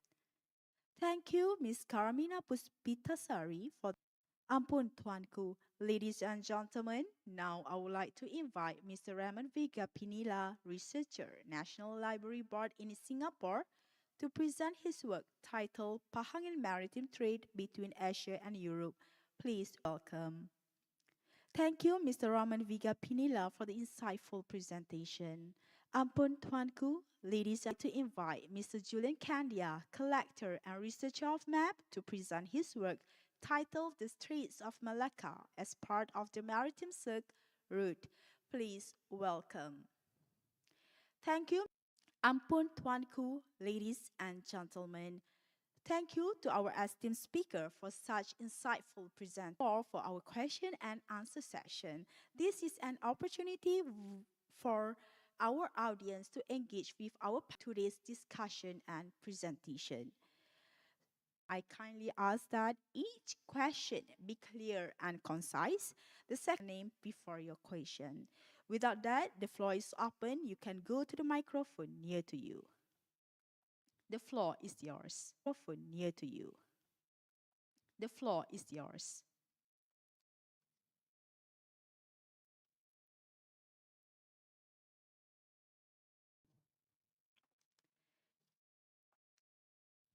As we come to the end of our question and answer session, I would like to and our audience for such engaging questions. Let us give them a round of applause. Ladies, I am pleased to invite all of you to join us for the second day of our program tomorrow at the same time. Ladies and gentlemen, with Highness, the Tengku Ampuan of Pahang, the constitutional head of IIUM, to the holding room. Ladies and gentlemen, please rise. Lead all the participants to the banquet hall for the high tea. On behalf, I would like to thank to the participant who came here to the program. I, Nur Adila Omar, your MC today, would like to apologize for any shortcomings. Once again, thank you. Yes. Assalamualaikum warahmatullahi wabarakatuh. Ahlan wa sahlan wa marhaban bikum and salam Malaysia Madani. Ladies and gentlemen, please come into the hall and be seated as we will start our program at 2 p.m. Your telecommunication devices should be. Please rise. Announcing the arrival of Your Royal Highness the Tengku Ampuan of Pahang, the constitutional head of IIUM, to the hall. Ladies and gentlemen, please rise. Ampun Tuanku. Ladies and gentlemen, please be seated. Welcome back, everyone. We now continue with our next session of in history in the world map. The session will feature 3 insightful presentations, followed by a question and answer session and a summary discussion. Our third session today, we are honored to have Ms. Carmina along the spice route, insights from the National Museum of Indonesia's collection. Please welcome. Thank you, Ms. The interesting presentation.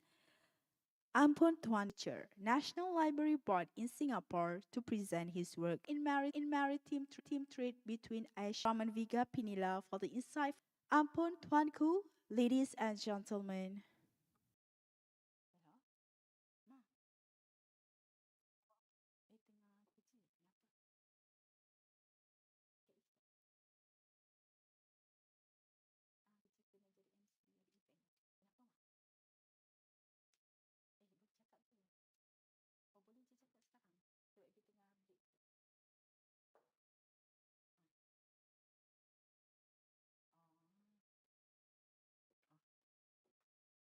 pagi tadi.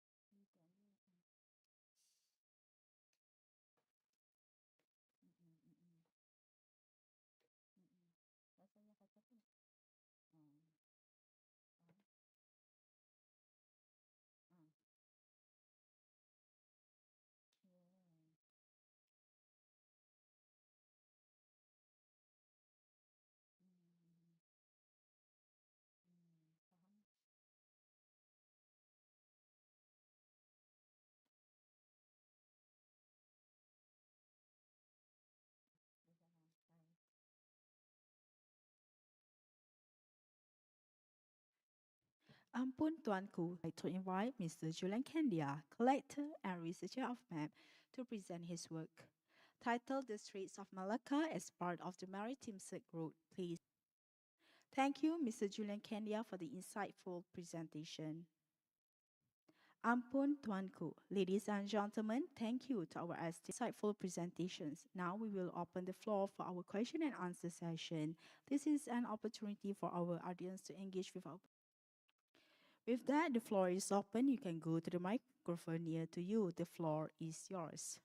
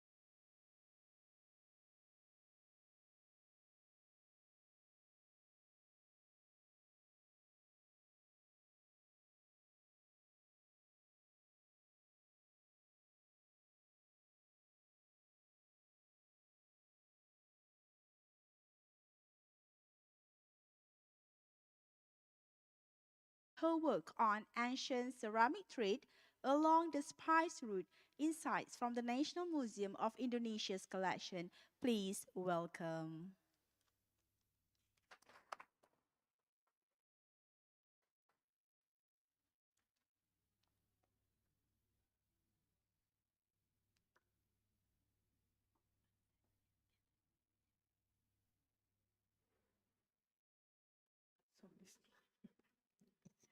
Good afternoon.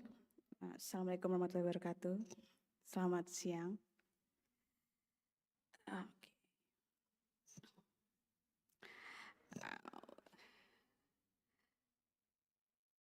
Selamat siang, hadirin. Okay, my name is Karamina Puspitasari. I am a curator in Indonesian Heritage Agency, currently based in National Museum of Indonesia. Today, I'm going to present my work about ancient ceramic trade along the spice route, insight from the National Museum of Indonesia's collection. Okay, so the objective of the study is that to explore the role of ceramics in cultural exchanges along the spice route. And the focus is the National Museum of Indonesia's collections. So we want to answer the question about what do these artifacts reveal about the ancient trade network and what is the cultural significance of ceramics trade. We're going to start with historical context. What is a spice route? Some of us know more familiar with maritime Silk Route, but we Indonesian prefer to call it a spice route. It is a vast trading network connecting Asia, the Middle East, and Europe. Well, it's West and East world, and emerged as early as first millennium BCE and flourished until 16th century. The key commodities are spices, ceramics, textile, precious stones, agricultural, and metals. It was just not about commodities, but also the exchange of culture, ideas, technology, and religion. The arrival of Europeans in the 16th century marked a significant shift in the trade network due to the colonization and the monopolization of the spice trade. Okay, so Indonesia was an access of the spice route due to the advantageous geographical position, uniquely positioned between the Indian and Pacific Ocean, between Asia and Australia, between East and West, and also we are taking advantage of the monsoon wind and also the skilled seafarer of Indonesian native tribes. And we are home to the highly prized spices in ancient civilizations such as nutmeg, cloves, mace, pepper, and etc. The spice route transformed into Indonesia to a global trade hub, shaping the history and its culture. Okay, so why ceramics? Why ceramics are being transported along with the spice? Because not only valued as their utility and their aesthetic features, but it is durable and versatile, ideal for long distance trade. Sometimes spices are put into the ceramics, and smaller ceramics were packed into the big martafans like this. And it's, what do you say? You can use it again, shifting of the international dynamics. Later than 17th century, ceramics can enter the region of Indonesia by someone's personal belonging, very insignificant with history. Okay, this is one of the oldest pieces we have in National Museum of Indonesia. This is called Arikamadu dish. This is believed came from South India, as South India was the trading center at the beginning of CE. And the Arikamadu has been known as Romano-Indian roulette pottery, which are influenced by Romano pottery. It was dated from the 2nd and 3rd century CE. It was found in Buni, West Java, and the fragments were found in large number in Bali. Next, we have Chinese ceramics. We have the biggest number of Chinese ceramics as early as Han Dynasty to the 17th century Qing Dynasty. We have broad range types of qualities from coarse daily utilities to the imperial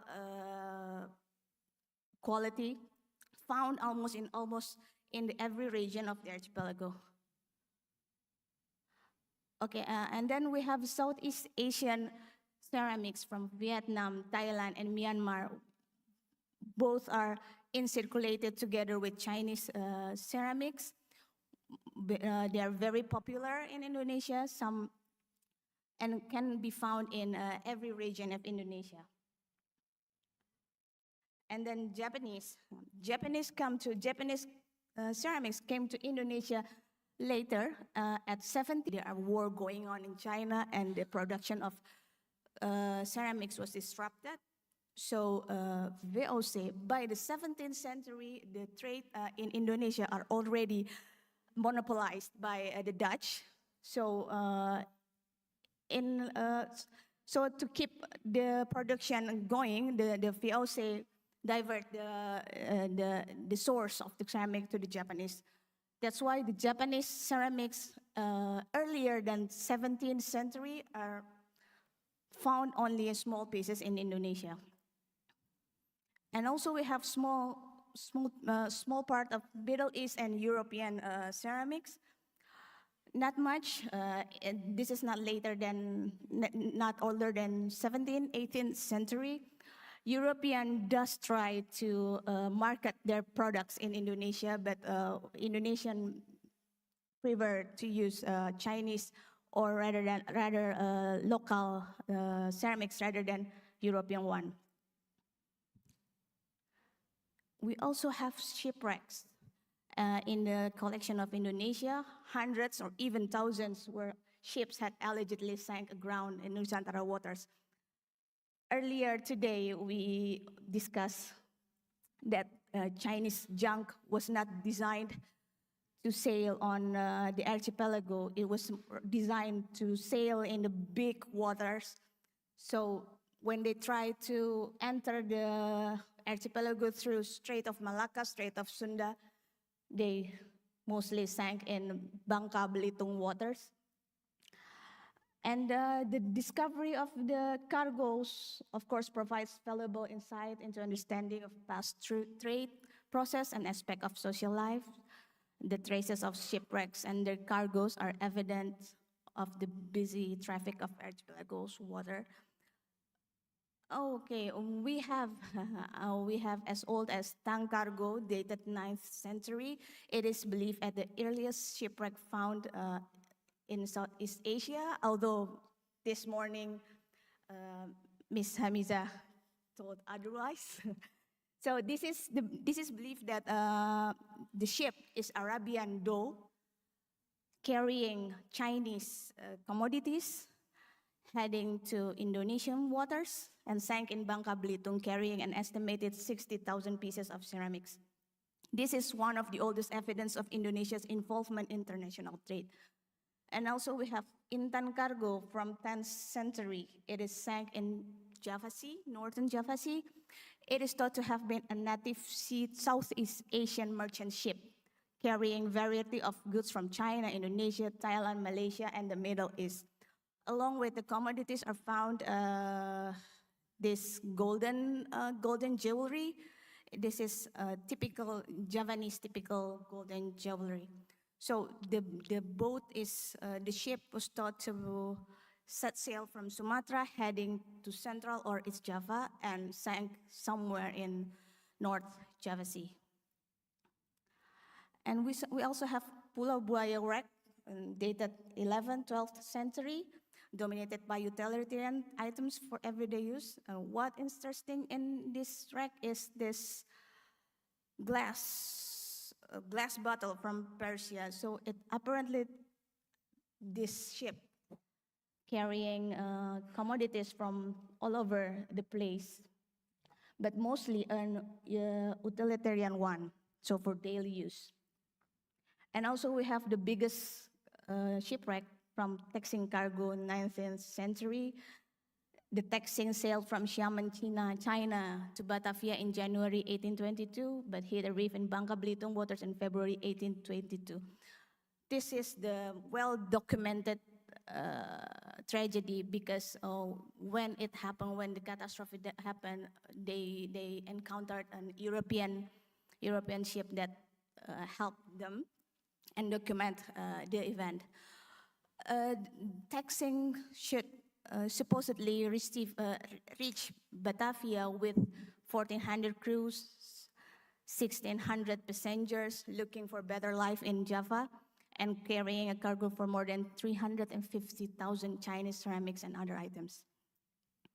So what can we conclude from the ceramics trade through the spice route? So in the coastal area of Indonesia, we can find a lot of artifacts that resembles the Chinese confluence, like this phoenix, this Chinese phoenix was transformed into Javanese phoenix. This is called a Lokchan selendang, Lokchan shell. We can find it all along the northern Java coastal area.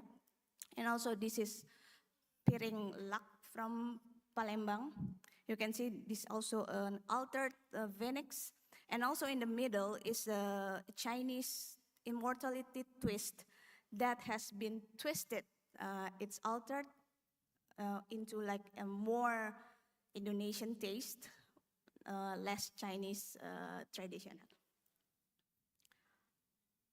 And also we can find motifs that are adapted, like the clouds from Chinese Ming dynasty, Yuan dynasty, into the Cirebon Megamendung batik. And also this in the foot of the betel nut container is the cloud adopted from the Chinese cloud. And also, we are Indonesians are not merely taken the foreign ceramics, imported ceramics as itself, but we added more like local taste to the pieces. Like this one was found in Bali, a Yuan face, added with silver carving. And this one also found in Bali, and this one is found in Banten. We added wooden lid to it. So it has a fusion taste of Indonesian and Chinese culture. And also, there are cultural, religious, and social implications on this trade. Some ceramics were used in religious and social contexts, like this one, this one is come from southern China, Santau. This is swato ware. This was used in Wonosobo in central Java to serve offering, to serve rice for offering. So what is interesting that the Chinese made this kind of ceramics with calligraphy on it. It must be someone commissioned it, someone asked for it. And also, the ceramics also became a symbol of status and power because it is an important goods. So as we know, if you have something imported, then you must have more. So this one is from Goa Sultanate. This is Vietnamese jarlet adorned with gold carving. And also this exquisite, this is very high quality imperial dish. This was found in Halmahera.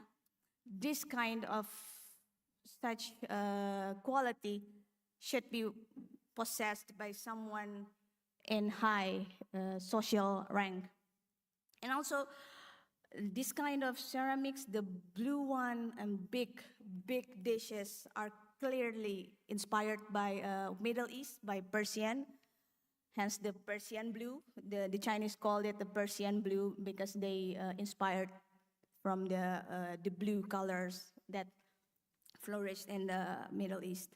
And also the big dishes, before that Chinese only produced small dishes for personal use, but as we know in Middle East, big plates to eat together, so they make ceramics to meet the demand. Okay, for example, this is called tokwi. This is a batik from Lasem. It used to decorate an altar.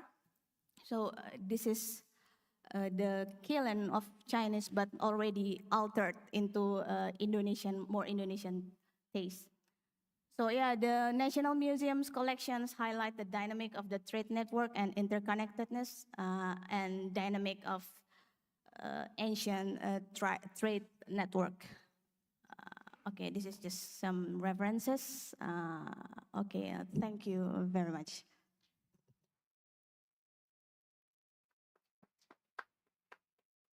Thank you, Ms. Karamina Puspitasari, for the interesting presentation.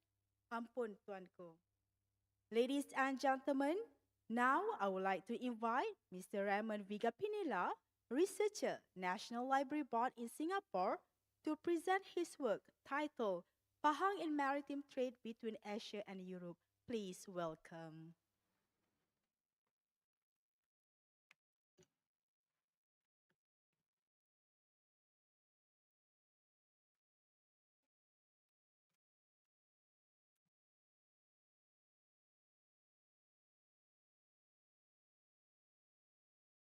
Amdu Tunku.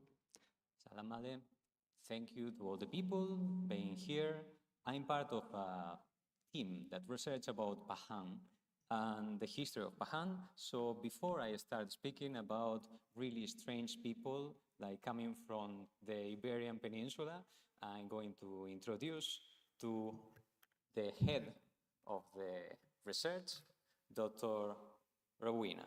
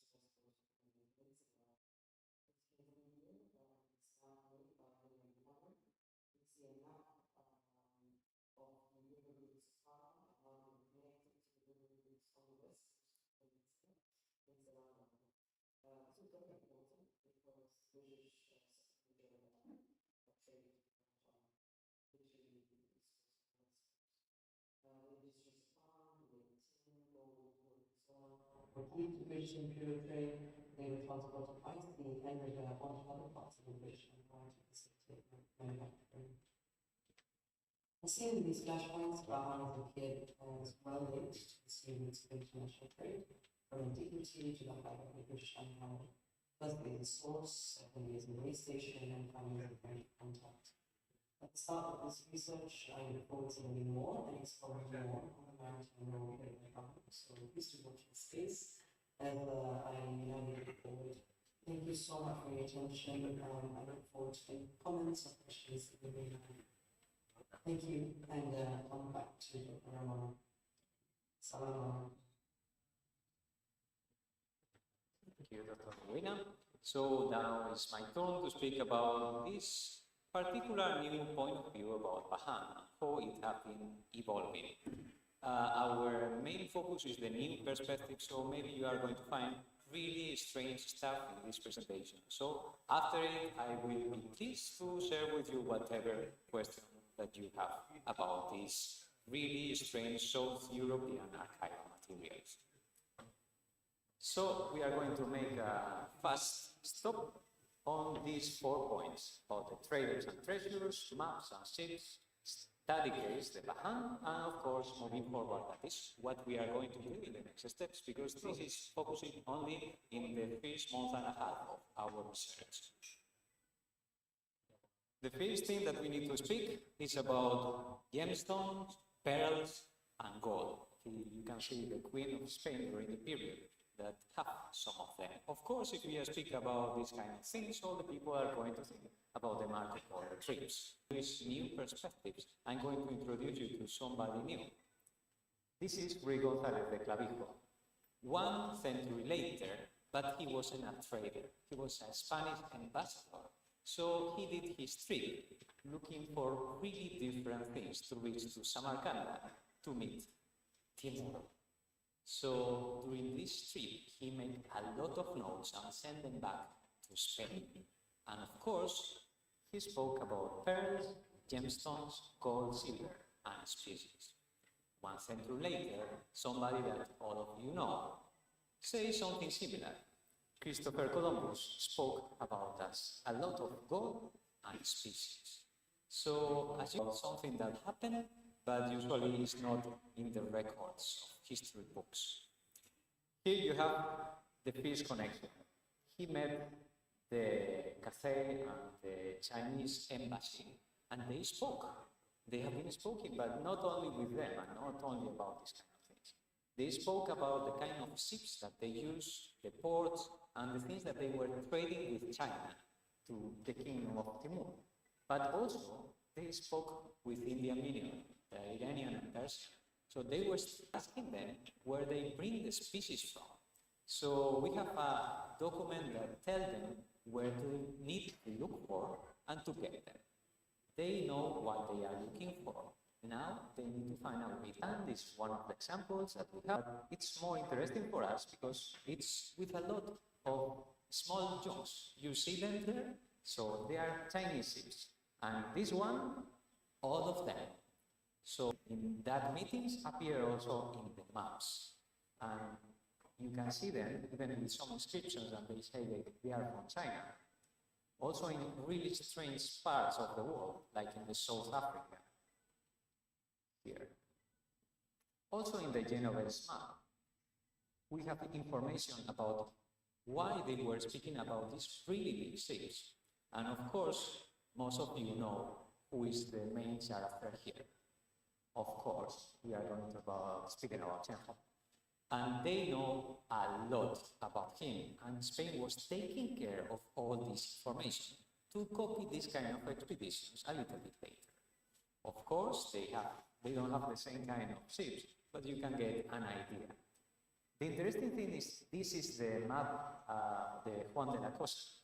It's the cartographer that went with Christopher Columbus.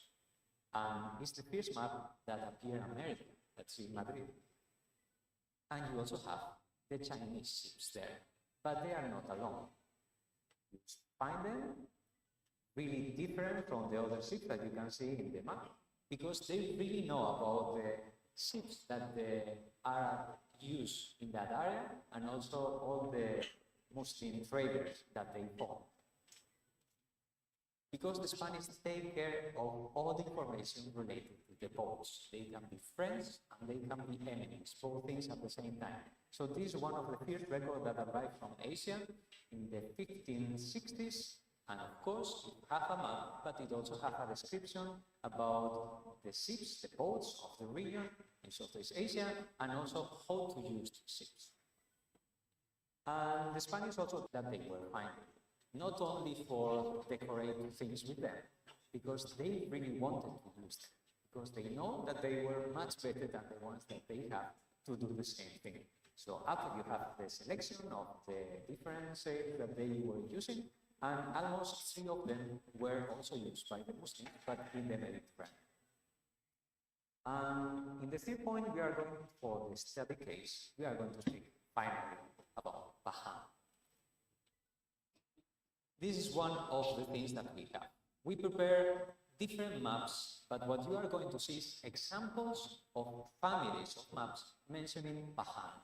So we make a research around 200, 800 maps of the early period in all Europe, much more in the south of Europe, and we have been taking notes. And we made almost 10 families of different ways to call Pahang, because without the name, we don't have a way to find it in the documents. So it's our first step.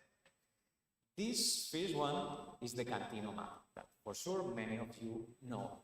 But it's quite interesting that they mention the things that they have in the area.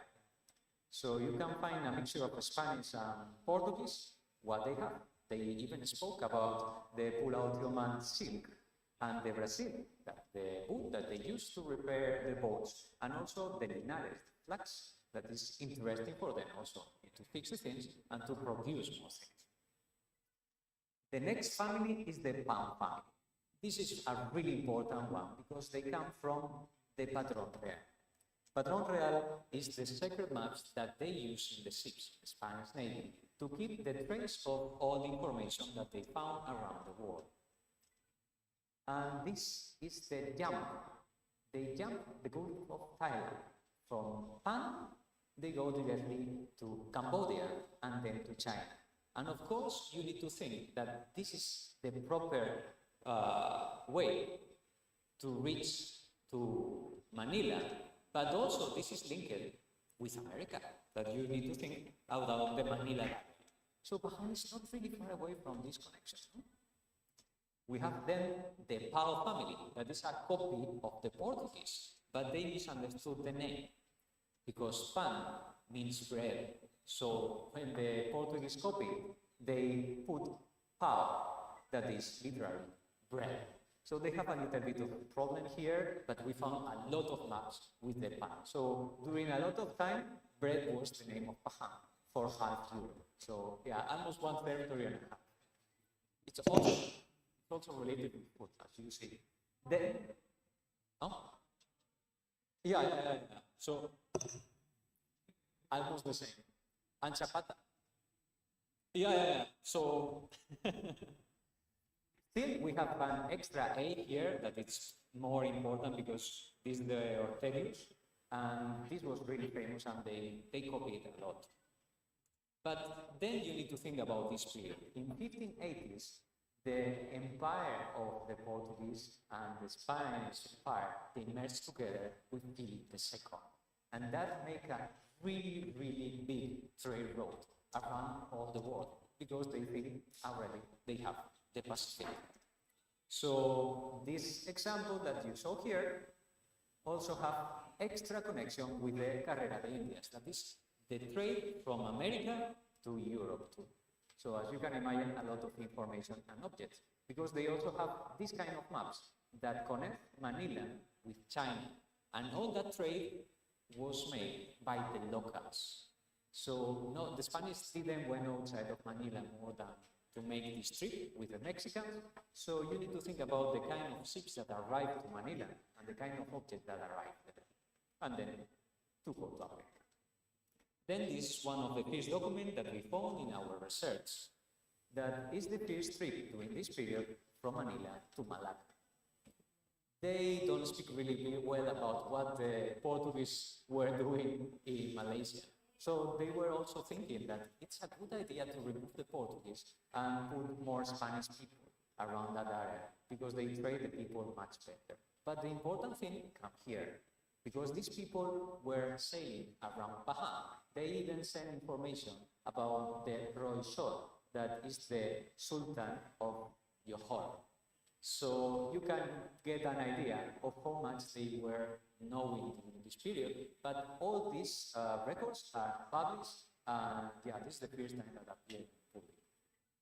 Also, we have the Brau family. It's quite interesting. Also, it's a map for the king, or Philip II, and you have a Brau just in this area. So you can get an idea that they were taking care also about the ships. The maps are not only geography, they provide you extra information, and the ships are really, really important, because when they reach to a place, the first thing that they are going to find are the ships. So this is a really, really important information for the ships.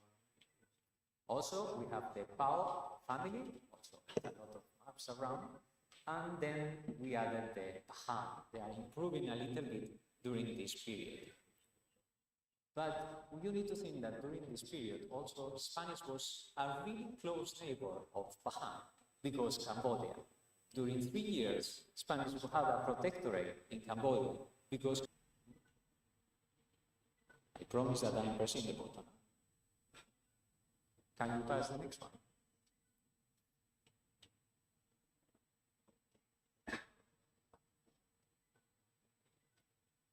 Okay, so this was one of the plans of expansion of the Spanish, and also thinking about the point of Cambodia.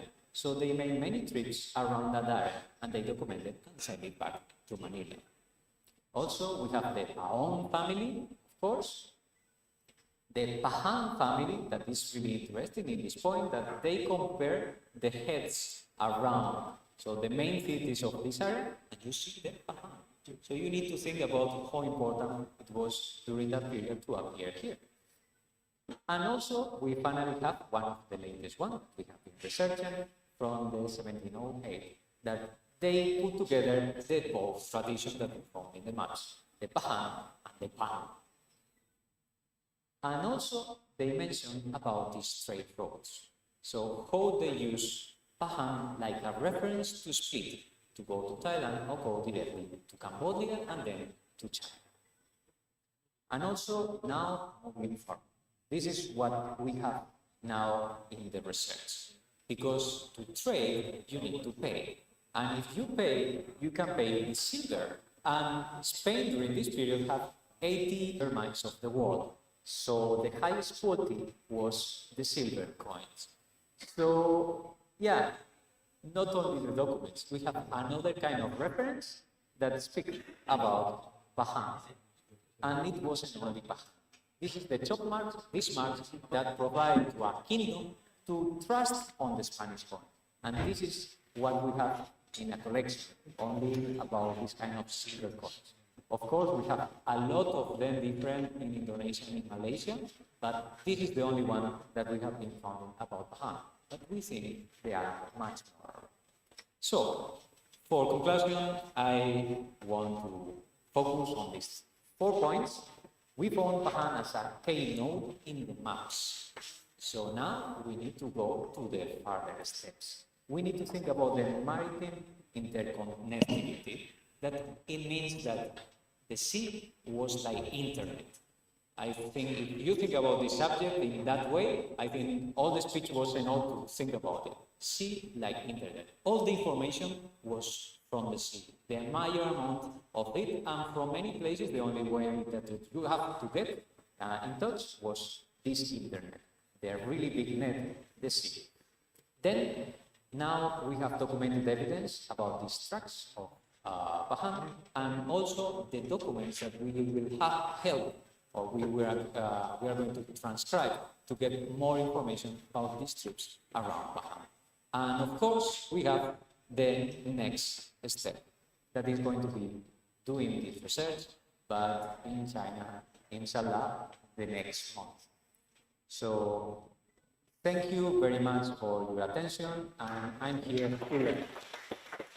Please take the question. Thank you very much.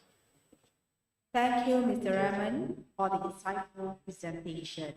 Ampun Tuanku, ladies and gentlemen, now I would like to invite Mr. Julian Kenya, collector and researcher of map, to present his work titled The Straits of Malacca as part of the Maritime Silk Road. Please welcome. Hello. Saya minta izin tuanku untuk mengendalikan persembahan saya dalam bahasa Inggeris. Dan kalau macam tu saya kena cakap bahasa Tamil lah. As my Malay is actually fluent, but some of the technical terms unfortunately elude me. So let me start. Her Royal Highness Tunku Azizah, Tunku Ampuan Pahang, Datuk Farid Jalal from Pahang, Professor, Tan Sri, Datuk, Doctor, and my friends. Thank you for coming. As usual, they save the best for last. Hopefully you're not sleepy. I try to finish on time so we all go back and try to avoid the traffic. Who am I? Thankfully, I'm not an academic. I don't know these long technical scientific words. I collect antique maps and sea charts, and naturally I have a home bias. I collect maps of the areas which I'm comfortable with, the Straits of Malacca and Singapore. If anyone can answer this question, what was the Straits of Malacca called before 1403 when Malacca was founded? I give you a prize at the end of this if you know. And different cultures called it different names. Huh? The Persians had different names, the Chinese had different names, the Arabs had different names, the Indians had different names. So we are very fortunate. We are in the middle of two grand civilizations, China and India, that occupy two grand oceans, the Indian Ocean and the Chinese Sea, that were the birthplace of two grand religions, Buddhism and Hinduism. And not just we are halfway, we're connected through the monsoon winds. And that's what made the Straits of Malacca a contested maritime space from the 2nd century. Professor Nasha, congratulations on just being made professor, has now dated it to the 2nd century AD. So this Straits of Malacca is an essential link in the maritime Silk Road between Japan, China, and Europe. Think about it like the 4x400 meter race. The first carrier of the baton runs, he passes the baton to the next person, and hopefully you come to the finish line. So I'll talk a bit about trade, exploration, and the culture's religious exchange. Coming at the end, naturally, I find most of my presentation already being covered by everybody here. So hopefully I get to wrap it all up. I'll talk a bit about Nusantara Melayu and obviously Islamic maps. As I said, it's not an academic presentation, and the limits of maps in detail unless you sit at the back next to those screens. We'll try our best.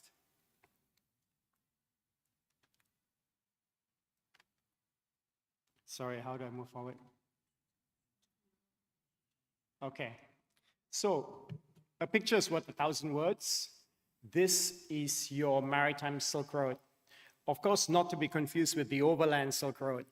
It's been going on for 2,000 years, but as usual, the Orang Putih come and give it a name and claim it for themselves. They invented it. So in 1850, 1860, a German person called it the Silk Road.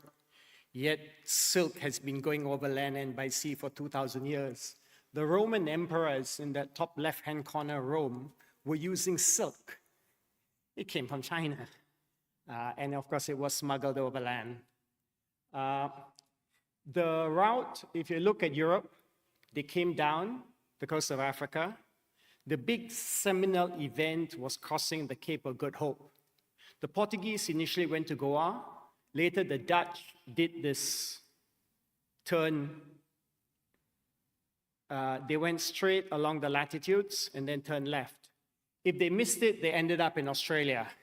So the first Western power to discover Australia was actually the Dutch, who forgot to turn left and go to Java. Of course, the Aborigines had been there for 60,000 years, but that's beside the point. Let me move on. Your first map, it's a map from the Golden Dutch Age. The Dutch were extremely wealthy, not just from the Dutch East Indies Company, but from the West Indies Company. They unfortunately traded slaves. And it shows you again the maritime Silk Road from Japan all the way to Cape of Good Hope and all the way to the Middle East. They conveniently put a very elaborate cartouche on the top left-hand corner. Now, what is important is that this is a sea chart, and those lines you see zigzagging are what we call constant navigational lines. So Professor Murad Marikan had that map of the Malay-speaking archipelago from Hawaii to Madagascar. Notice if you're from Java, if you're from Kedah, you can almost sit on a straight line and you get to Madagascar. So you can literally get on something that floats. You don't even have to call it a boat.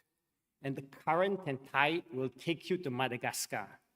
Of course, you can die, you can get lost, whatever, but the current and the winds were critical pre the development of sail. Sorry, pre the development of steam. Dr. Nasha talked about this. Actually, a lot of people talked about this. The Straits of Malacca, again, those of you Googling furiously to find out what the Straits of Malacca was called before Parameswara was there, was always a contested maritime space.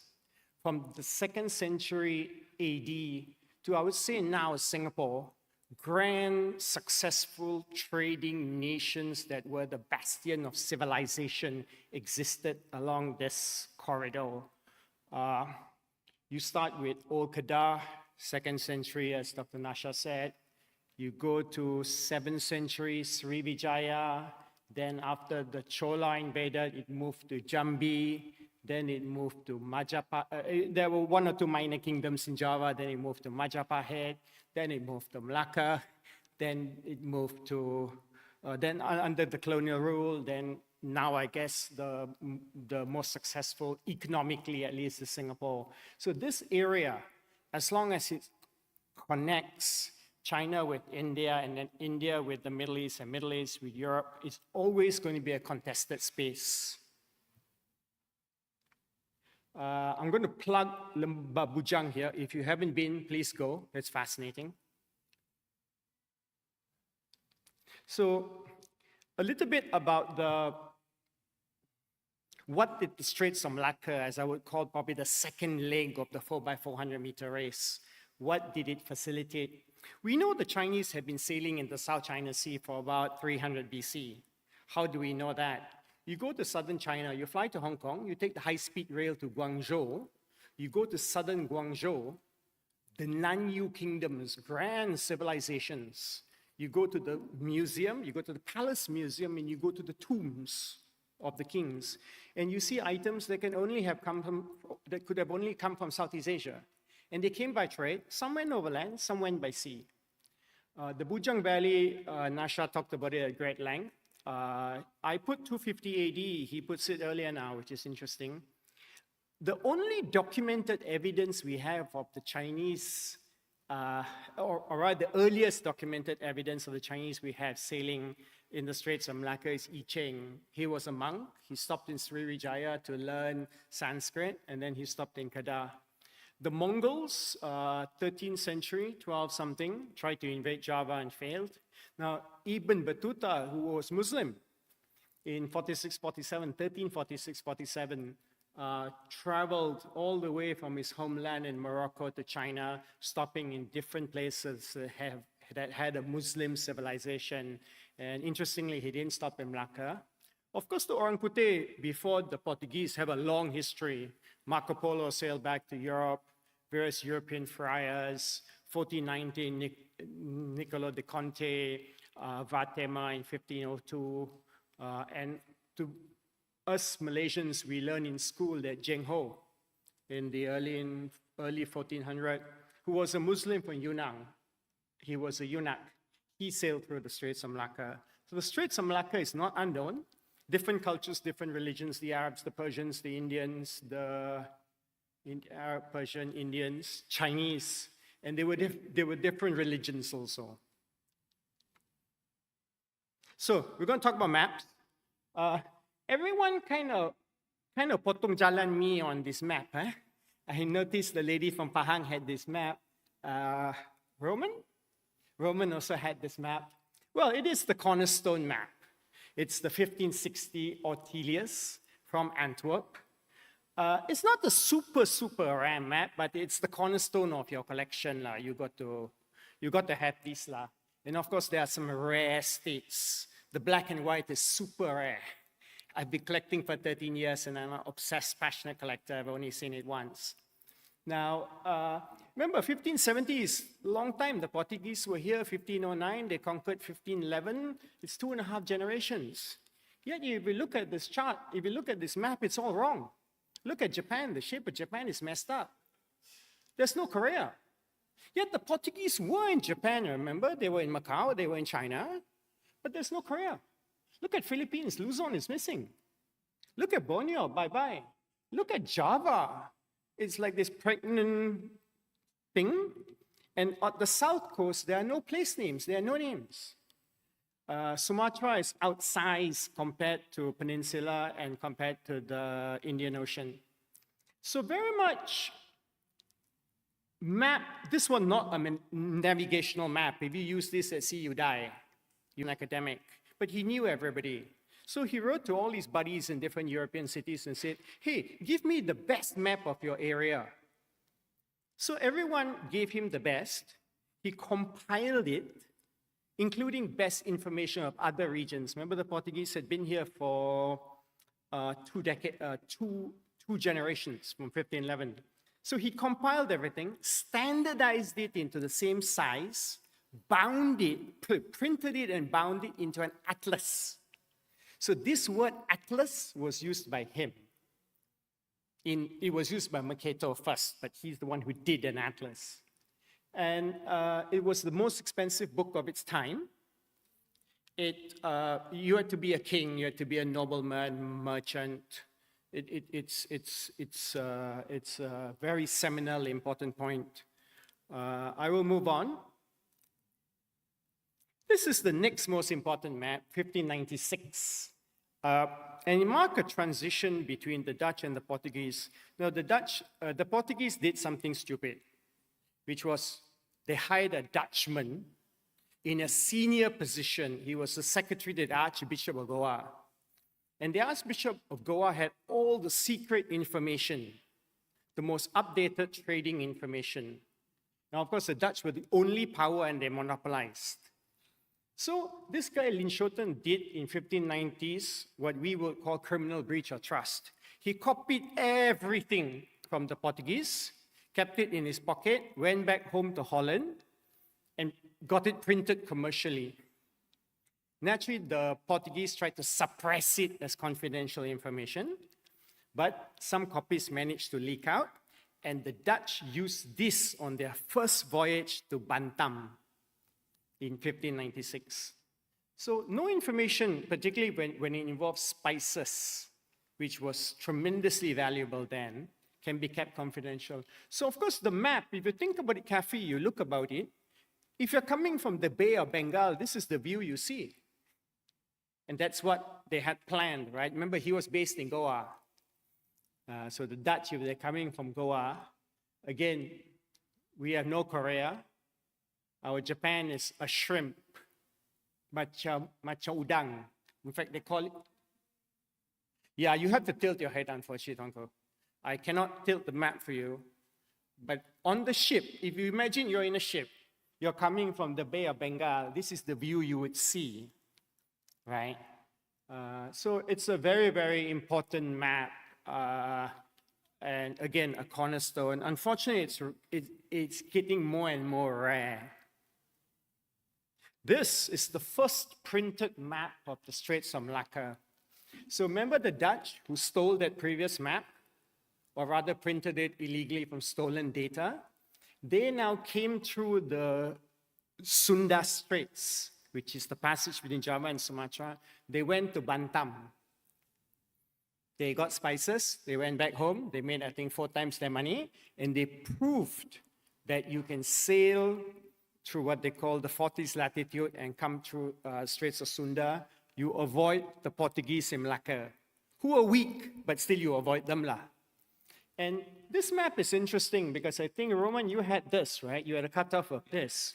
It shows you that if you look at Peninsula Malacca, they cut it in the middle. They call it Penarikan. I think Cik Hamiza mentioned trans-peninsula routes.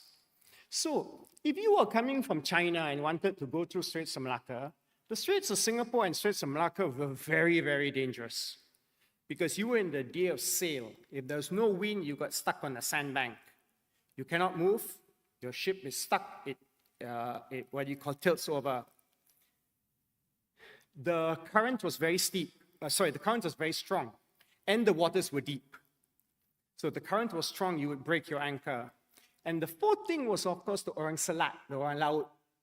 They were friends of the royals, including the Temenggung of Johor. Absolutely. And they swore allegiance to the Temenggung of Johor because he was a warrior like they were. Yes, Orang Selatan, Orang Selat, Orang Laut, they were different, right? They would attack you. Now the Orang Putih call them pirates lah. Right? So the Straits of Malacca is very dangerous. It was much easier to sail that long journey from wherever you're, Japan, China, Vietnam. You can and stop in Pahang, stop in wherever lah, Pekan lah, huh? Refresh. You've been at sea for about under 2 months. Repair your ship, repair yourself, take some vitamin C, and then do that Penarikan route. I'll show it later, but the rivers are connected.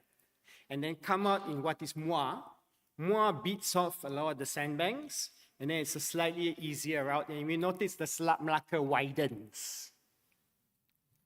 This is increasingly a rare map. It was in a book. Yeah. So again, Professor Murad used this concept of merantau. Cik Hamiza used this word merantau. The Malay concept of merantau is not new. We like to explore. I think everyone likes to explore. Just a couple of examples, the Minangkabau to Negeri Sembilan, the Mandailing, and then the Bugis, of course, to Sulawesi, to Selangor, and to Johor. And the story of the Bugis, you cannot read about the history of Peninsula Malaya, I think 1699, post-1699, without talking about the Bugis. Now, I think Roman mentioned it, but a couple of other people again did.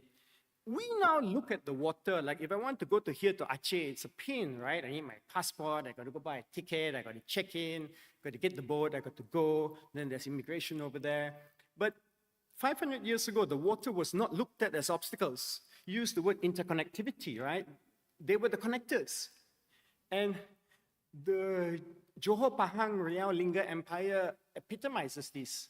Sultan Mahmud, when the Portuguese attacked, he went to Pahang. Just think about it. Someone come and attack your house and burn your house and kill your friends. You'd go to a place where you had friends. You knew you'd be safe. You have food, you have comfort, you have protection. He went to Pahang, so he must have had friends there. He must have had family there. Then from Pahang, where he went to? Bintan. How did he get to Bintan? By ship.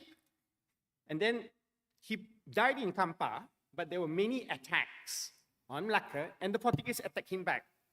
So you look at the map, I'll show it later, Kampar to Bintan to Johor, it's not that near. He was on a ship.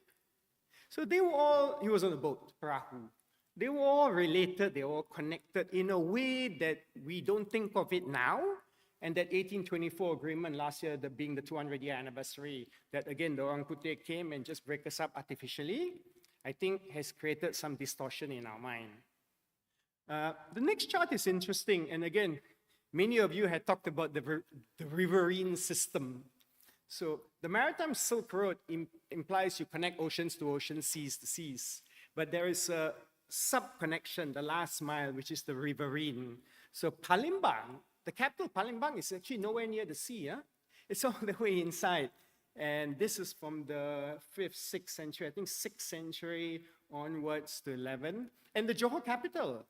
Johor capital moved like 25 times from 1511. It moved all the way up the Johor River. And then after the Bugis, I think after Mahmud II died, it moved to Riau, and then Lingga and those islands, again showing the interconnection.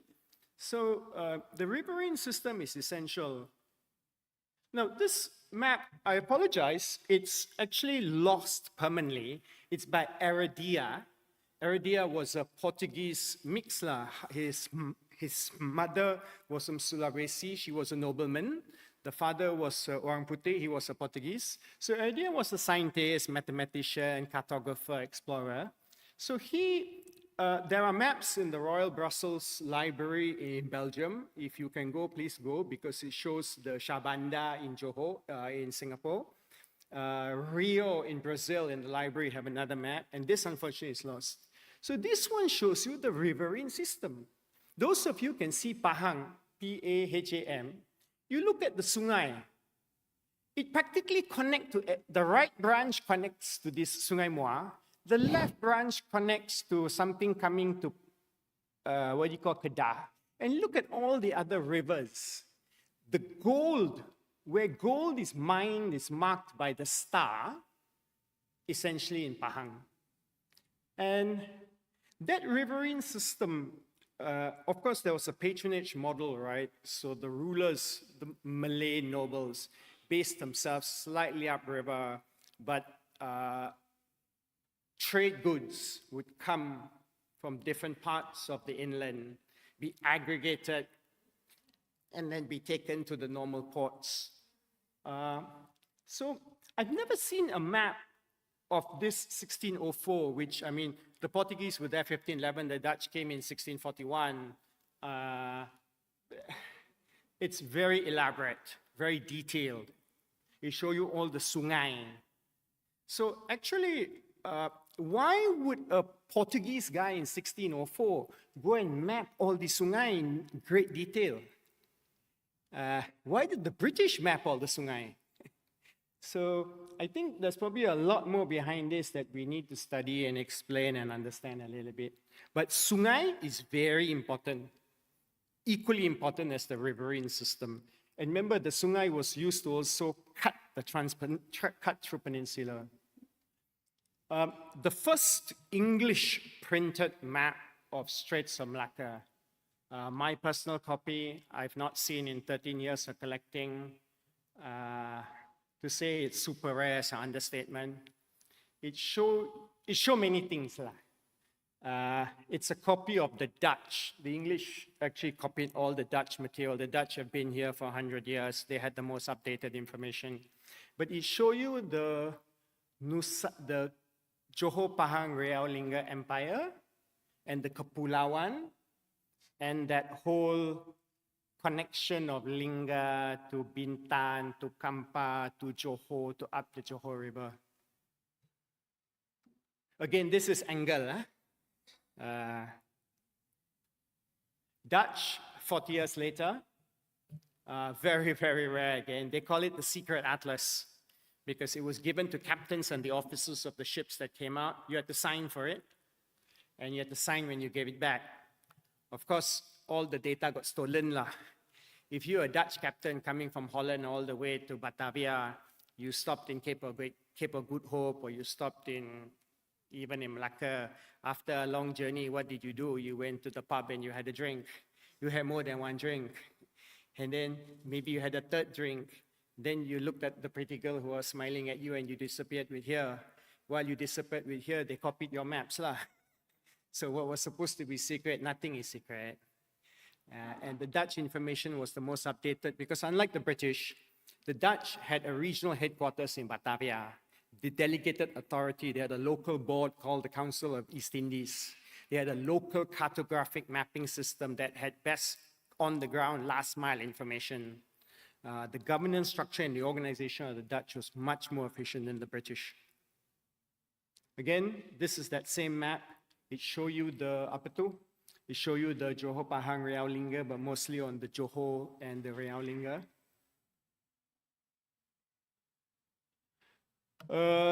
Very unique, the French. We don't know much about the French because they eventually failed to get anything in Southeast Asia. They got Cambodia, and we were the playthings of the Portuguese, Dutch, British at the end of the day. But it's a sea chart, and it shows you by the French, so again, very rare. What's important here is actually the rum lines, these constant navigational lines. And actually, this one map, we can talk about it the whole day. It's a very rare map. I've only seen it twice in my 13 years of collecting. Another French map, again, it's inverted, so Tuanku, you may have to turn your head. Same thing, Johor Pahang Riau Lingga. What's in that box is Tioman. Tioman was essential because he had fresh water. To be fair, you can stop anywhere. You can stop in Pulau Redang. This same guy, Manavillet, this same atlas actually, he's got elaborate maps of Pulau Redang. They stopped in Redang on the way to Thailand. That was Ayutthaya, 10 years later it'll be Bangkok. But they stopped in Tioman because they had fresh water. It was easily, you could collect fresh water. And they had to prepare mentally for that journey around the Singapore Straits into the Selat Melaka, which I said had current, had sandbanks, it was deep, and had pirates. Again, you have those constant navigation lines, and you see the Johor Pahang Riau Lingga Empire. Not super rare, but difficult to find. I don't have a copy. I'm constantly on the lookout. So we talked a little bit about Islam, being Malaysia, being at Iztac. The Prophet Muhammad, peace be unto himself, I think passed away 632. The first time he heard the angel Gabriel talk to him was 610. Please correct me if I'm wrong, I apologize. Islam has been around from that time, 610, 630s. So although it was only in 1290 in the Straits of Malacca in Pasai that Merasilu adopted Islam for his kingdom, there were Muslims traveling through the straits. To think they didn't stop in the straits is rather naive. And Muslims would have typically stopped where there were other Muslims. There were food constraints. You needed to pray. There were various hygiene issues. So we have no documentary nor archaeological evidence.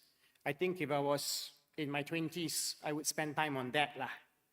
Where do I go look for evidence of Muslim settlement in the Straits of Malacca? Both sides. And also on the other side of Peninsula, Pahang, for example. So Batu Bersurat Terengganu is 1303. It's interesting. Do you know how they found the Batu Bersurat? There was a flood in the river, and someone found this nice stone. You know what he did? He took the stone.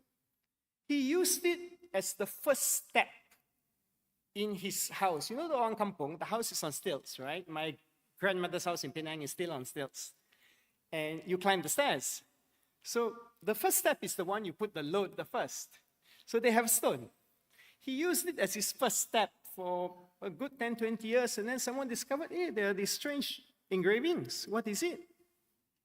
I highly recommend you go to Pahang. After Pahang, you go to Terengganu. You go to Kuala Terengganu. Go to the museum. It's magnificently created, second only to Pahang. And look at the Batu Bersurat Terengganu. It's magnificent. It was not just some rich man. It's genuinely a piece of art. It's genuinely a dedication to his God, to his religion. And I would bet, of course, we need again archaeological and documentary evidence, that there was a decent civilization in Terengganu that made Islam its main religion. We need to find more things. So next time there's a flood. Flood, of course, means tragedy on a human level, but we don't know what may come out in the Sungai lah. Yes. Now, Ibn Battuta was Muslim and he passed through the Straits of Malacca in 1330s but didn't stop. So I think 1330s in Straits of Malacca, there was nowhere Muslim, nowhere pride that gave refuge to a person of Islamic faith.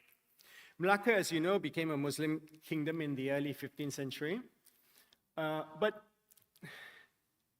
we were talking earlier, there's a gentleman here at IIUM doing his PhD on cartography.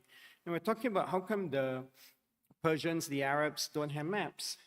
Yet, from the Umayyad Empire in Baghdad, 750 AD, the House of Wisdom in Baghdad, they were a global center of science, mathematics, technology.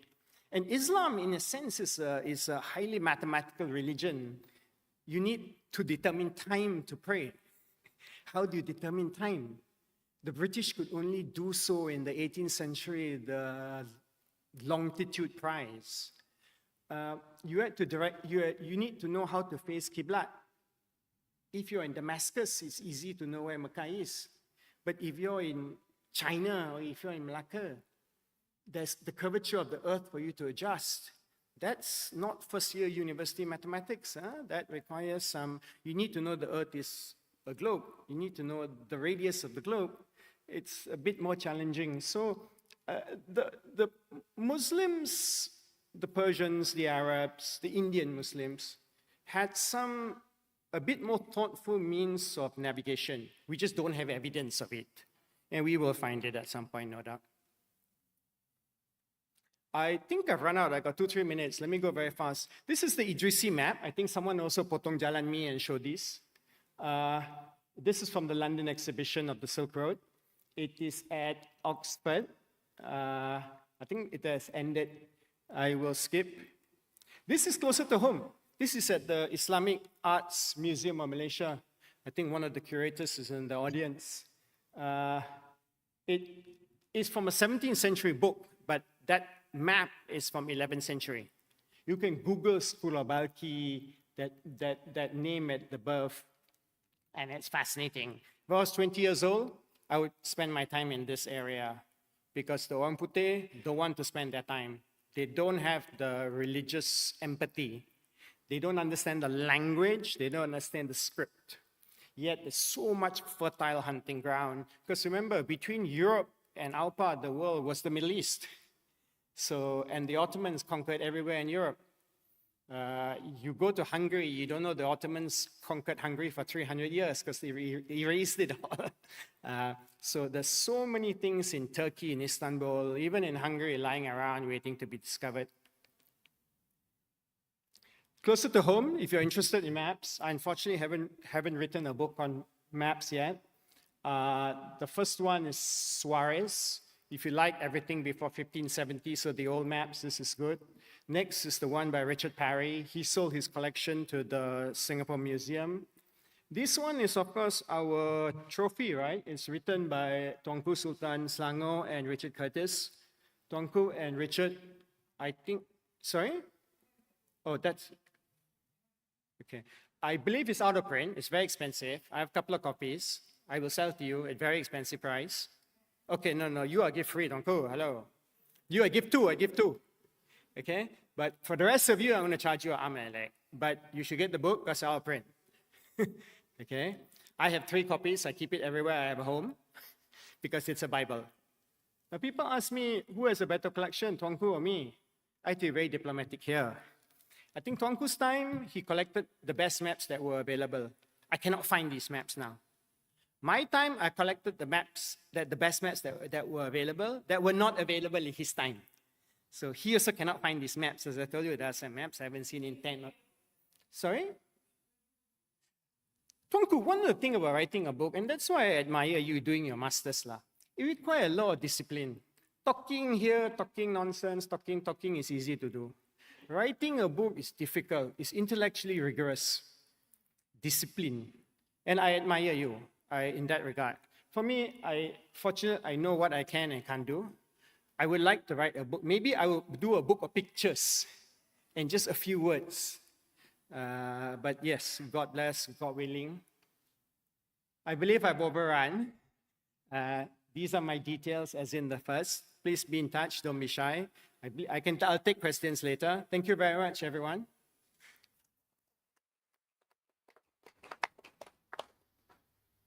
Thank you, Mr. Julian, for the insightful presentation. Ampun Tuanku, ladies and gentlemen, thank you to our esteemed speakers for such insightful presentations. Now we will open the floor for our question and answer session. This is an opportunity for our audience to engage with our panel and delve deeper into today's discussion and presentation. To ensure a smooth session, I kindly ask that each question be clear and concise. If addressing a specific speaker, please mention their name before your question. With that, the floor is open. You can go to the microphone near to you. The floor is yours. Thank you. Ampun tuanku beri-beri ampun sembah patik mohon diampun, patik mohon menyoal para pepidato.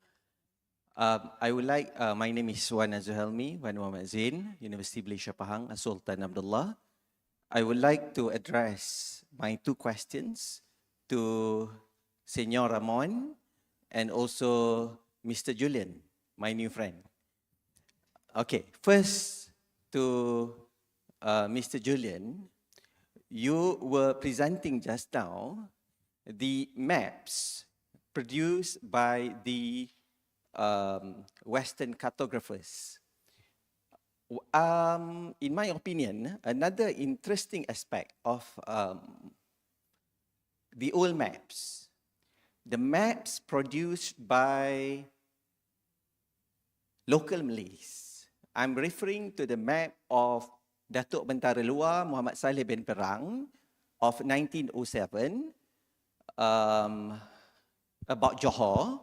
Okay, I would like to ask you, in that particular map of Datuk Bentara Luar of 1907, he sketched or drew the state of Johor in detail as a sovereign state. And we know by that time, 1907, Pahang also had already stood as a sovereign state. Interestingly, in that particular map, he was referring Pahang as Jajahan Pahang. In that map, by Datuk Bentara Luar Saleh Perang. Okay, that's one thing. Number two, one interesting finding in that particular map, he also mentioned or stated on that particular map a place called Batin Gemala in the modern Negeri Sembilan, which is located next to the present Palong Felda scheme. But that Batin Gemala place is no longer to be found today. And I'm intrigued with that. Okay? That's my question to you. Your opinion about that. The perspective or the methods used by Datuk Bentara Luar Muhammad Saleh bin Perang of Johor in 1907. To Senor Ramon, I just returned from... Actually, can I answer your question first before I forget it? No, yeah. Just to digress, the best collection of Johor maps exists in Johor at the palace, at Tuanku's palace. So if you have access to that, you should. Now, coming back to that map, 1907, I think it's very naive to think that if the Johor Temenggung was so Machiavellian in business, politics, they could have geopolitical relationships with Queen Victoria, Germany, Hawaii, everywhere, that they didn't map their universe. So they probably had a very good understanding of what they had and what they didn't have, particularly after Muar, after Sultan Hussein, Sultan Ali lost it, literally lost Muar. I don't know where these are. They are not in the British Library, or rather, the British Library you can search until you die, because a lot of things are not catalogued, certainly not digitized. They are not at the Royal Geographical Society as much as I've searched. They could be in the palace somewhere in Johor. No, I also don't know, and I'm not being mischievous. Please don't get me in trouble. The jabatan, where the surat Kangchu semua, you know, the Jabatan Warisan have the sungai, the Kangchu, the agreement between the Ketua Kangchu, the Ketua Sungai. Worth going there to have a look also. But it requires a lot of diligence, a lot of hard work, a lot of digging. Sorry, coming back to your Negeri Sembilan, I don't know the answer to your question. Again, we shouldn't assume the people those days were stupid. There was probably something there, which is why he marked it on a map. The fact it disappeared is probably just passage of time. As it went on, people thought it's less important and someone omitted it, then that's it lah. You should probably go to the Negeri Sembilan archive somewhere, maybe at the Istana again, and try and have a look. If I could wait, let me finish. Yeah. The 1907, I thought there was an earlier 1896, 1907 map. I was at the Royal Geographic Society in London in October, and I saw it there. I can WhatsApp to you the image. A very, very detailed map. I've been to some of the private residence of the members of the royal family, and they have maps on the wall that are in that period lah. Because remember, 1885, Abu Bakar became Sultan. He died in 95.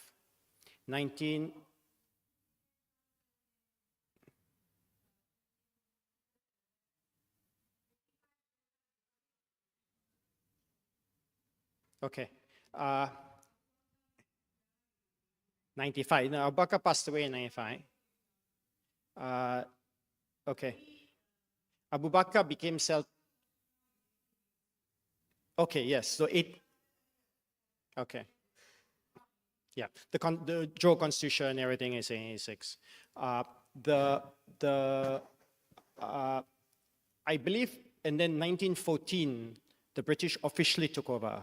1912, they appointed the part-time resident, whatever that. No. We had a British advisor. Advisor. That's all. Advisor. We are a non-federated Malay state. Yes.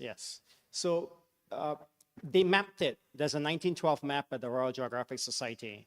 So the 1912 to your 1897 or 1907? 1907. Yeah. The 1912 map is in excruciating detail. It's a proper modern map. So the 1907 map, I've seen that Datuk Bentara is all written in Jawi, right? There's no Roman alphabet. It's less geographically rigorous.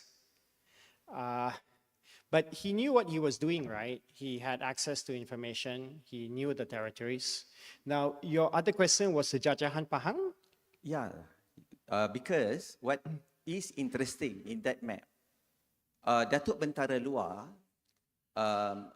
describe the places, the importance of the places using the size of fonts. Sovereign states were written in larger fonts. Medium polities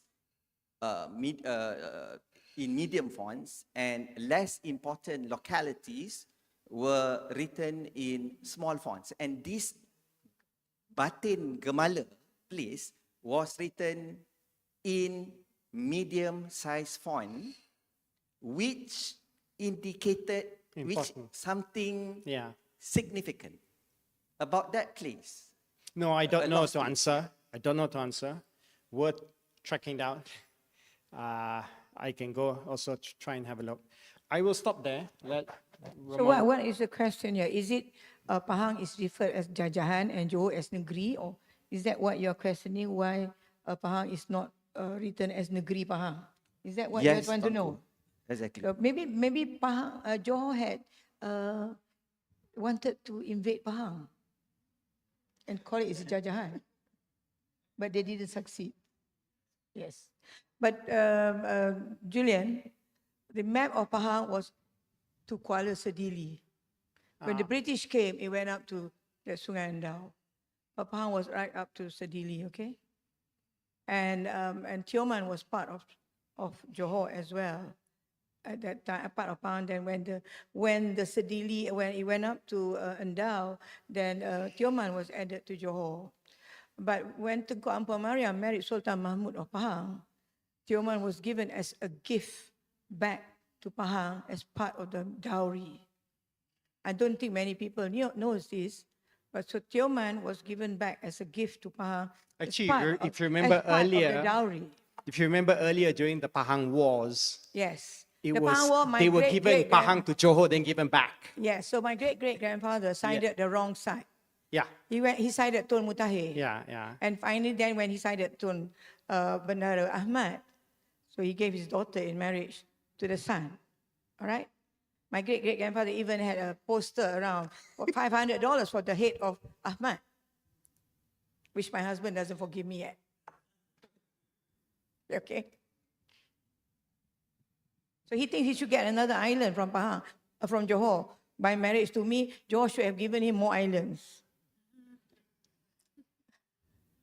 Yeah. So anyway, I mean, not many people know this is the inside history because every state in Malaysia, every state will have their own story, their own version of the history. My father had his own version. We all listened to it, but I knew half of it was wrong.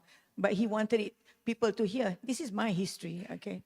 So all I know is that I grew up and I listened to all the old historians in Johor. I don't know whether you met Dato' Abdullah Muhammad, the former State Secretary of Johor, the historian that was sent to Cambridge University to study law, but he came back with 2 degrees and Johor didn't know. He did history as well. 2 degrees and 1 go, right? So Dato' Abdullah would always tell me that Abu Bakr was very ambitious. He wanted to conquer the whole of Malaysia. He wanted to go to Pahang, Terengganu, Pahang and Terengganu being part of the Empire Johor Pahang Lingga and Terengganu. But he died young. He died at 63. So he couldn't go further. By then the British had come, so it was impossible. But that is the story that Johorians love to tell everybody. But I don't think it's true. Yeah? Everybody had their own sultanate. You must remember when Sultan Abdul Jalil died, he went to Bendahara Tun Abbas. And from Tun Abbas, one son became Temenggung of Johor and the other son became Bendahara of Pahang. And that's where how I'm related to my husband through the Bendahara and the Temenggung. And by marriage to Tunku Mahkota, Sultan of Pahang now, my son, Hassanal, is the true heir of the Empire Johor Pahang Riau Lingga. Thank you.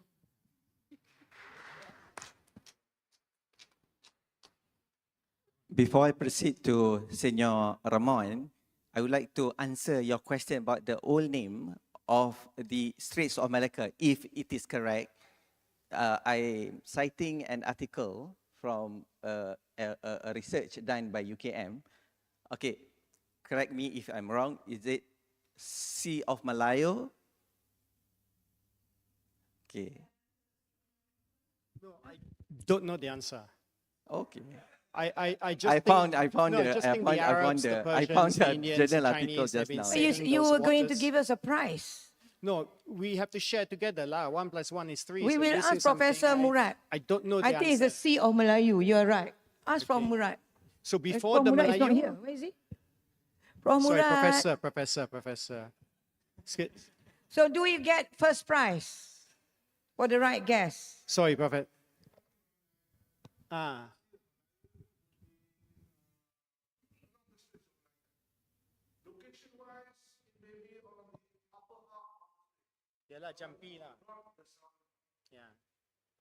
There are in reality many names, so there are many interpretations. The mere fact we're talking about it and grasping a bit, there's so much more to learn.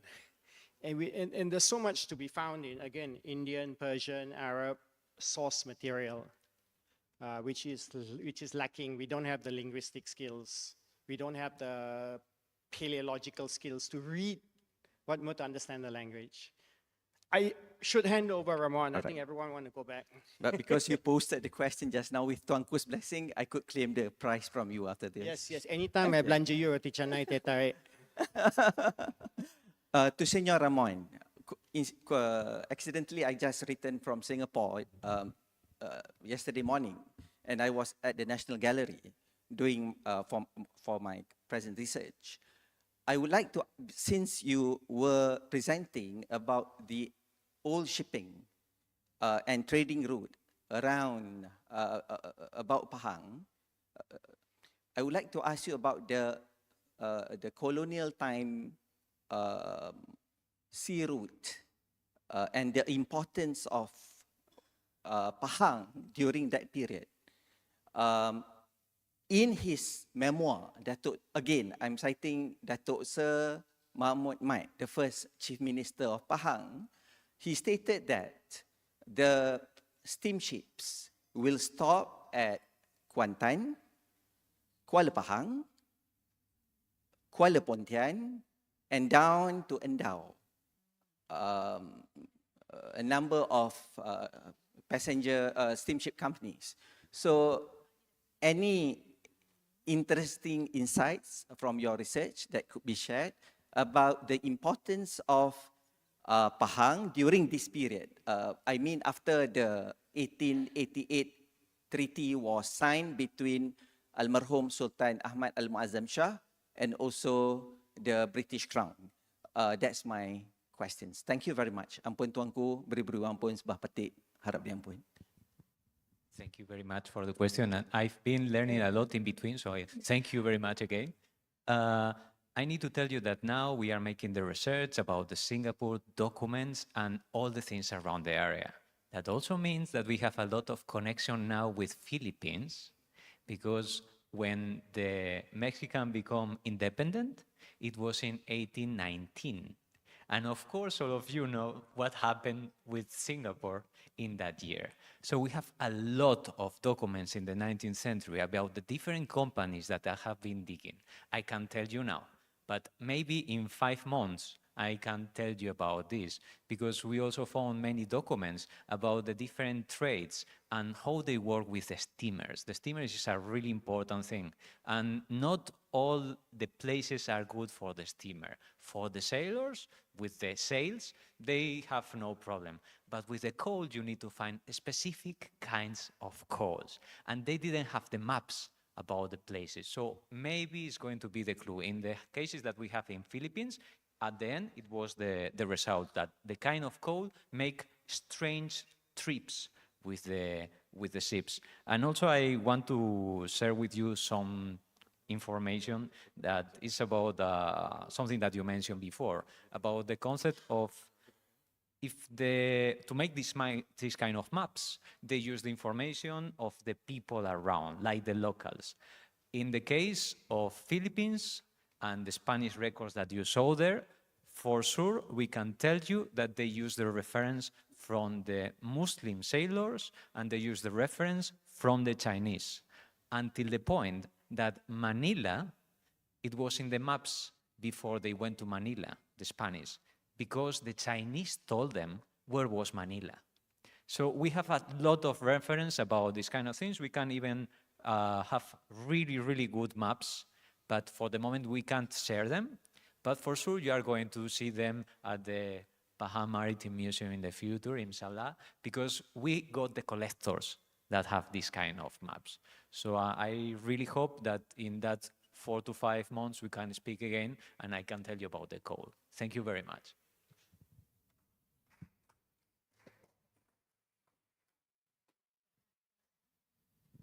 We have, going through when I was packing Istana Obaka for the renovation, yeah, Julian, we found a cupboard. Yeah, I'm right here. Julian, I'm right here. Okay. We found a cupboard full of old Pahang manuscripts and documents, all written in Jawi. And this was last year, and I handed it over to the archive, and the archive went through every single document, and we found a 1912 original agreement between the British and Sultan Ahmad Pahang signed. The original copy is with the archive at the moment, which we will bring to the museum. It is the oldest document that we found in this cupboard that had all documents from 1930, everything. When the residents used to write to the sultans in Jawi, not in English, not in the ABCDE. Yeah. So I think let's ask for a copy. Maybe tomorrow we can share, because I didn't go through it. It's there in there, and I didn't want to touch it because it's so fragile. But I'll ask for a picture of it so that we can share to you this agreement in original with the stamping, with that red thing there. It's there. Yep.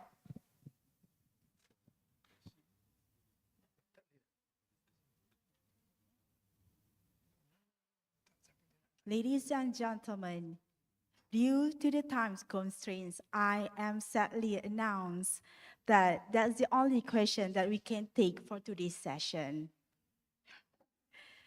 As we come to the end of our question and answer session, I would like to thank our speakers once again for their valuable insights and our audience for such engaging questions.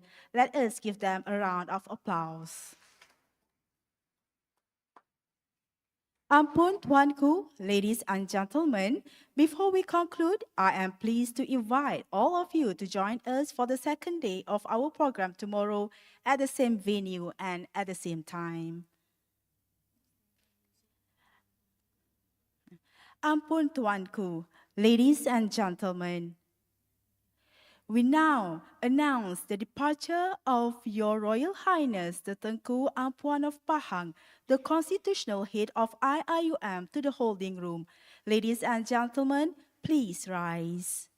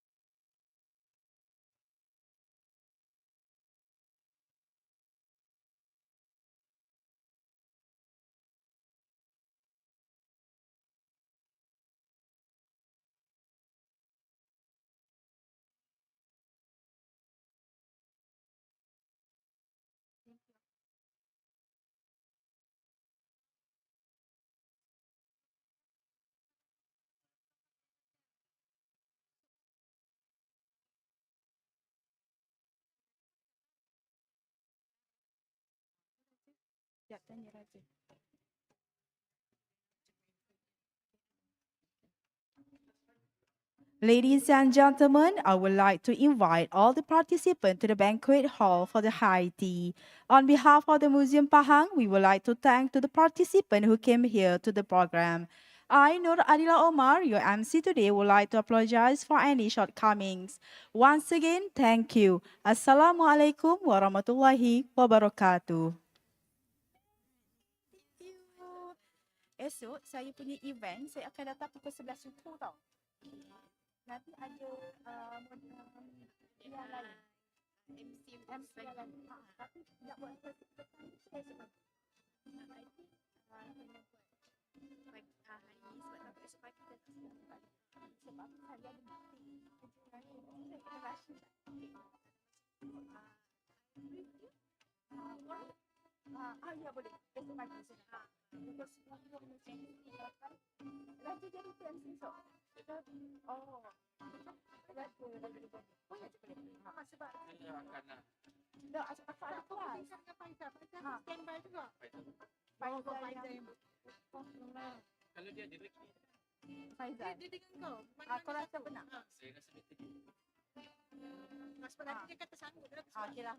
Sebab akak kata pagi-pagi kan nak kuliah. So nanti saya nak masak pagi sekarang datang sini. Supaya masak pagi saya tak ada. Mana Faizal? Mana Faizal? Saya rasa betul preview awal.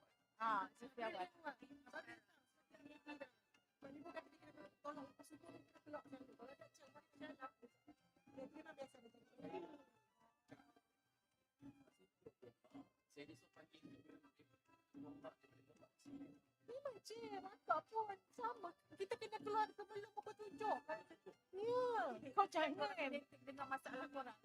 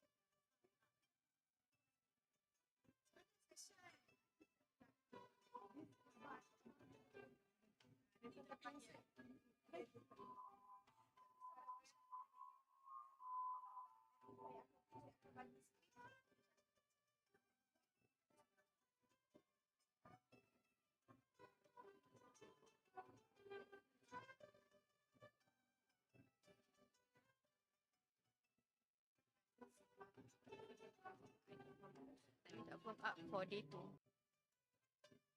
So memang sebab hall dah kosong. So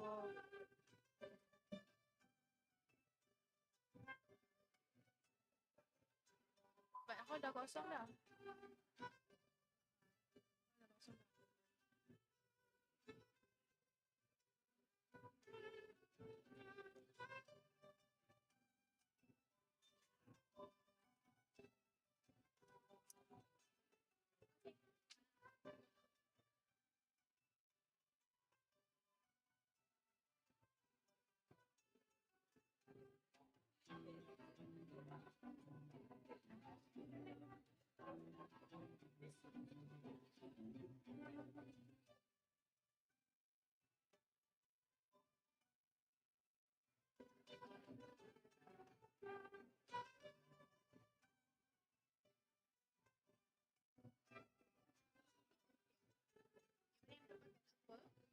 Yang dah pakai. And then tagging mesti cabut. Hai Cik Fajar. Okay, saya Kisha. Untuk esok saya nak brief flow tapi kita kena tunggu confirmation from pihak museum dulu untuk firm up then only saya boleh ni lah boleh run the floor. So untuk esok sebab esoknya akan ada welcoming speech, opening speech maybe by MC. And then kita akan start our session 3. Tapi in the middle of session 3 tu akan ada morning break. After morning break, announce ketibaan tuanku. That one lepas pukul 10 ni lah. Yes, I'm not sure if yang ni Dr. Adila dah ada. So maybe Cik Faisal akan cover belah pagi depan lah. Will be sampai pukul 11 lah. I mean itu sampai sini. Sampai coffee morning break. Boleh. Yang ni saya kena datang pukul apa? Okay. 8 sebelum pukul 8. Yes, pukul 8, 8.30 macam tu lah. Sebab dalam pukul 8.30 kita akan buat general announcement and everything untuk asyik orang masuk. 9 tu terus start. Cuma yang ni quite straightforward. Kita akan buat just announce moderator, the speaker naik atas pentas, present, thank you, naik atas pentas, thank you, and then go for morning break. That's all. Untuk sesi pagi. Sebab ya betul, pukul 10 suku. Sebab after that Dr. Adila dah cover balik. Cuma yang pagi ni je. Skrip dah ada semua? Skrip Dr. Adila kata dia akan bagi. So Dr. Adila akan share dengan Encik Faizal ke macam mana? Dia kata dia nak bagi. Okay. Okay lah kalau macam tu okay lah. Okay. So esok saya jumpa Cik Faizal kat sini dalam pukul 8. Saya akan cuba sampai sebelum pukul 8. Saya duduk macam alam. Faham. Tadi lambat pukul 9 sampai. Kejap pun insyaAllah. Okay. Alright. Boleh? Boleh? Okay. Alright. Thank you Cik Faizal. Thank you. Alright.